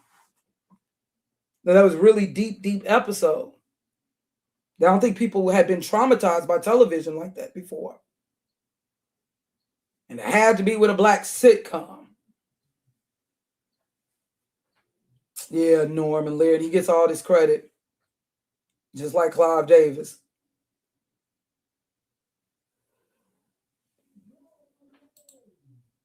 But yeah, so this idea, yeah, they probably did use, you know, certain black foreign actors to play, or could be seen as foreign, play these more assimilated roles, as all black actors in Hollywood was used at one time. And also, who knows, you know, them happening to be one of the earlier Hollywood artists to marry white, you know, setting this example for integration, if you will, and the ultimate supposed goal of integration. And what's interesting, you know, Josephine Baker, who, you know, was pretty much now a Parisian woman, but she was from the United States. But her becoming also involved in the, you know, 1950 in the civil rights, and her having her rainbow tribe and everything. But yeah, what's interesting, she supposedly left, you know, United States as a performer because she could only do like blackface and all of that stuff. And, you know, the really silly stuff in the United States where, you know, some of these, you know, entertainers felt more appreciated in Europe and Paris. But she did get involved in American civil rights. But even though Malcolm X warned about these celebrities, but I don't know, they probably were used, but how do we know that they even know that they were used? Especially like if you would check out Corinne Allard's video on Harry Belafonte. They could have been using, but how do we know? You know, I don't think that some people who have been used for propaganda or whatever, I don't even think they all know. Now, some of these people up in YouTube, I believe they know. They know.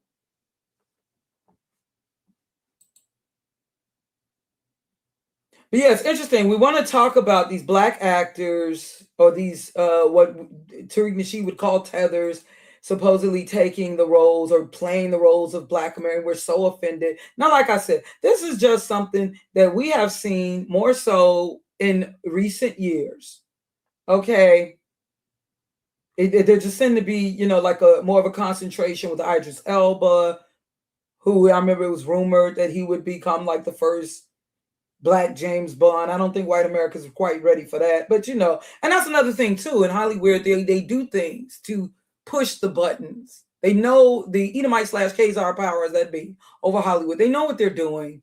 Like when they got a black girl playing Annie, they know that they are trying to poke at white people and get them to react. They know what they're doing. As if there just can't be a separate movie about a black girl, orphan, or whatever. They know exactly what they're doing and getting white folks to react by doing this. It is not about them doing us a favor, because it ain't like we don't have our own stories. We don't have to, you know, like I get it, you know, the Wiz, yeah, that's cool, but we don't always have to have a black version of their stories. I'd rather, you know, just be our own stories. But let's not front. Even so, yeah, you have black actors playing slaves, but let's not front, because we can go back. You've had black actors. We can go back who have been playing, whether we're talking Tarzan movies, playing Africans, very stereotypical. For all we know, more than likely, if some of these people aren't in blackface, you know, probably white people in blackface here, you know, with bones in the noses, just like the cartoons. You know, here are some examples. Maybe I'll just make this a little separate clip.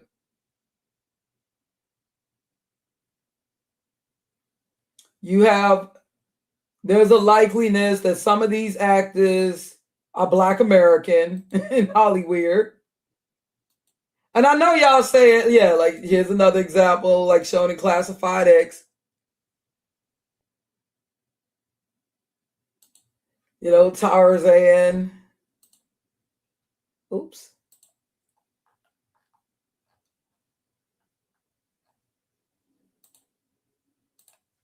Yeah, this is nothing new. Now, I know y'all saying, yeah, I remember these Abbott, and we used to love these Abbott and Costello. Well, I really used to like, hold on. Oh, gosh, where am I? Where am I? Lost where I am. I lost the tab. Let me maybe close some of these other tabs,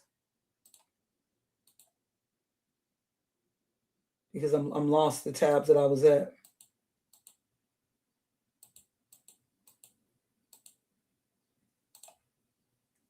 Okay, I'm sorry. Sharing from, doggone it. I'm trying to find the tab that I'm sharing. I got so many tabs open that I'm lost.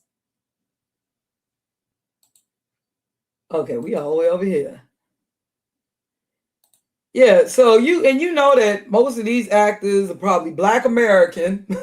And we can say, oh, well, that's different. They were forced, or they had no choice. This is the only work they could get. How is it different? I mean, it's not that different. The same could be said for the Black British actors.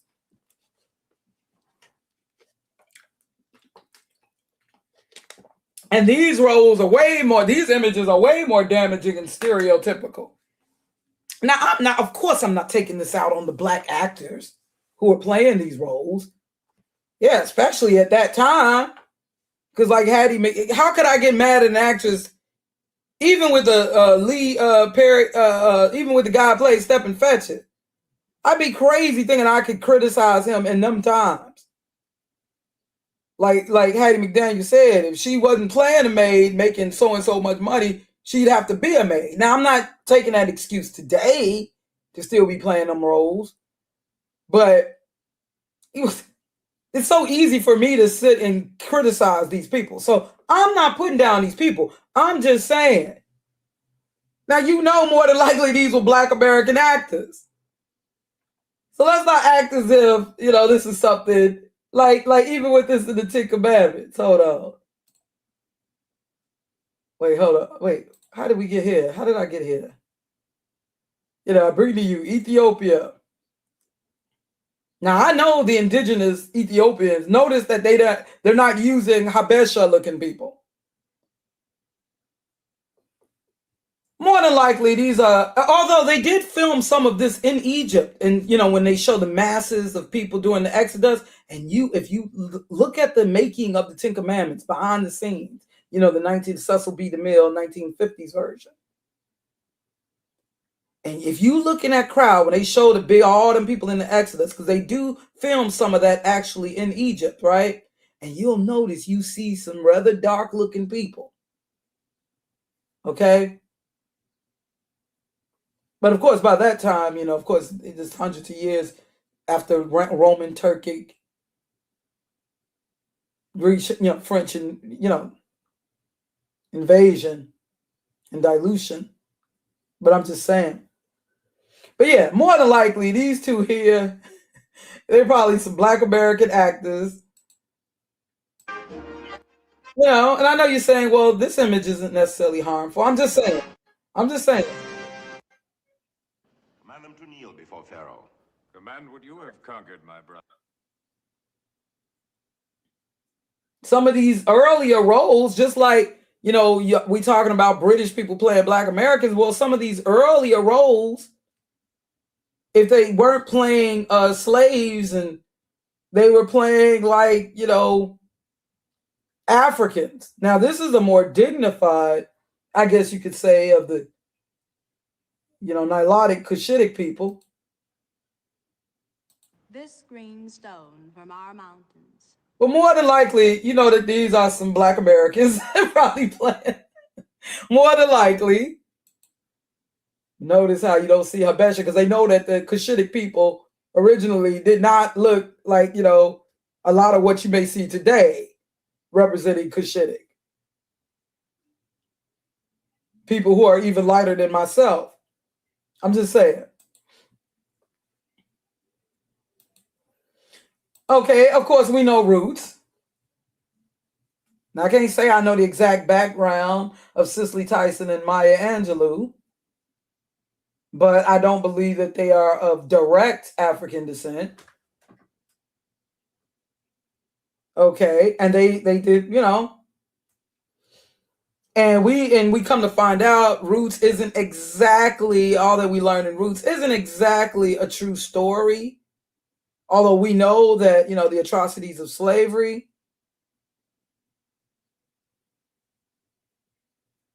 But, the whole thing with Kunta Kinte is not really exactly. That's another thing, too. A lot of us learned of slavery, like basically we were walking around barely dressed and end up getting kidnapped. And I think that the people are a little more complex than what we have learned through cinema and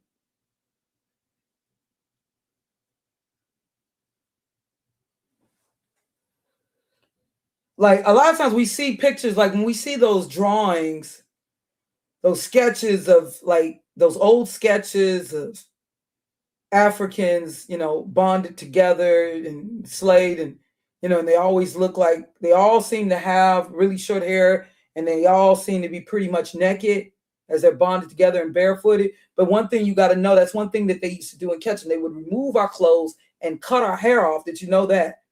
But a lot of us will look at the pictures and believe that that's how they always walked around. Not saying that there's anything necessarily wrong with having your hair that short and, wearing less clothing. I'm not saying that. I'm just saying, but it'll give you this idea that we were walking around, no clothes. And so you wouldn't really have an idea of how we were actually dressing. But that's what they would do. Yeah, so you even had O.J. Simpson in this movie. In this series. But this was full of Black American actors. Okay. Playing Africans. That's been going on for the longest. Yeah, and not just Africans, but also Africans, but the last King of Scotland, him playing Ugandan dictator Forrest Whitaker, Black American actor, playing the Ugandan leader, president, dictator Idi Amin. And there are some people who might maybe criticize. Yeah, you had this is Hotel Rwanda. Don Cheadle. Yeah.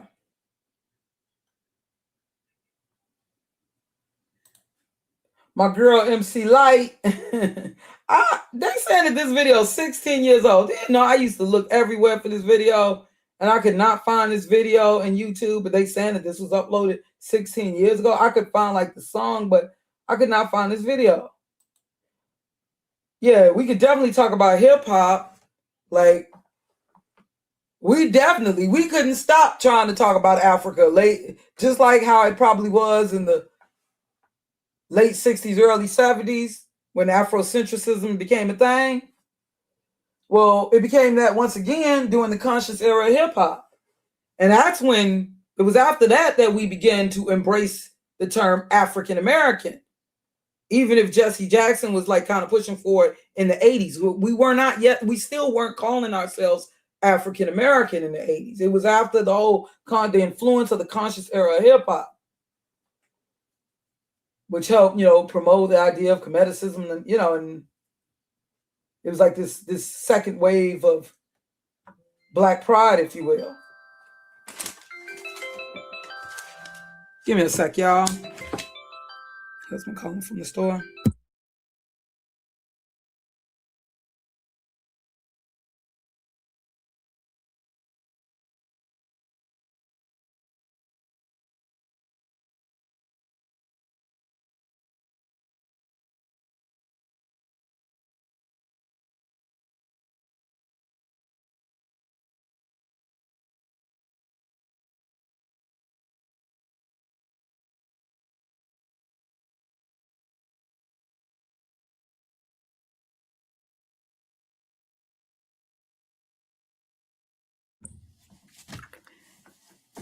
Yeah, sorry about that. Yeah. Now, when I was a teenager, I was very much into, although still a Bible believer, I'm kind of now weary of, but you see, like, going through there was a lot of this. Now, nobody's denying that the ancient Egyptians were Black.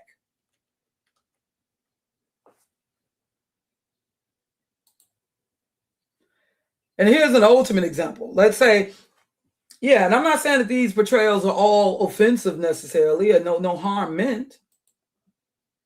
Like, I don't think Beyonce meant no harm. But Coming to America, and we just had another Coming to America.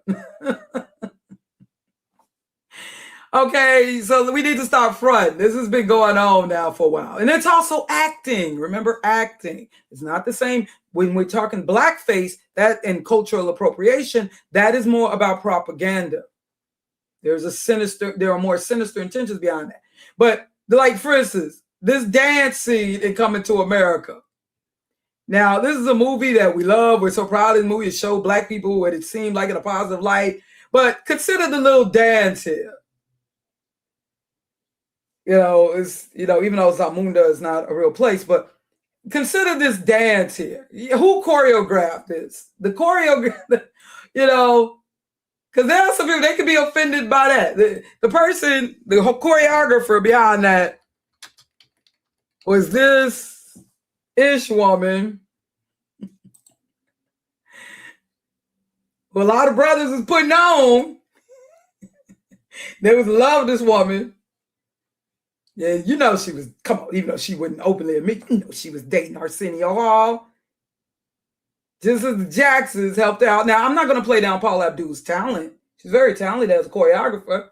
But yeah, she's initially given that, exposure to the Jackson family. She was a cheerleader, and I believe that she was, may have been involved with at least one of the Jackson brothers. But, I never had nothing against Paula Abdul. She, I hope that she wasn't with one of the Jacksons while he was married. I hope that's not true. I hope that's just a rumor. And I'm not doubting that she wasn't a talented dancer and choreographer. Worked with Janet Jackson. But yeah, she did the choreography, the African dance. So, like, even when you look at this, now, and they come in. Yeah, this movie was also filled with Black American actors. So this was her. And now I do believe they also had the Alvin Ailey dances. So this is, Paula Abdul's. I mean, it's great dancing and beautiful dances, but this is her interpretation, of African dance. And I'm not saying that there are some things that may not be similar, or may not be done in African dance, because much of our dancing is influenced, especially we're talking the Americas, just like salsa, merengue, and, there is African influence. So we can't deny that. So some of this may be, but this is Paula Abdul's interpretation of African dance.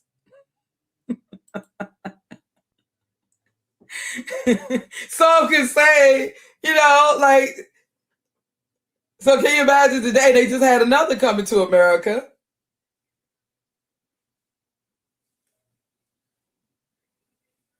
And even when him coming to America to find a woman who is supposedly, that's what's interesting. This is kind of Coming to America, kind of opposite of what's promoted with the passport bros.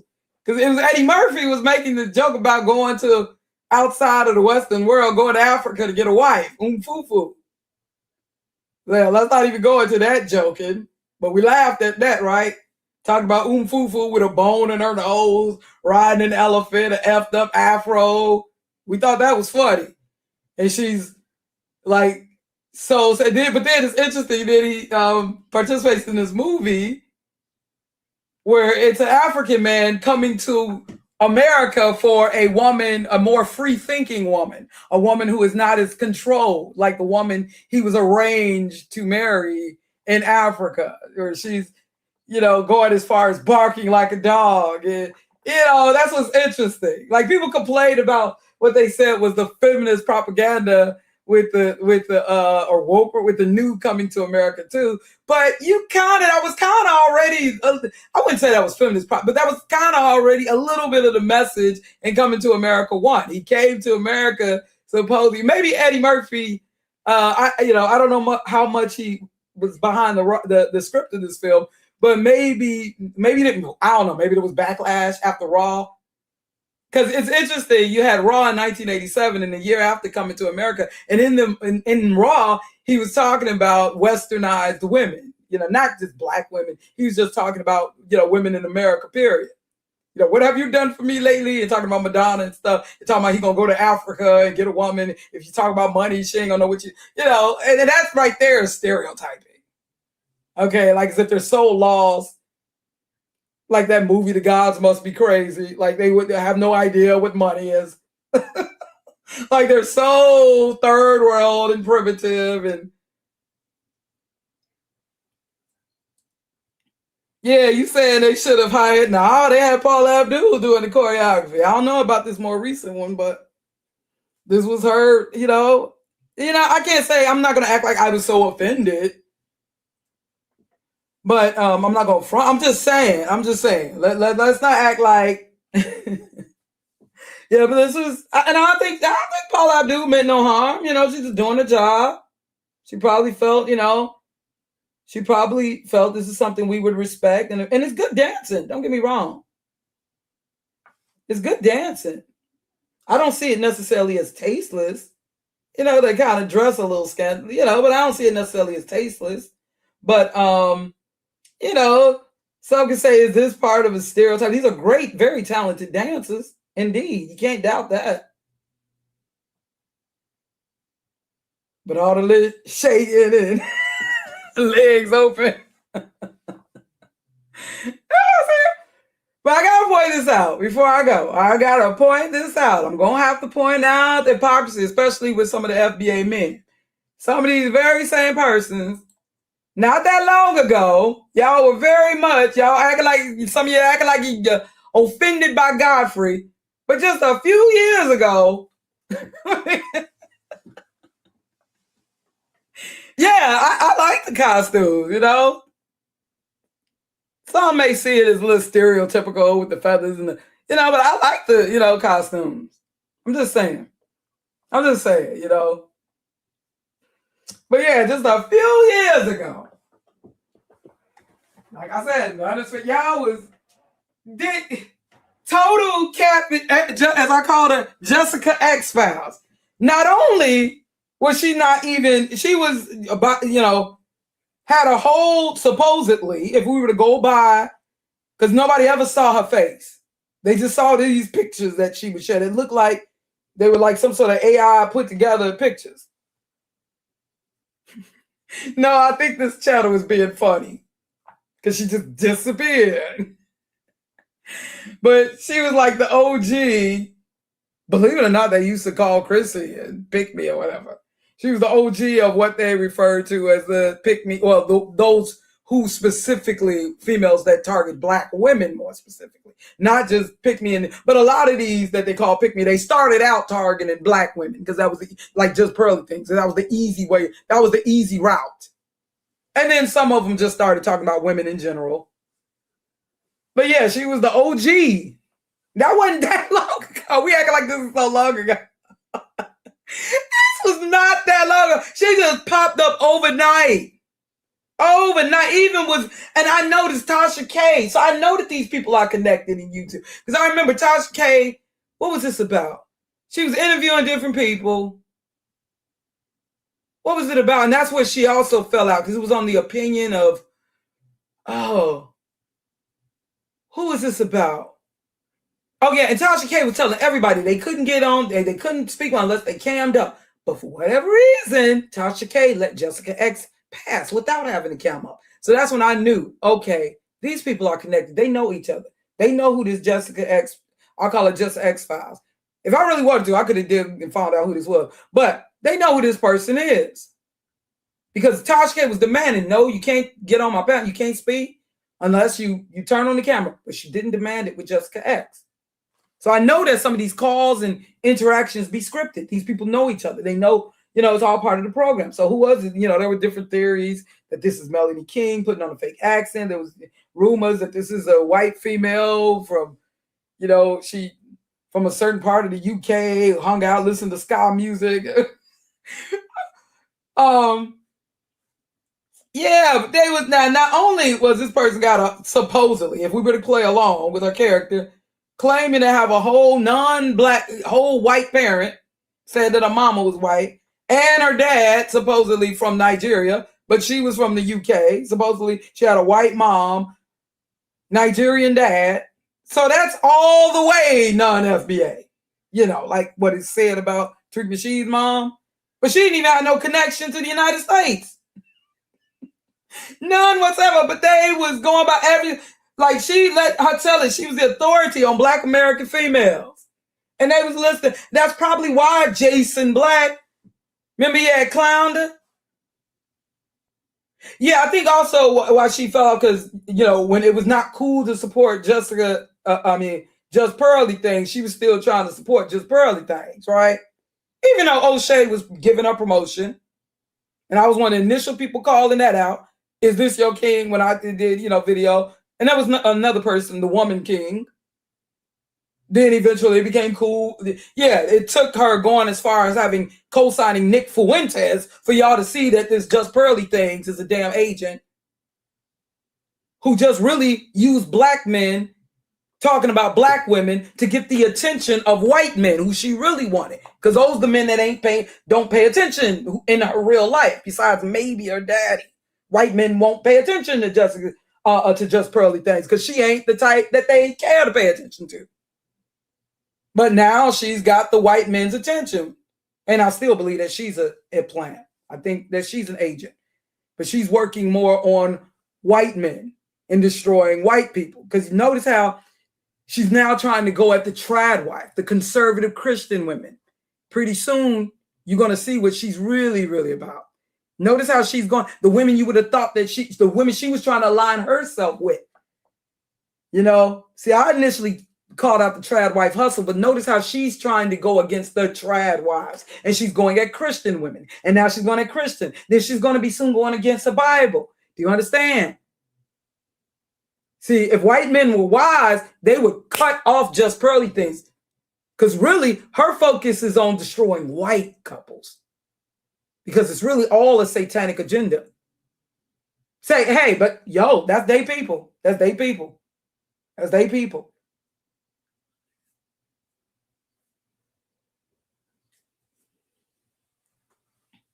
Yeah, but she's trying to, oh, my guy now, he's not black, he's Dominican. Yeah, that's why she had to go there.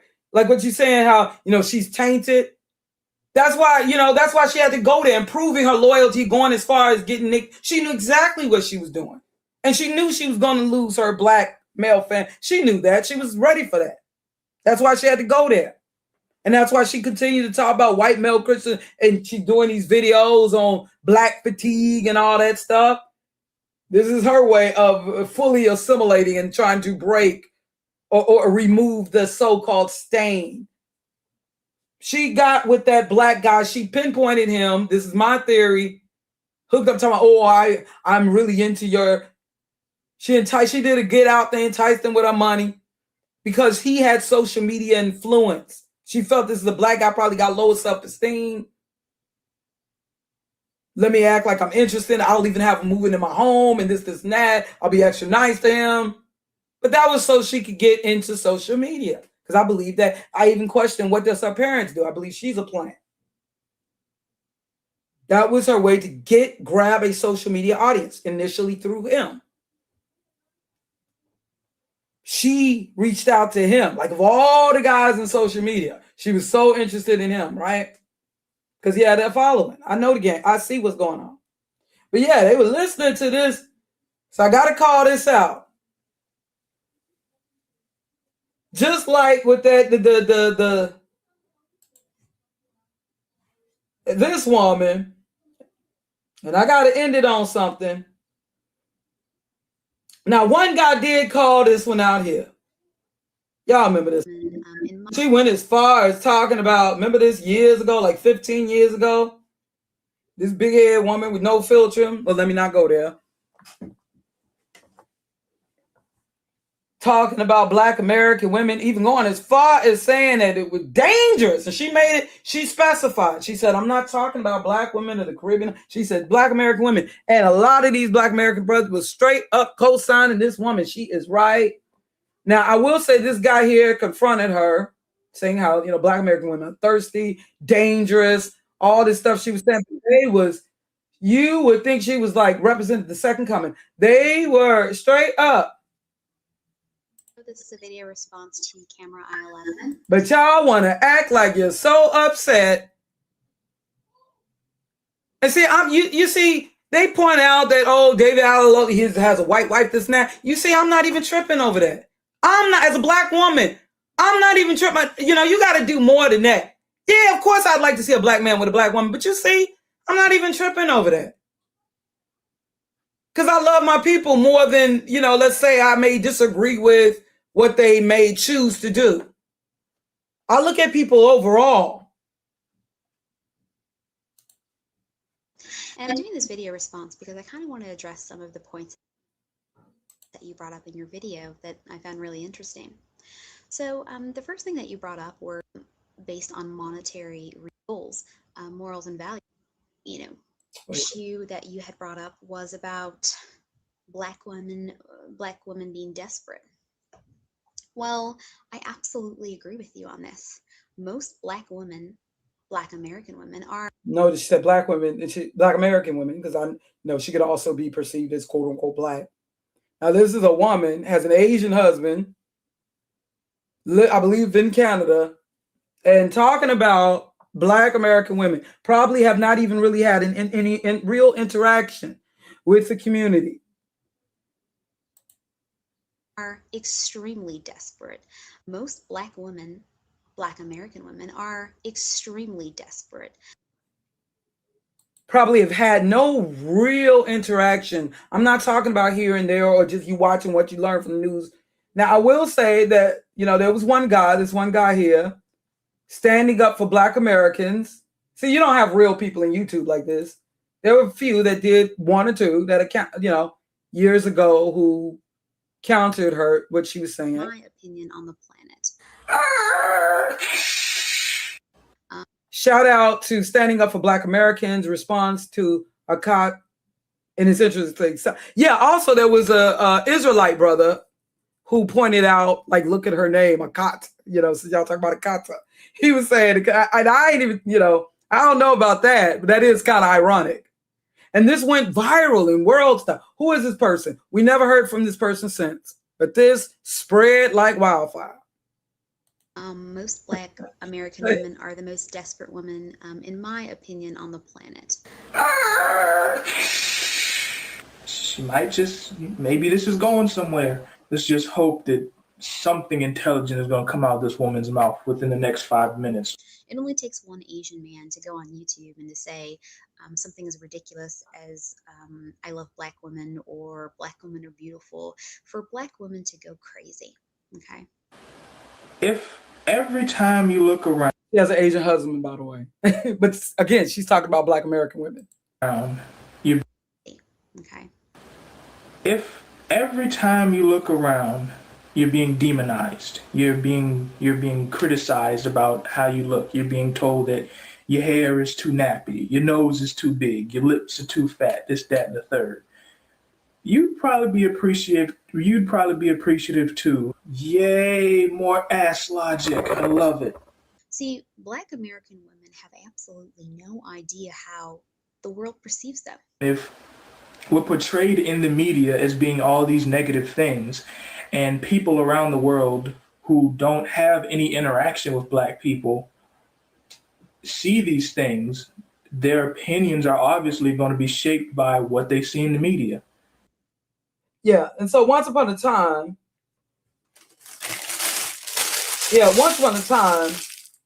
you did have, shout out Anna Main. He also has some interesting videos, and it's not, see, once upon a time, and you see, this got 49,000 views, his response. Because once upon a time, we all had, before YouTube was totally co-opted, now this is 15 years ago, you did have people who, were not just part of these gangs up in here. And we had a fair chance of being heard and seen, right, in our responses. Whereas now they got you seeing the videos they want you to see. Like, for instance, when I typed in Godfrey right before coming and doing the stream, I noticed that my stream is not pumping up. It's what they want you to see. It could be a channel with just only been here 1 year. But if the narrative is going along what they want you to hear, it's going to get promotion. Okay? It's going to get promotion. But once upon a time, he's got some other videos that are kind of interesting, because I was like, let me see if he's now on a FBA tip. But he's got, once upon a time, you just had real regular people, whether you agree, disagree with them. I was looking at this here. Where I was trying to go into his video on the video that he had on Lauryn Hill. Today on Anime Games, we're going to play Bait or Not Bait. Go away, baiting. Here's today's contestant. Lauryn Hill gets rated higher than other dark-skinned artists because of her Eurocentric features, and her music was mediocre. This must have been an exotical post in this mess. What? I personally refuse to believe that this isn't bait because I just can't imagine someone's head being this fucking empty. Can y'all see the Eurocentric features? Because like my current will to live, I can't find them at all. This has been Anime Games, where when you play stupid games, you'll win stupid prizes. See what happened to just channels like this? People who weren't, here's another video. So, Today on Anime Games, we're going to play Find the African, because according to this person, we should all be boycotting the Till movie because it's all African actors in the main cast. And because I'm a nice Christian man, I went out and looked up the main cast. I mean, I already know what they are, but just to show her, I went and I looked them up to see if we could find us some Africans. I'm going to put 5 seconds on the screen, and it's going to be up to you guys to find the African. Ready, go.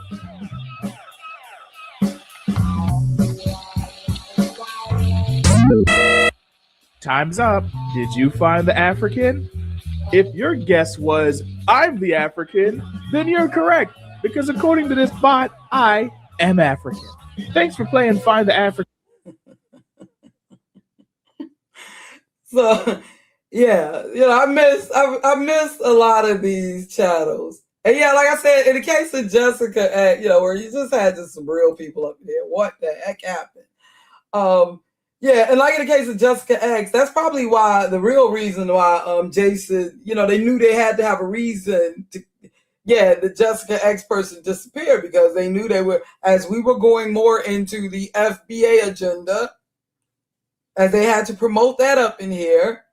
Of course, a lot of these guys, they would have been quite, if they were still, supporting, Jessica X. That would have interfered with the whole FBA agenda, especially as the manosphere, who were also giving this woman a platform, people like the Oshays. It would have been very questionable, especially not only is she, has one whole non-Black parent, but none of her parents have any, are not at all what they consider FBA. She's from the UK. Her father's from Nigeria. That's what she claimed. Nigeria. We don't know what this woman was. Like I called her Jessica X Files. Okay. And they knew deep down that she was catfish. That's why they would tell her, don't show yourself, Jessica. Don't give into it, because they didn't want to kill the fantasy. As long as she said what to hear. Some people might be listening to the street right now. Ooh, let me go check out that Ethiopian woman. I want to hear all that she said, Still, because as long as it tickles their ears, So is this about a real concern? And I remember with Jason Black, the Black Authority, aka the Black Authority, went at a, that's probably really why, because he used to be also, when I think about it, one of those people highly critical of Black women up in here. It went from calling us hyenas to being pro-Black, and then from the pro-Black, now it's the pro-FBA, and a lot of these ones up in here. When I really think about it, and I've been here long enough, and that's probably why they had to kind of go at, like we can't be listening to, Jessica X anymore, and because that would not have went along with the whole FBA agenda if everybody was still so very just like with just pearly things. And the thing is, the Black Authority, he always just came off, even in just talking about Black, he made some really, really good points on some things, but he always came out is kind of just a little mean, and maybe that's just me being a woman, but some people, even in just addressing, even when he was not even addressing Black women, it's just something about him, like even towards Black men, come off a little like condescending, Now I expect for men to not be sugarcoating things to men, but it just, some people, kind of like Sergeant Willie Pete was like that too. Even if he was just addressing Black men, it was always like kind of like this, and the Black Authority talking even more so authority, I can't really describe what I mean by that. But and last of all, because I was listening to a certain live stream, and see, and speaking of Jessica X and this woman who is Habesha. By the way, let me just point out something. Habesha,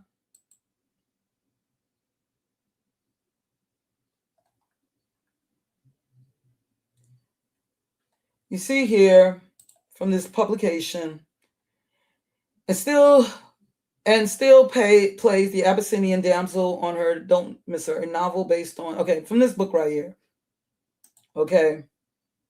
On page 76. Yeah, the book is titled, and still plays the Abyssinian damsel on her dulcimer, a novel based on Ethiopian history and legends.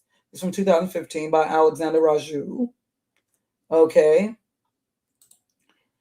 And, you see it says here, we had to legalize all those illegitimate births. In fact, we are proud of our mixed blood, and we call ourselves Habesha, which also means mixed or mixture. Now, I've heard, correct me if I'm wrong, that there are those like of the Horn of Africa, like in Ethiopia, who no longer refer to themselves as Kushite, or Kush, anything like Kushi, because, if you were to know anything about the indigenous descendants of Kush, but they prefer like Abyssinian or even more so Habesha.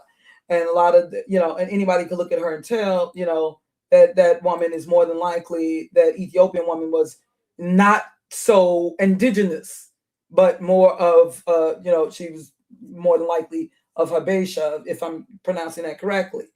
But also, I want y'all to know this word here, Hapa. What is Hapa or Hapa? Let's see, how is it pronounced? Hapa. Will they tell me how it's pronounced? Hapa. What's a Hapa? I got to point this out because this is something I've been wanting for a minute now. I've known on this, but I just ain't said nothing.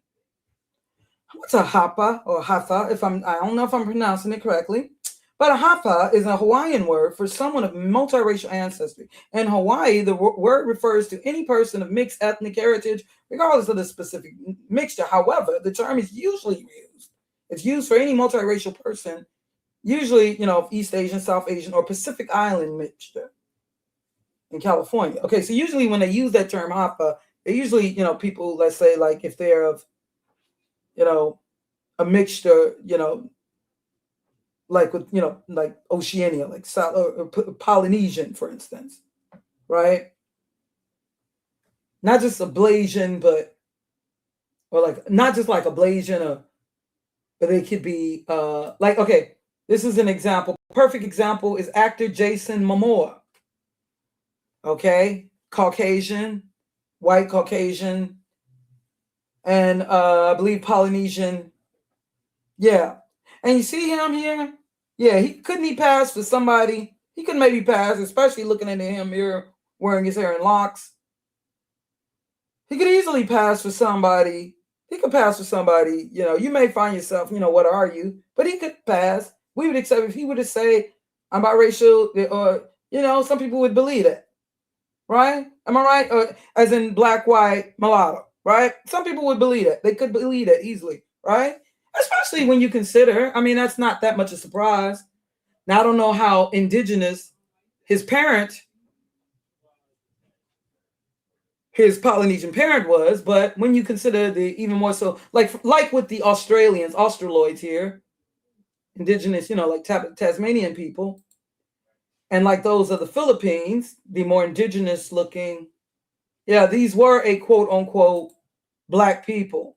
Now understand again, race, it wasn't just about geography with the initial racial categorizations. It wasn't about geography or ethnicity, all right? It was just basically about phenotype. Like, for instance, the indigenous Filipinos were referred to as Negritos. And once upon a time, they even put the Australians in the category of Negro, right?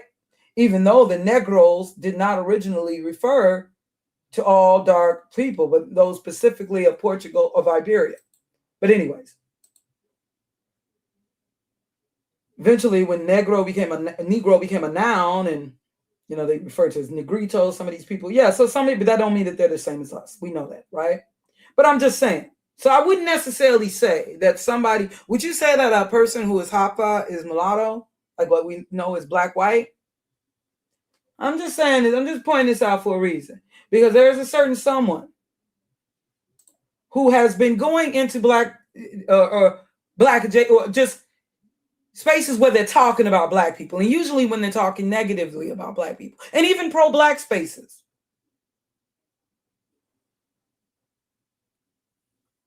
Figure it out. And I think some of the people may already know this. I'm trying to leave it alone. I'm trying not to, especially, but I'm just saying. But I can understand considering the indigenous, but look, considering how the more indigenous Polynesian people or ancestors of the Hawaiians looked, like this guy here, they're not the same people. This is what I talked about with this idea of the natives to the Americans being us. Are they of the same haplogroup? Regardless of how they look, these are not the same people. Do you understand? All right. Could they have been put in the category of quote unquote black, anthropologically speaking? Perhaps. They were definitely melanated people, because you got to understand melanated features, thicker lips, curlier hair. These are traits that are dominant. These are traits, well, definitely, like when we talk about dark hair and dark eyes, melanin, definitely when we come to talk about eye color, hair color.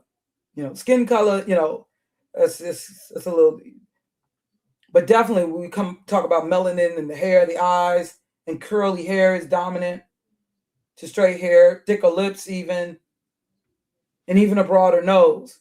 But yeah, so it's understandable. Yeah, so I just wanted to send, because there are a lot of infiltrators and agitators around here. All right?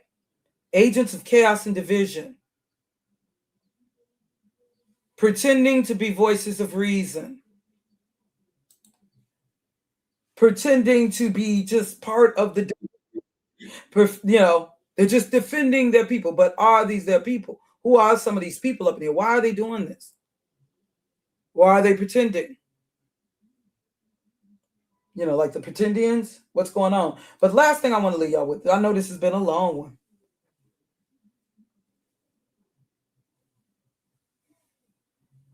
Yeah, because I had to say something, because I've been seeing this person a little too long. Anything that has to do with, and this person, are they even within these, what do they even really know about the Black community? But they always got something to say about it. They're always in conversations if it's negative about the Black community. And really, I'm tired of seeing it. But anyways, the Black Authority, I can't say that I ever really, he made some video like when he talked about certain things, like I definitely agree with him when I was real disappointed in Big Daddy Kane, putting Eminem over himself. So he has said some things, I'm not going to lie, that I've nodded my head to, but he just come out, I can say the same with Sergeant Willie Pete, but he just come off too mean for me.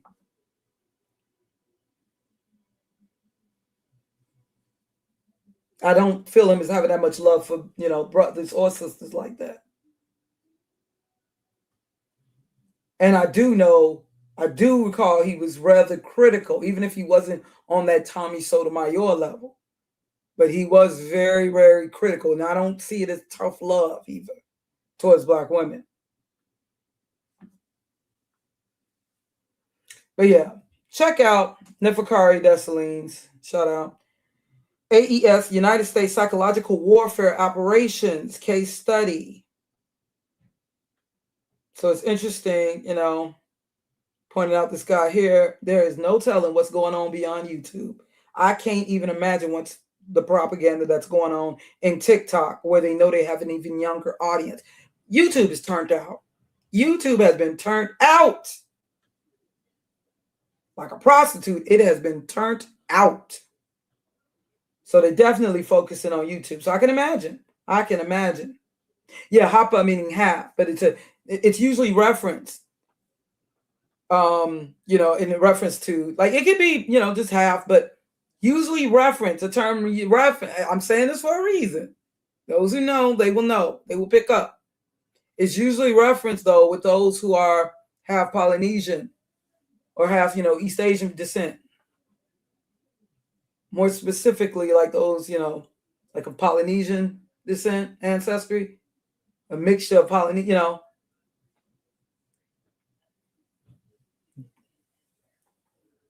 Understand? I'm saying this for a reason. Hint, hint. Hint, hint. You know what I'm talking about. I've been knowing this though, and I dare them to try to, because I will put it on blast. But anyways.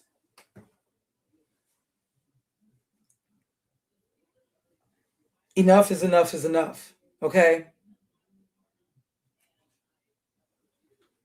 Because y'all all can get it. All right. And I'm really getting tired of all this. But anyways, check this out. AES, United States Psychological Warfare Operations. This is a very interesting video. Sport. I'm not going to get into what sport he plays. That's not the subject of the video. I'm just giving you the background. But anyway, let's look. Yeah, I think this is very, very interesting. I'm tired right now, so let me go and get out of here. Check this out and get a chance. And also, when you understand, hold on. But this is interesting. Just the start of this. Fair use, fair use. The United States Army has established its first PSYOP company focused on Africa. It will conduct missions in support of AFRICOM. The core mission of PSYOPs, psychological operations, is to influence foreign audiences and shape their behavior in support of U.S. objectives. Army Special Operations activates new psychological operations company at Fort Bragg. The Army's newest psychological operations unit will be focused on Africa. And of course, in that video, if you haven't watched it yet, go check it out. But we touched on a variety of topics, right? We went to the United States government website, the United States Department of War. Take a look up on the screen. Securing critical minerals is vital to national security. In an era of global disorder, Africa will be central to America's future prosperity and security. According to an Army statement released on July 16th, the Delta Company, under the 7th Psychological Operations Battalion, will add to the military's capability to execute influence campaigns across contested environments in Africa. Delta Company's nickname, Drongo, comes from a tiny bird in Africa, despite its size. Okay. So, now I know he opened the video. Yeah, so a chance. Check it out. Leave you with this statement here that it opens the video with. Africa is not merely important, it is essential. African partnerships are critical for the Department of Defense to maintain its technological edge, accomplish its geopolitical and strategic objectives, and power our futures. Yeah, all right, so just ending with that. Y'all, enjoy the rest of your day. I'm so sorry that this was so long, but yeah, every time I think I got it all out, I realize I don't. I can't even, it's like I can't even really think of anything else right now. It's very, I don't understand it. I can't explain it. Yeah, because I'm tired of talking about this. To be honest, I'm tired. I want the conversation. I don't, you know, I love some stimulating conversation, but who I'm talking about? Oh, whose channel this is? I'm sorry. Hold on. Let me post the link to the video. I thought you might have known, you know, already who this channel is. Oh gosh, I got so many tabs open though. I'm kind of lost as to where's the tab that I'm sharing. Got 1,000,001 tabs open. Okay, I'm so tired. I'm just gonna post the link in the chat room. And I am going to get around to checking out what you guys have suggested to me. It's still so much that I'm watching. I haven't even watched Truth Unedited's video. There's so much, and I can't even explain it. I just finding myself compelled to address this. I cannot explain it. Like as if I'm being, you know, called to. Okay, sweetheart. Thank you for listening. I appreciate it. And then H10726.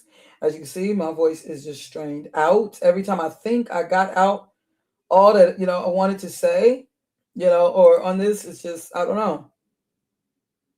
But yeah. Okay. With the whole thing with David Oyelowo, you know, I don't know him personally. You know, I'm not too familiar with him, but I don't think it was that, you know. He said he was sorry. There's nothing more that can be done. There's no need to keep harping on it or even trying to get Godfrey to feel some sort of guilt, because it's not about getting Godfrey to feel some. I don't care if he backed down and gave black folks himself reparations from his pocket. Y'all would still be trying to fight, because I know what it's really about. I'm not stupid. Y'all can try to fool me, but you don't. I'm not talking about some random person who never even knew about David or Godfrey and they just happened to hear that. I can understand them getting offended, but a lot of these people up in YouTube making a lot of these videos and stuff, I'm telling you, I'm not, especially these ones who are getting more of the promotion like the Oshays and stuff. And even with our Yvette Carnell, I'm not buying it. Okay. I'm not buying it. That this got you that outrage. I'm not buying it because you're all questionable now. All right. Especially when I see you reacting to this, but not to that. And I don't mean to have no white racist, what about black on black crime response, but it is what it is, what it is. Because I know what's up. Yeah, just as, you know, I'm Black American also, and I also know my people.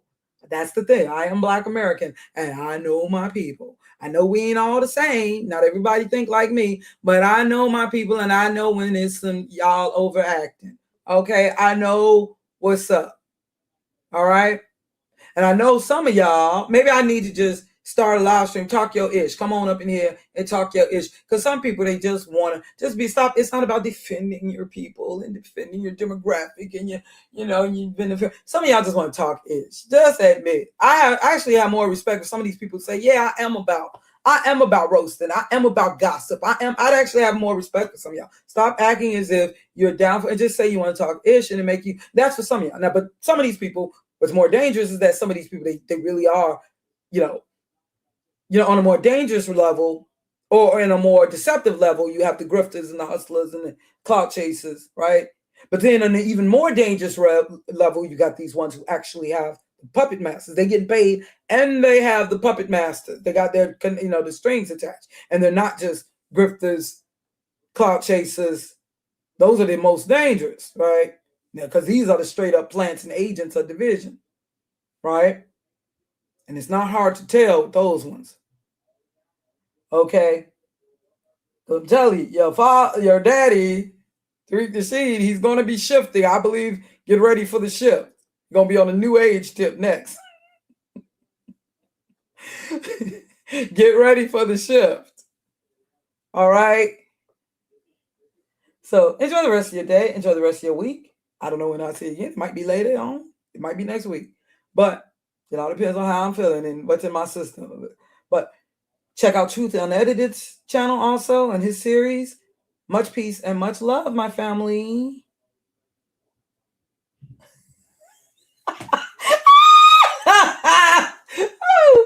Yeah, Daddy, Papa was Rolling Stone. Indeed. Peace, family.